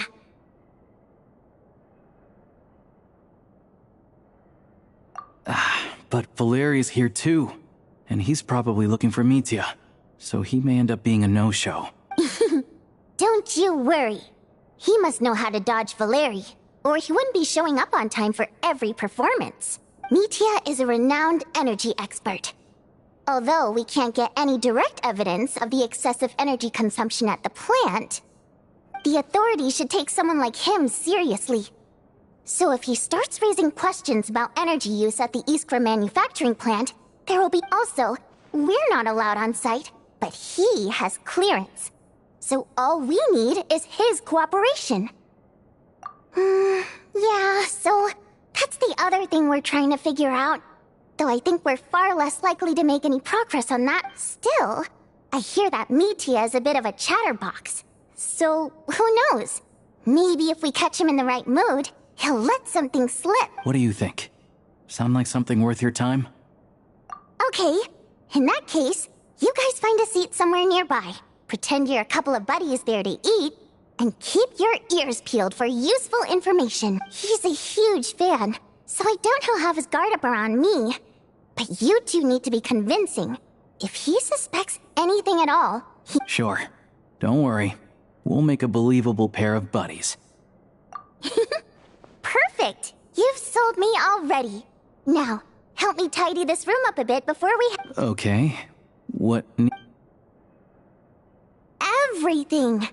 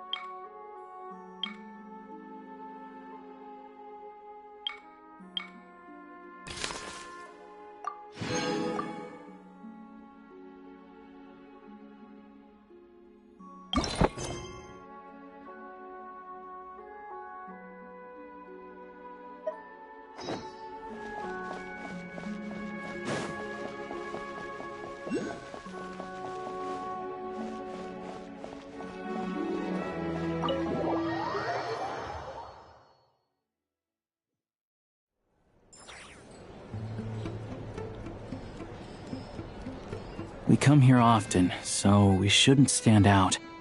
Let's sit here. Now, it's up to Vodyanitsa. Let's see how the conversation goes.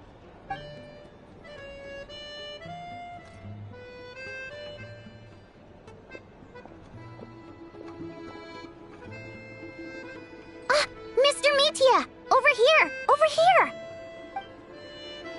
Oh, sorry. I got a little held up on my way here. Now we have even less time than we planned. Go ahead and order some snacks and drinks. Whatever you like. Let me see. According to my schedule, we still have 25 minutes left. You're really pressed for time today, huh? I was imagining this would be a leisurely chat. If you'd prefer, we can always reschedule for another afternoon when you have more time. No need. Getting to meet the lead singer is a very precious opportunity for me. I'm not about to pass it up. I've already had to decline your invitation several times because our schedules rarely align. If I don't grab this chance while it's here, who knows when the next one will come around? Well, it's very kind of you to make time just for me. I'm not too sure, to be honest. But Snezhnaya's full of weird and wonderful things like that, so people tend not to bat an eye.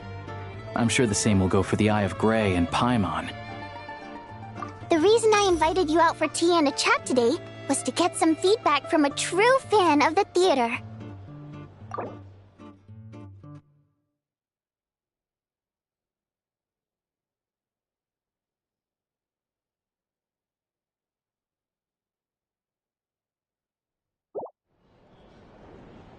Well, I genuinely have nothing bad to say. No matter how many times I hear you sing, it never gets old. It always seems fresh and new somehow. Maybe it's because the more times I listen, the more details I notice. Or maybe you simply improve with every performance, delivering it better each time. Thank you! I'm delighted to hear that! Could you give me any specific examples? Oh, yeah. The piece you sang today, for example. Beneath the Frozen River? Hey, what's with you? I'm just praising a good performance. I always used to find that such a bleak and lonely song. But the more you listen, the more you realize that it's not as cold and nihilistic as it appears. When you really dig down into it, there's a certain level where you're surprised by the emergence of hope. Wow, I'm impressed. I didn't expect you to pick up on that. Actually, I only tried out that angle after talking with a composer. Still, Beneath the Frozen River wasn't on today's program. Oh, really? But it's a classic. You sing it every time. Almost every time. Oh, well then, let me say a few words about that other all-time classic, Flying in the Wind from the Mountain Sparrow. I didn't sing that one today either. My voice wasn't quite up to it, so I switched it out at the last minute. Oh, but, Sorry, Mr. Mitya, but you were at the theater today, yes? Of course I was. Remember? I said hello to all the troupe members before the show started.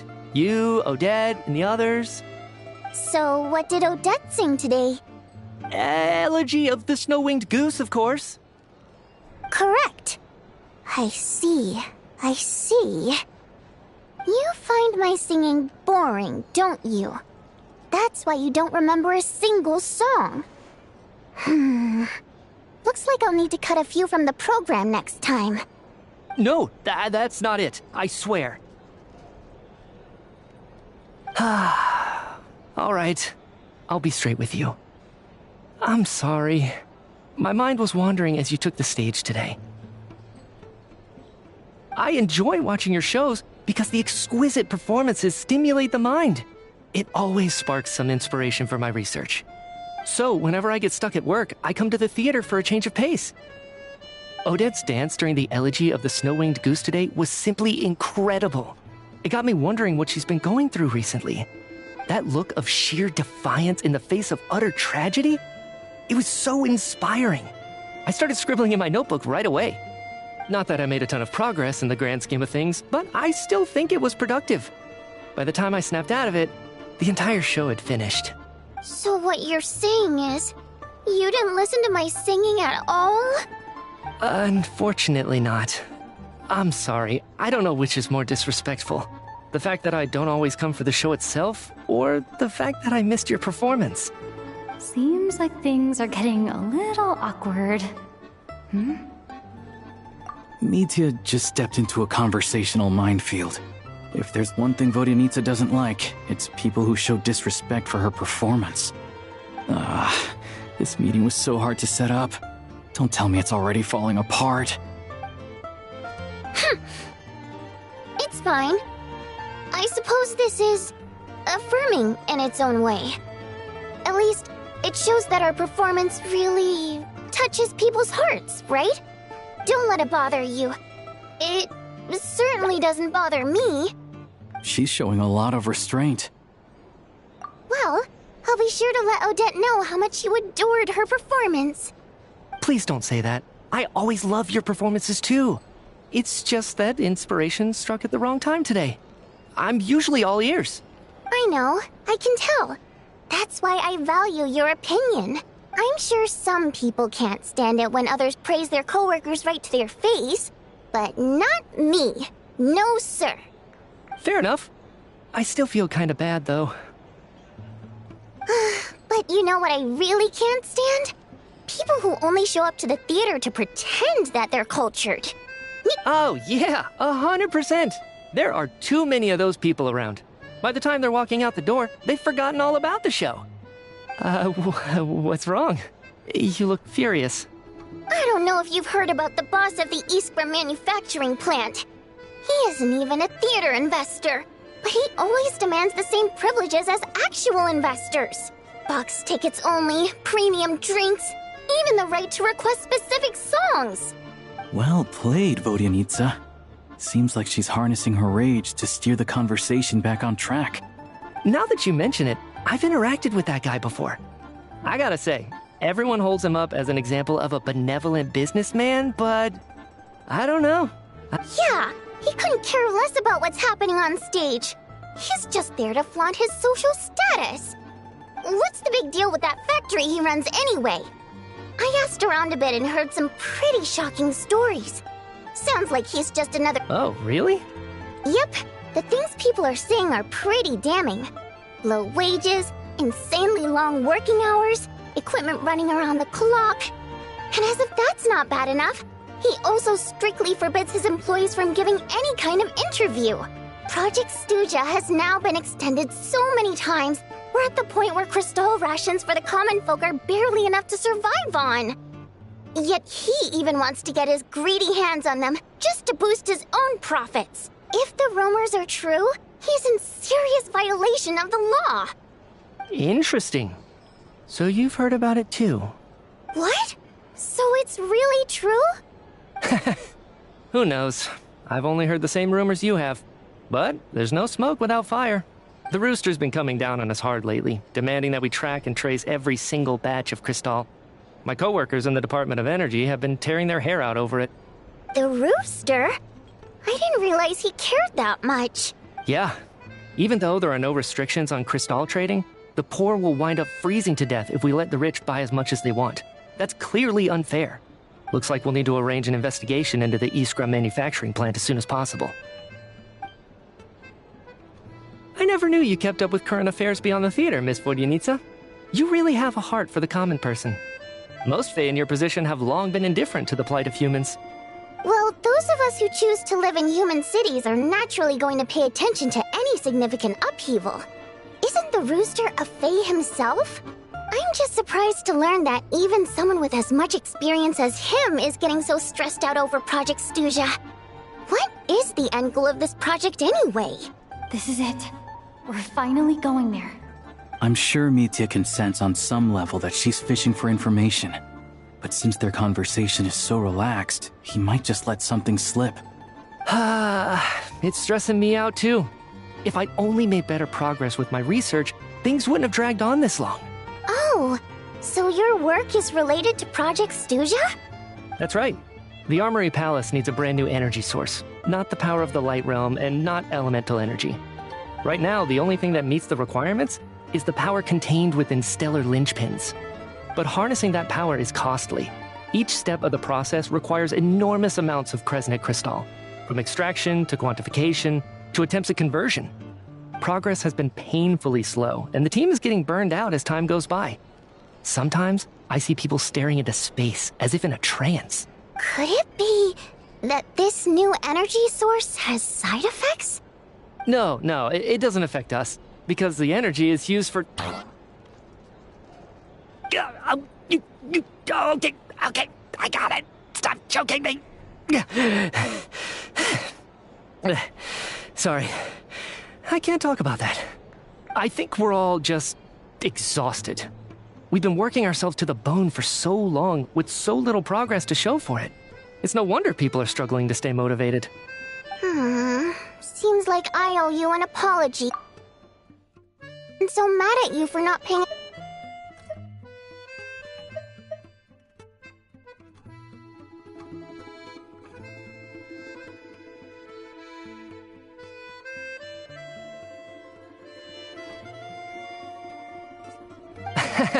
Don't worry about it. I count myself lucky, to be honest. I don't envy the people who work closely with the Tsaritsa herself. I'd much rather be in my current position. At least I don't have to shoulder any major responsibilities. So they're trying to develop a completely new kind of energy. Yeah, censored by a scarf. Who would have thought? Oh, dear. It looks like my time is up. I'm afraid I have to leave. I'm so sorry. We ended up barely talking about the theater. That's okay. It was a pleasure chatting with you, really. Let's make up for it next time.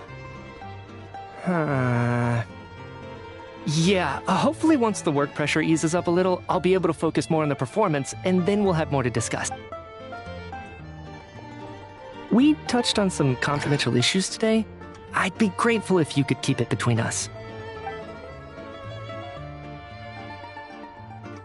That could have gone worse. Nice job. Why was Mitya in such a hurry to leave, though? Sorry, routine inspection.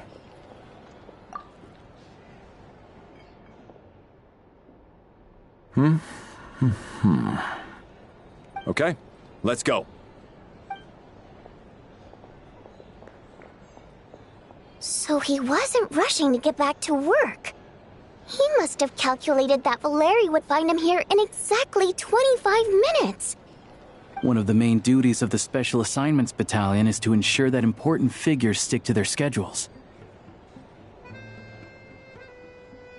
All right, time for us to get going too. Excuse me, check please. We'll settle our check too, then. Oh, hello there. Mr. Mitya paid the check before leaving. He also asked me to pass on a message. He said it was an honor to share his tea break with Miss Vodyanitsa and her two friends. Wait. So he knew we were here all along? This raises a lot of questions. Did he deliberately mention the new energy source so that we'd overhear it? Maybe his work isn't confidential after all. Maybe the key here is the purpose of this new energy. I guess that's the next thing to look into.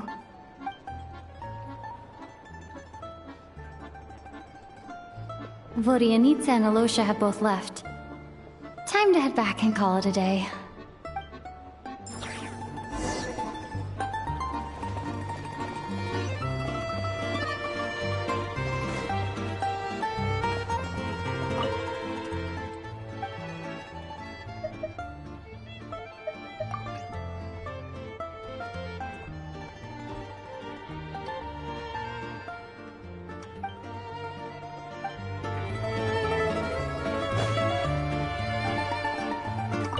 Hello again.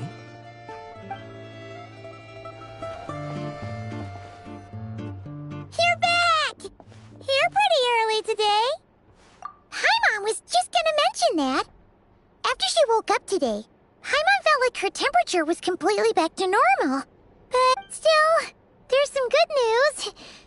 Paimon thinks she might have figured out the source of the problem. It's like there's some kind of mysterious power affecting Paimon.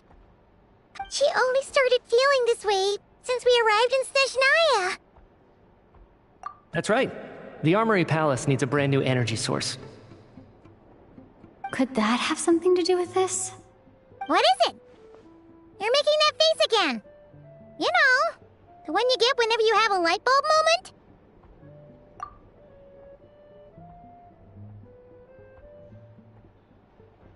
So, they're trying to develop a new energy source here?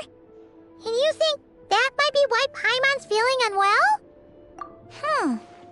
Well, Mijin denied that the energy they're researching has any side effects. Although, he did say that people working on the project have been having issues with their concentration and short-term memory, and even so, those are completely different symptoms from Paimon's. It's pretty faint, so it's kind of hard to tell. But, if anything, it seems like... Sure, Paimon's with you there. But how, though? The robot only has a limited amount of intel. Oh, great point! They argue about Project Studia every day. If we could sit in on one of their sessions, we might pick up some new leads. Good idea! Oh yeah, while you were out, Paimon tried all the yummy... This one seemed right up your alley. So, Paimon saved some for you.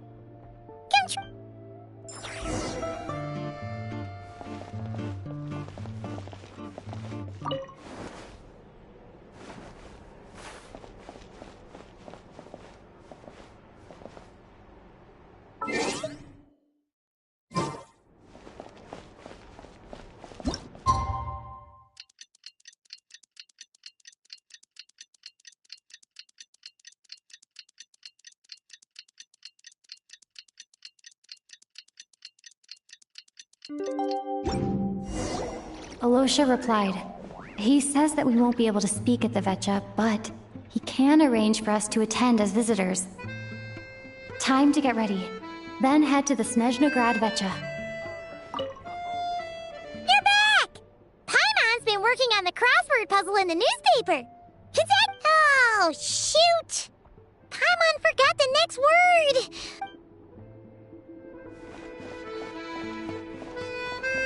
Hello again. Coming up.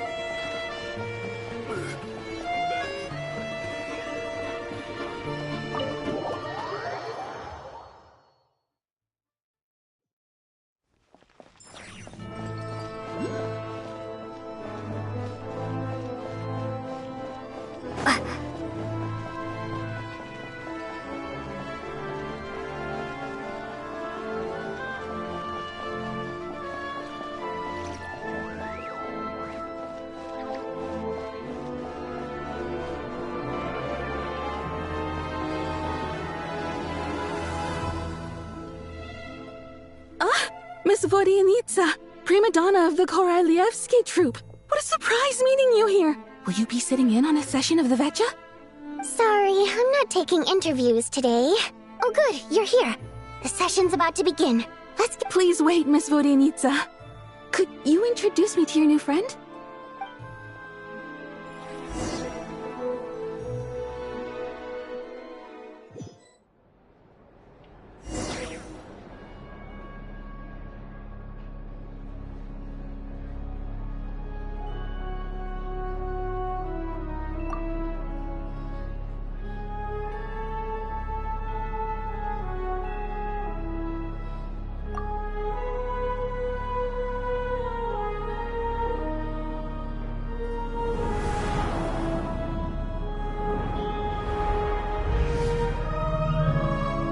In summary, the energy management commitments made for the outgoing period have been delivered upon.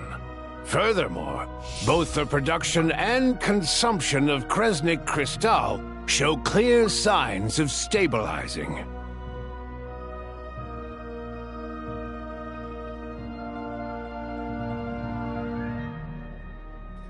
The relevant agencies have assessed the present circumstances and determined that the status quo can be sustained until the next period. For detailed statistics, I would refer you to the industry reports that have been distributed to all persons present. It should also be noted that while the recent blizzards have led to a significant increase in people's energy expenses, this is strictly a short-term phenomenon associated with a remotely located monster. Her Majesty the Tsaritsa is giving her full attention to this matter. We should have every confidence that it will be dealt with swiftly and conclusively. A financial report on disaster relief is also present in this report, courtesy of Pantalone.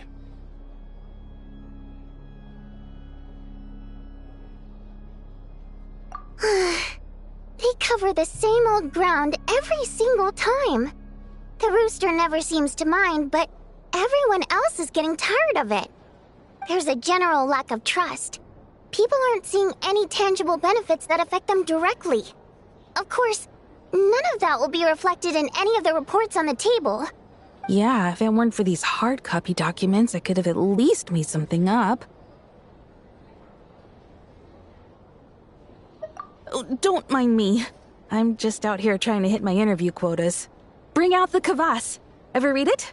Best-selling newspaper in town. If I remember correctly, you guys don't even have a sales permit. You have to sell from stalls on the street. Okay then, best-selling street stall newspaper in town. Still counts.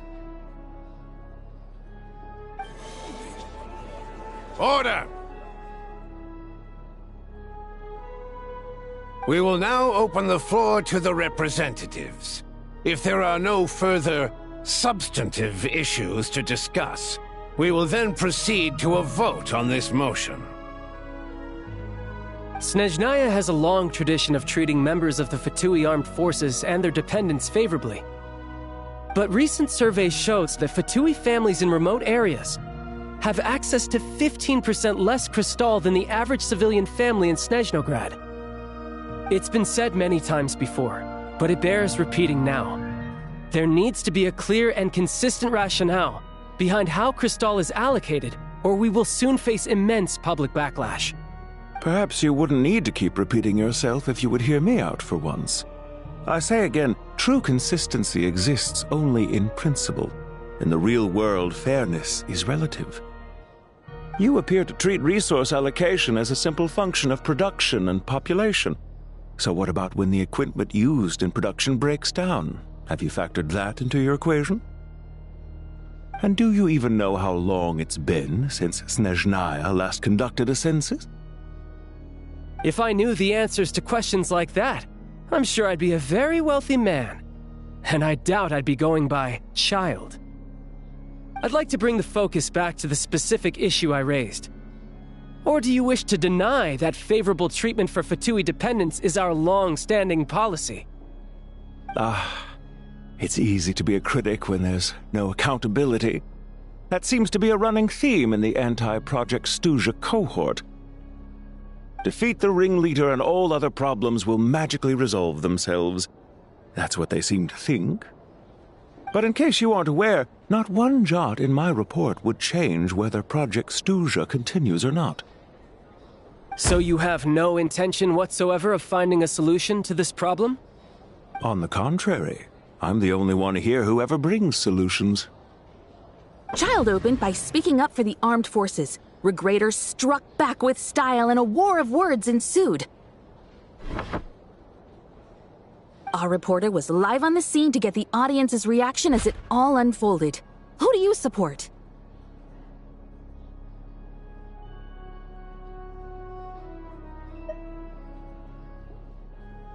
The people have spoken!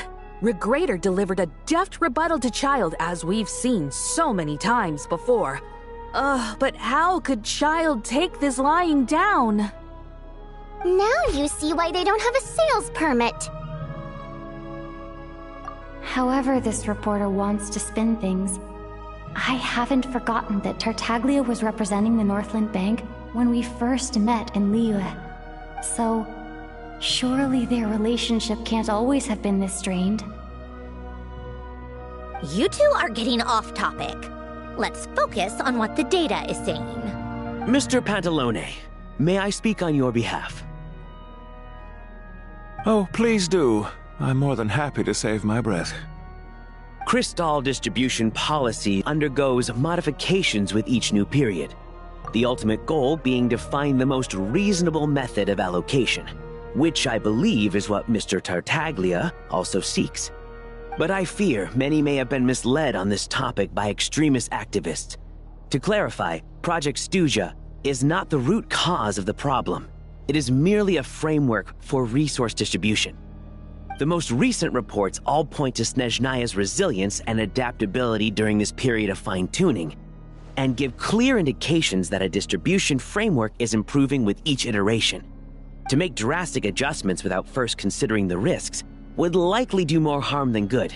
It would be a waste of the hard-won experience we've gained to date. Renowned scholar of finance, Arapov spoke up to clarify the fiscal logic, clearly alluding to social organizations like the Rokot in his words. With the notorious Lelex still active to this day, should the Rokot be held responsible? No, there is someone else to blame. She's just rephrasing what Mr. Pantalone said. The Rokot are the critics he accuses of taking no responsibility for their actions. As for Lilac, you won't have heard of him yet. He's currently the most famous member of the Rokot. Well, more like infamous. Ending Project Stuja has become an obsession for him. Unlike the more decent ones among us, he believes that votes in the Vetcha are all that matter. So whether it's threats, coercion, or bribery, he'll use whatever means necessary to get people to change their vote. And since we're already on the subject, what do you think of Lelec's methods? Are you for or against?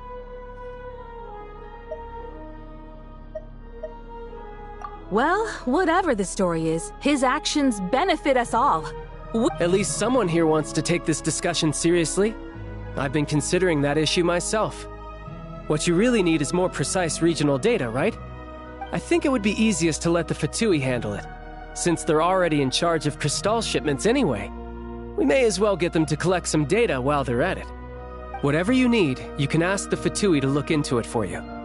In terms of supervision, I think the Druzhna would be a good fit. I had hoped to discuss this with Miss Vesna, but sadly, she's not present. I will be happy to take a note of your suggestions and present them to Commander Vesna for a decision upon her return. The Commander has always taken a keen interest in Project Stuja. However, given the Druzhna's demanding workload, I'm afraid it may prove difficult for them to provide any practical support. Let us refrain from jumping to conclusions until a concrete and actionable plan is in place. My apologies, Lord Rooster. There are numerous issues to address here, including manpower, time sensitivity, and reporting lines. Nevertheless, I support drafting a proposal. Follow the usual procedure, and it can be raised as a new motion for all parties to evaluate at the appropriate time.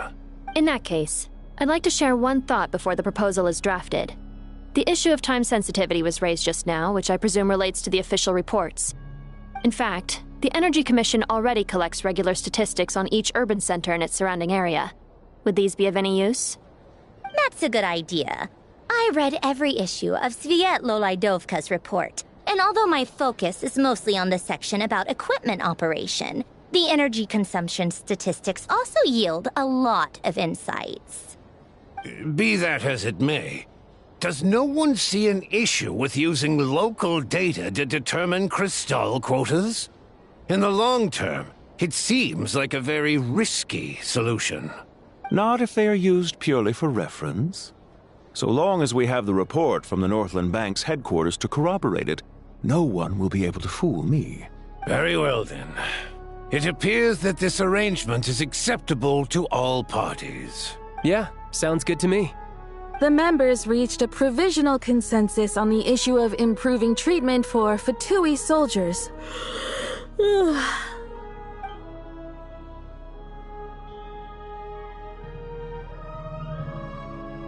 Today, the prima donna of the Korailievsky troupe attended a session of the Snezhnograd Vetcha in the company of a most charming young lady. The question on all our minds is, what is the true nature of their relationship? Write anything like that again, and I'm revoking your permission to interview the troupe. Got it?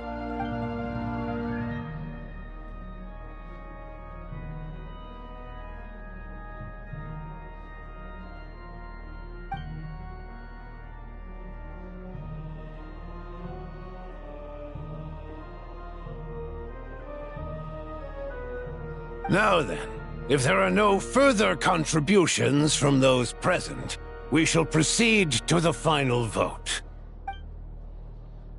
Hey, check it out! What made him vote against? Why now?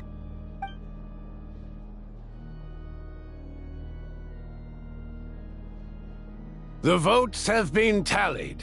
Those in favor of continuing Project Stuja total 61%, securing a clear majority. That was too close. The margin has shrunk yet again. Chuganov was a huge loss. I'll bet Lelek is behind this. I wonder how Pulcinella will respond this time. Chuganov. I see. Lelek strikes again. Yes. Go, Lelek. Once Project Stuja is defeated, our unwavering support at Bring Out the Kvass will finally pay off when we make our comeback. I can taste our victory already! In accordance with the result of this vote, Project Stuja will remain in effect until the next Vecha period.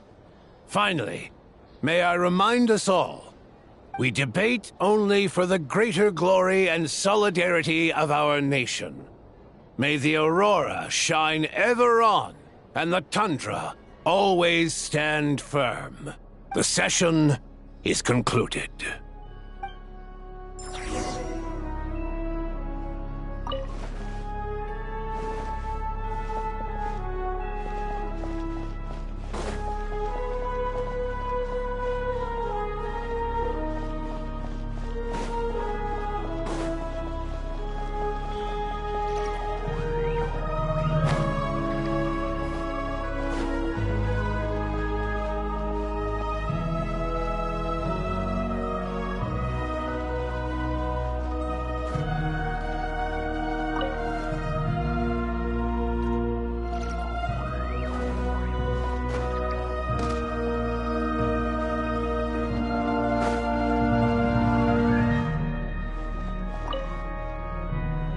I have to say, I really wasn't expecting Chuganov to vote against Project Stuja. Well, in principle, Snezhnaya's business and political elites ought to be the ones least likely to oppose it. As we heard, Project Stuja is basically just a resource distribution framework that requires everyone to cut back during the winter. But even if the policy got cancelled, the Tsaritsa's energy needs wouldn't suddenly go down. The extra demand from the public would have to be filled from somewhere. So logically, the factories would have to take the hit. I got a letter from Mr. Mitya just before today's session.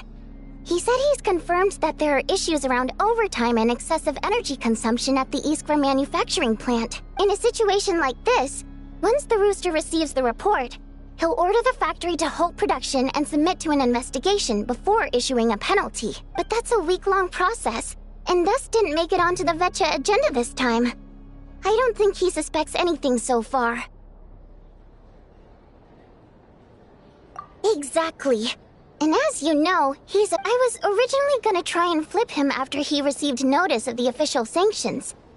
My plan was to convince him that the whole thing was completely unfair. Rather than just sit back and take the hit while his factory stopped production, he'd be better off voting to end Project Stuja. At least that way, no one else would be able to make any money either, because all the factories would suddenly... But now, he's already voted against it, which means someone must have used more forceful means to change his vote. Just like... Yeah, no one knows why Lelek is so obsessed with ending Project Stuja, but by the looks of it, he's inching closer and closer. Lelek must have strong motivations, given how he'll stop at nothing to achieve his goal. Maybe my next step should be to focus on him. All right. What are your plans for the rest of the day? Shall we head out? Hey, comrade. I noticed you were here during the debate. I didn't take you for a political enthusiast. Greetings, Harbingers. I just happened to have some free time today, and my new friend here thought it might be fun to check out the Vecha. Ah, Odette must have introduced you. Looks like you two are getting along pretty well. I'll leave you to catch up. I should head back to the troop. Sure. Break a leg and all that.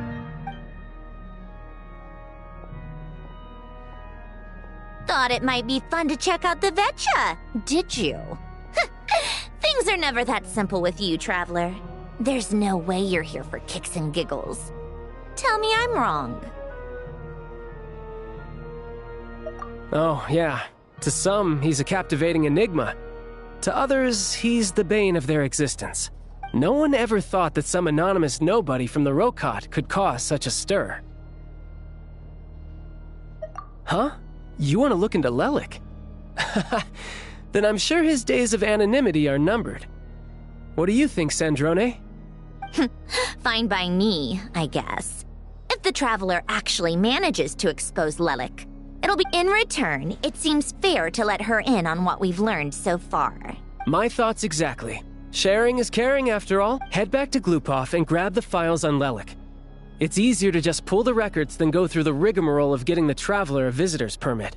As you command, child, sir. In that case, since we're going to be waiting anyway, I'll have someone brew a pot of black tea.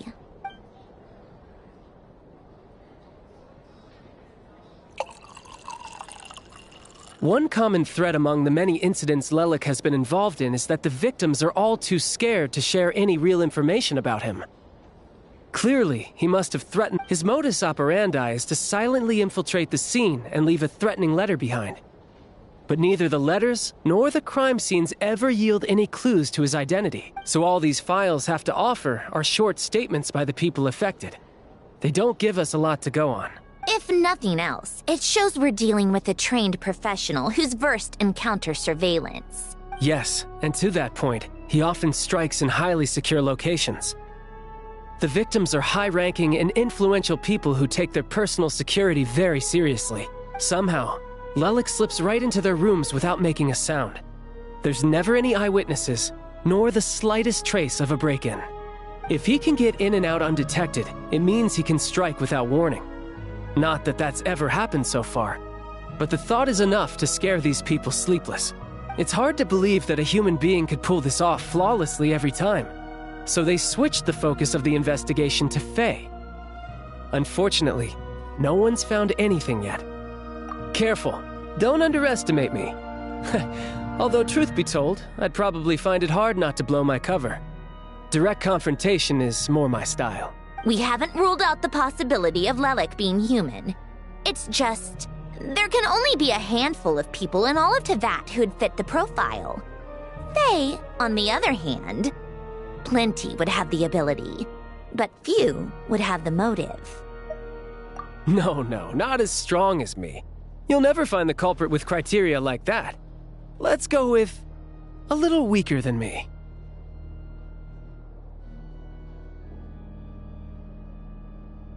Oh, you hit me right where it hurts. I'll admit, he's strong and meticulous. But can we at least limit this to candidates who have something to do with Snezhnaya? She's just trying to find a reference point. Stop getting fixated on who's stronger than who. But that's the most important thing. In my opinion, anyway.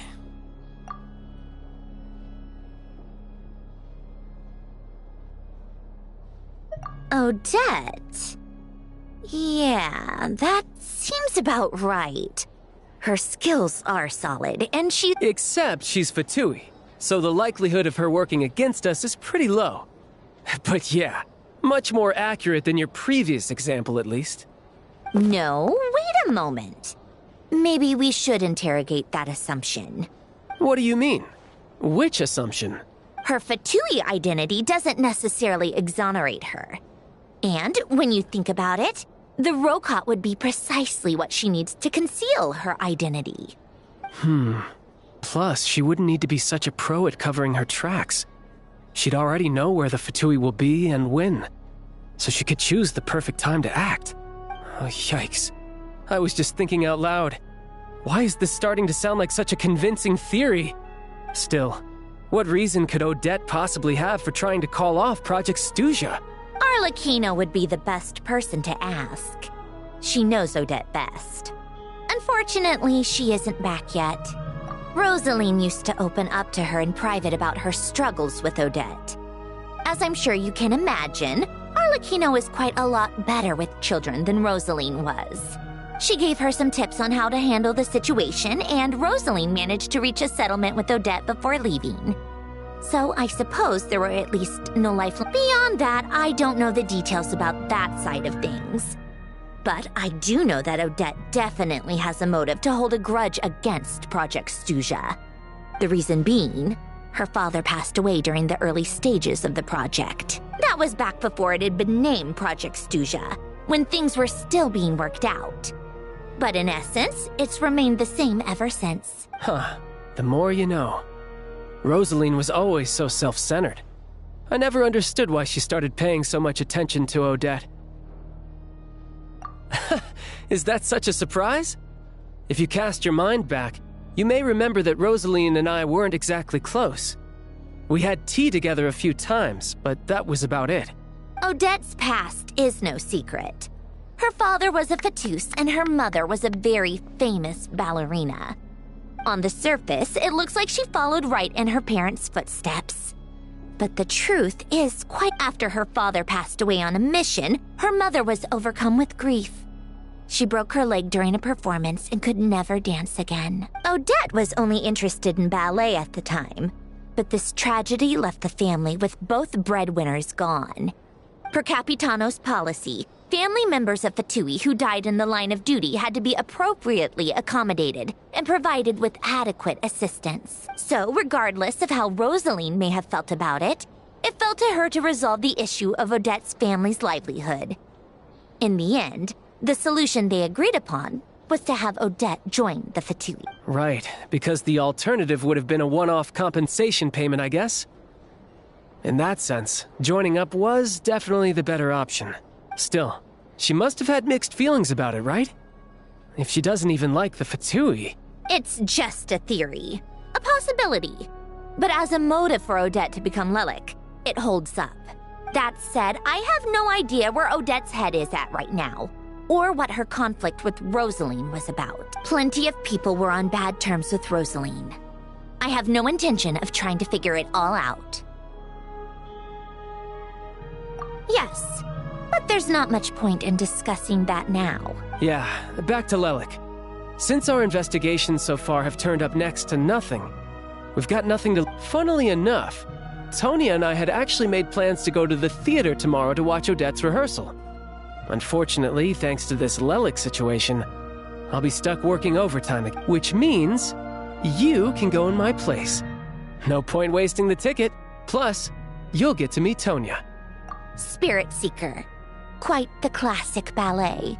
It was passed down through Odette's mother's family for generations. But Odette's been practicing it diligently, and it's finally ready for a return to the stage. Excitement is through the roof. Tickets for the... Tonya's excited for it too. She's desperate to see it no matter what. Personally, it's not really my kind of thing, but... I've actually seen it several times before. The story's pretty straightforward. The lead character follows a trail of clues. It's a tale of love and regret. So not exactly reinventing but when that classic melody kicks in and the lead character begins to dance. It always... Not an easy dance to do justice to, though. I know it's always been Odette's dream to perform this piece, but I'm not sure she's really ready. In that case, I think that even if she is Lelik, we should wait until her performance is over before we respond. I'll let you take it from here, comrade.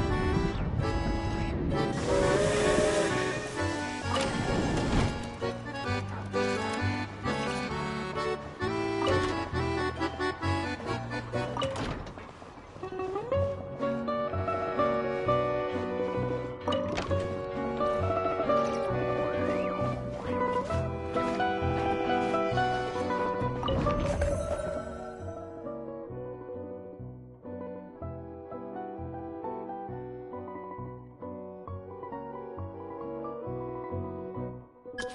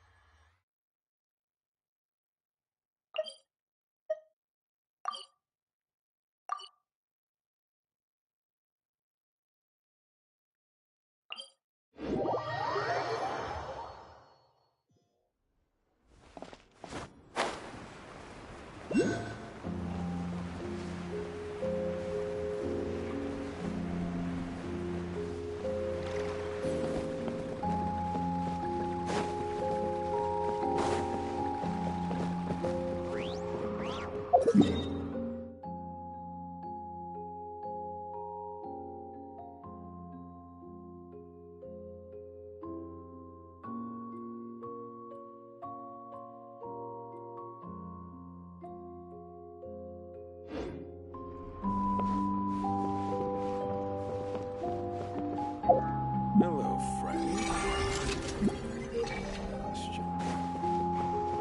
Hey, brother!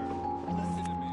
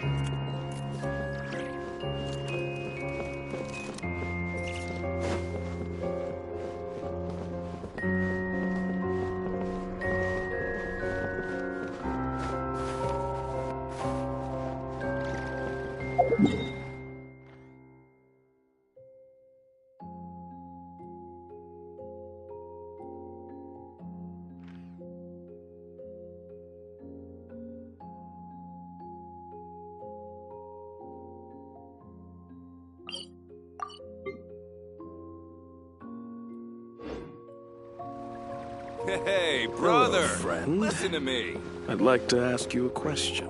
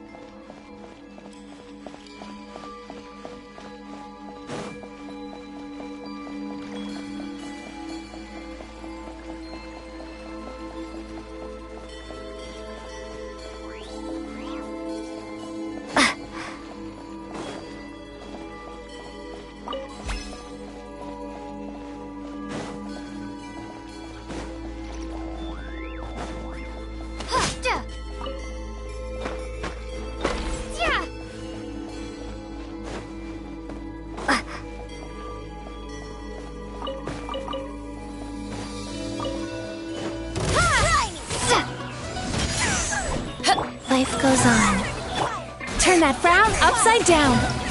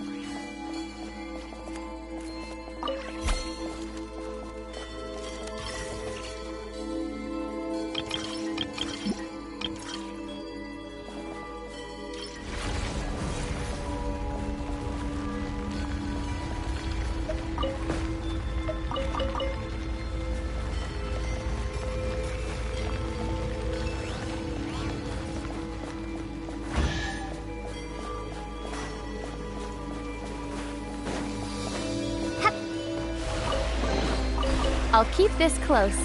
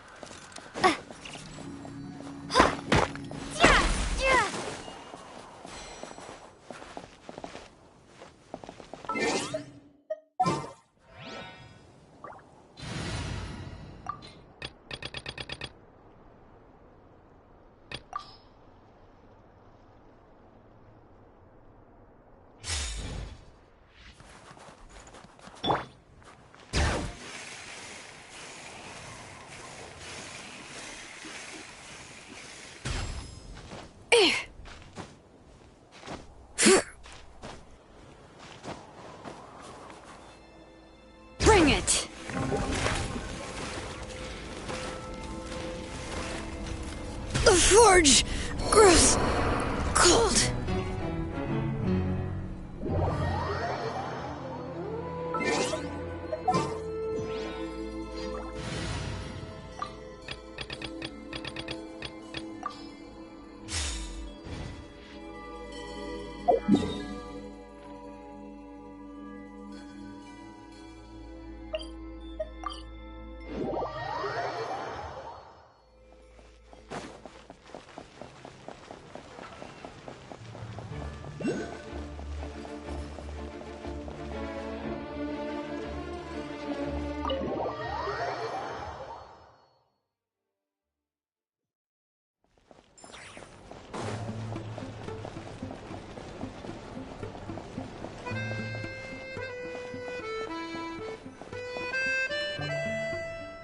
Sounds like you've made a ton of progress today.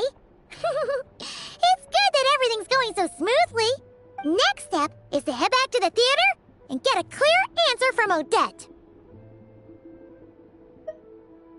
Either way, Paimon doesn't get the sense that she's a bad person. Sure, she might have done some pretty extreme things, but Paimon bet she has her maybe this is going too far, but like, with everything she's managed to do so far, wouldn't it make more sense in theory to be even more... Why leave a letter when she could, well, we know there are plenty of other ways to keep people in line, right? The point is, she could have gone further, but she didn't. So, if it is her, she's got some yeah! Well, all you can do is follow the facts wherever they lead. No change, really. But that thing Paimon told you about yesterday? Paimon feels like she can sense it more clearly now. Hearing you talk about your day makes Paimon itch for an adventure. If only she could be there with you so we could experience it all together. Yeah, I wish you could be there too. I'm not used to adventuring alone. But don't worry, we'll get to the bottom of this. Guess it's just one of those things. Never mind. Paimon will behave herself and keep resting.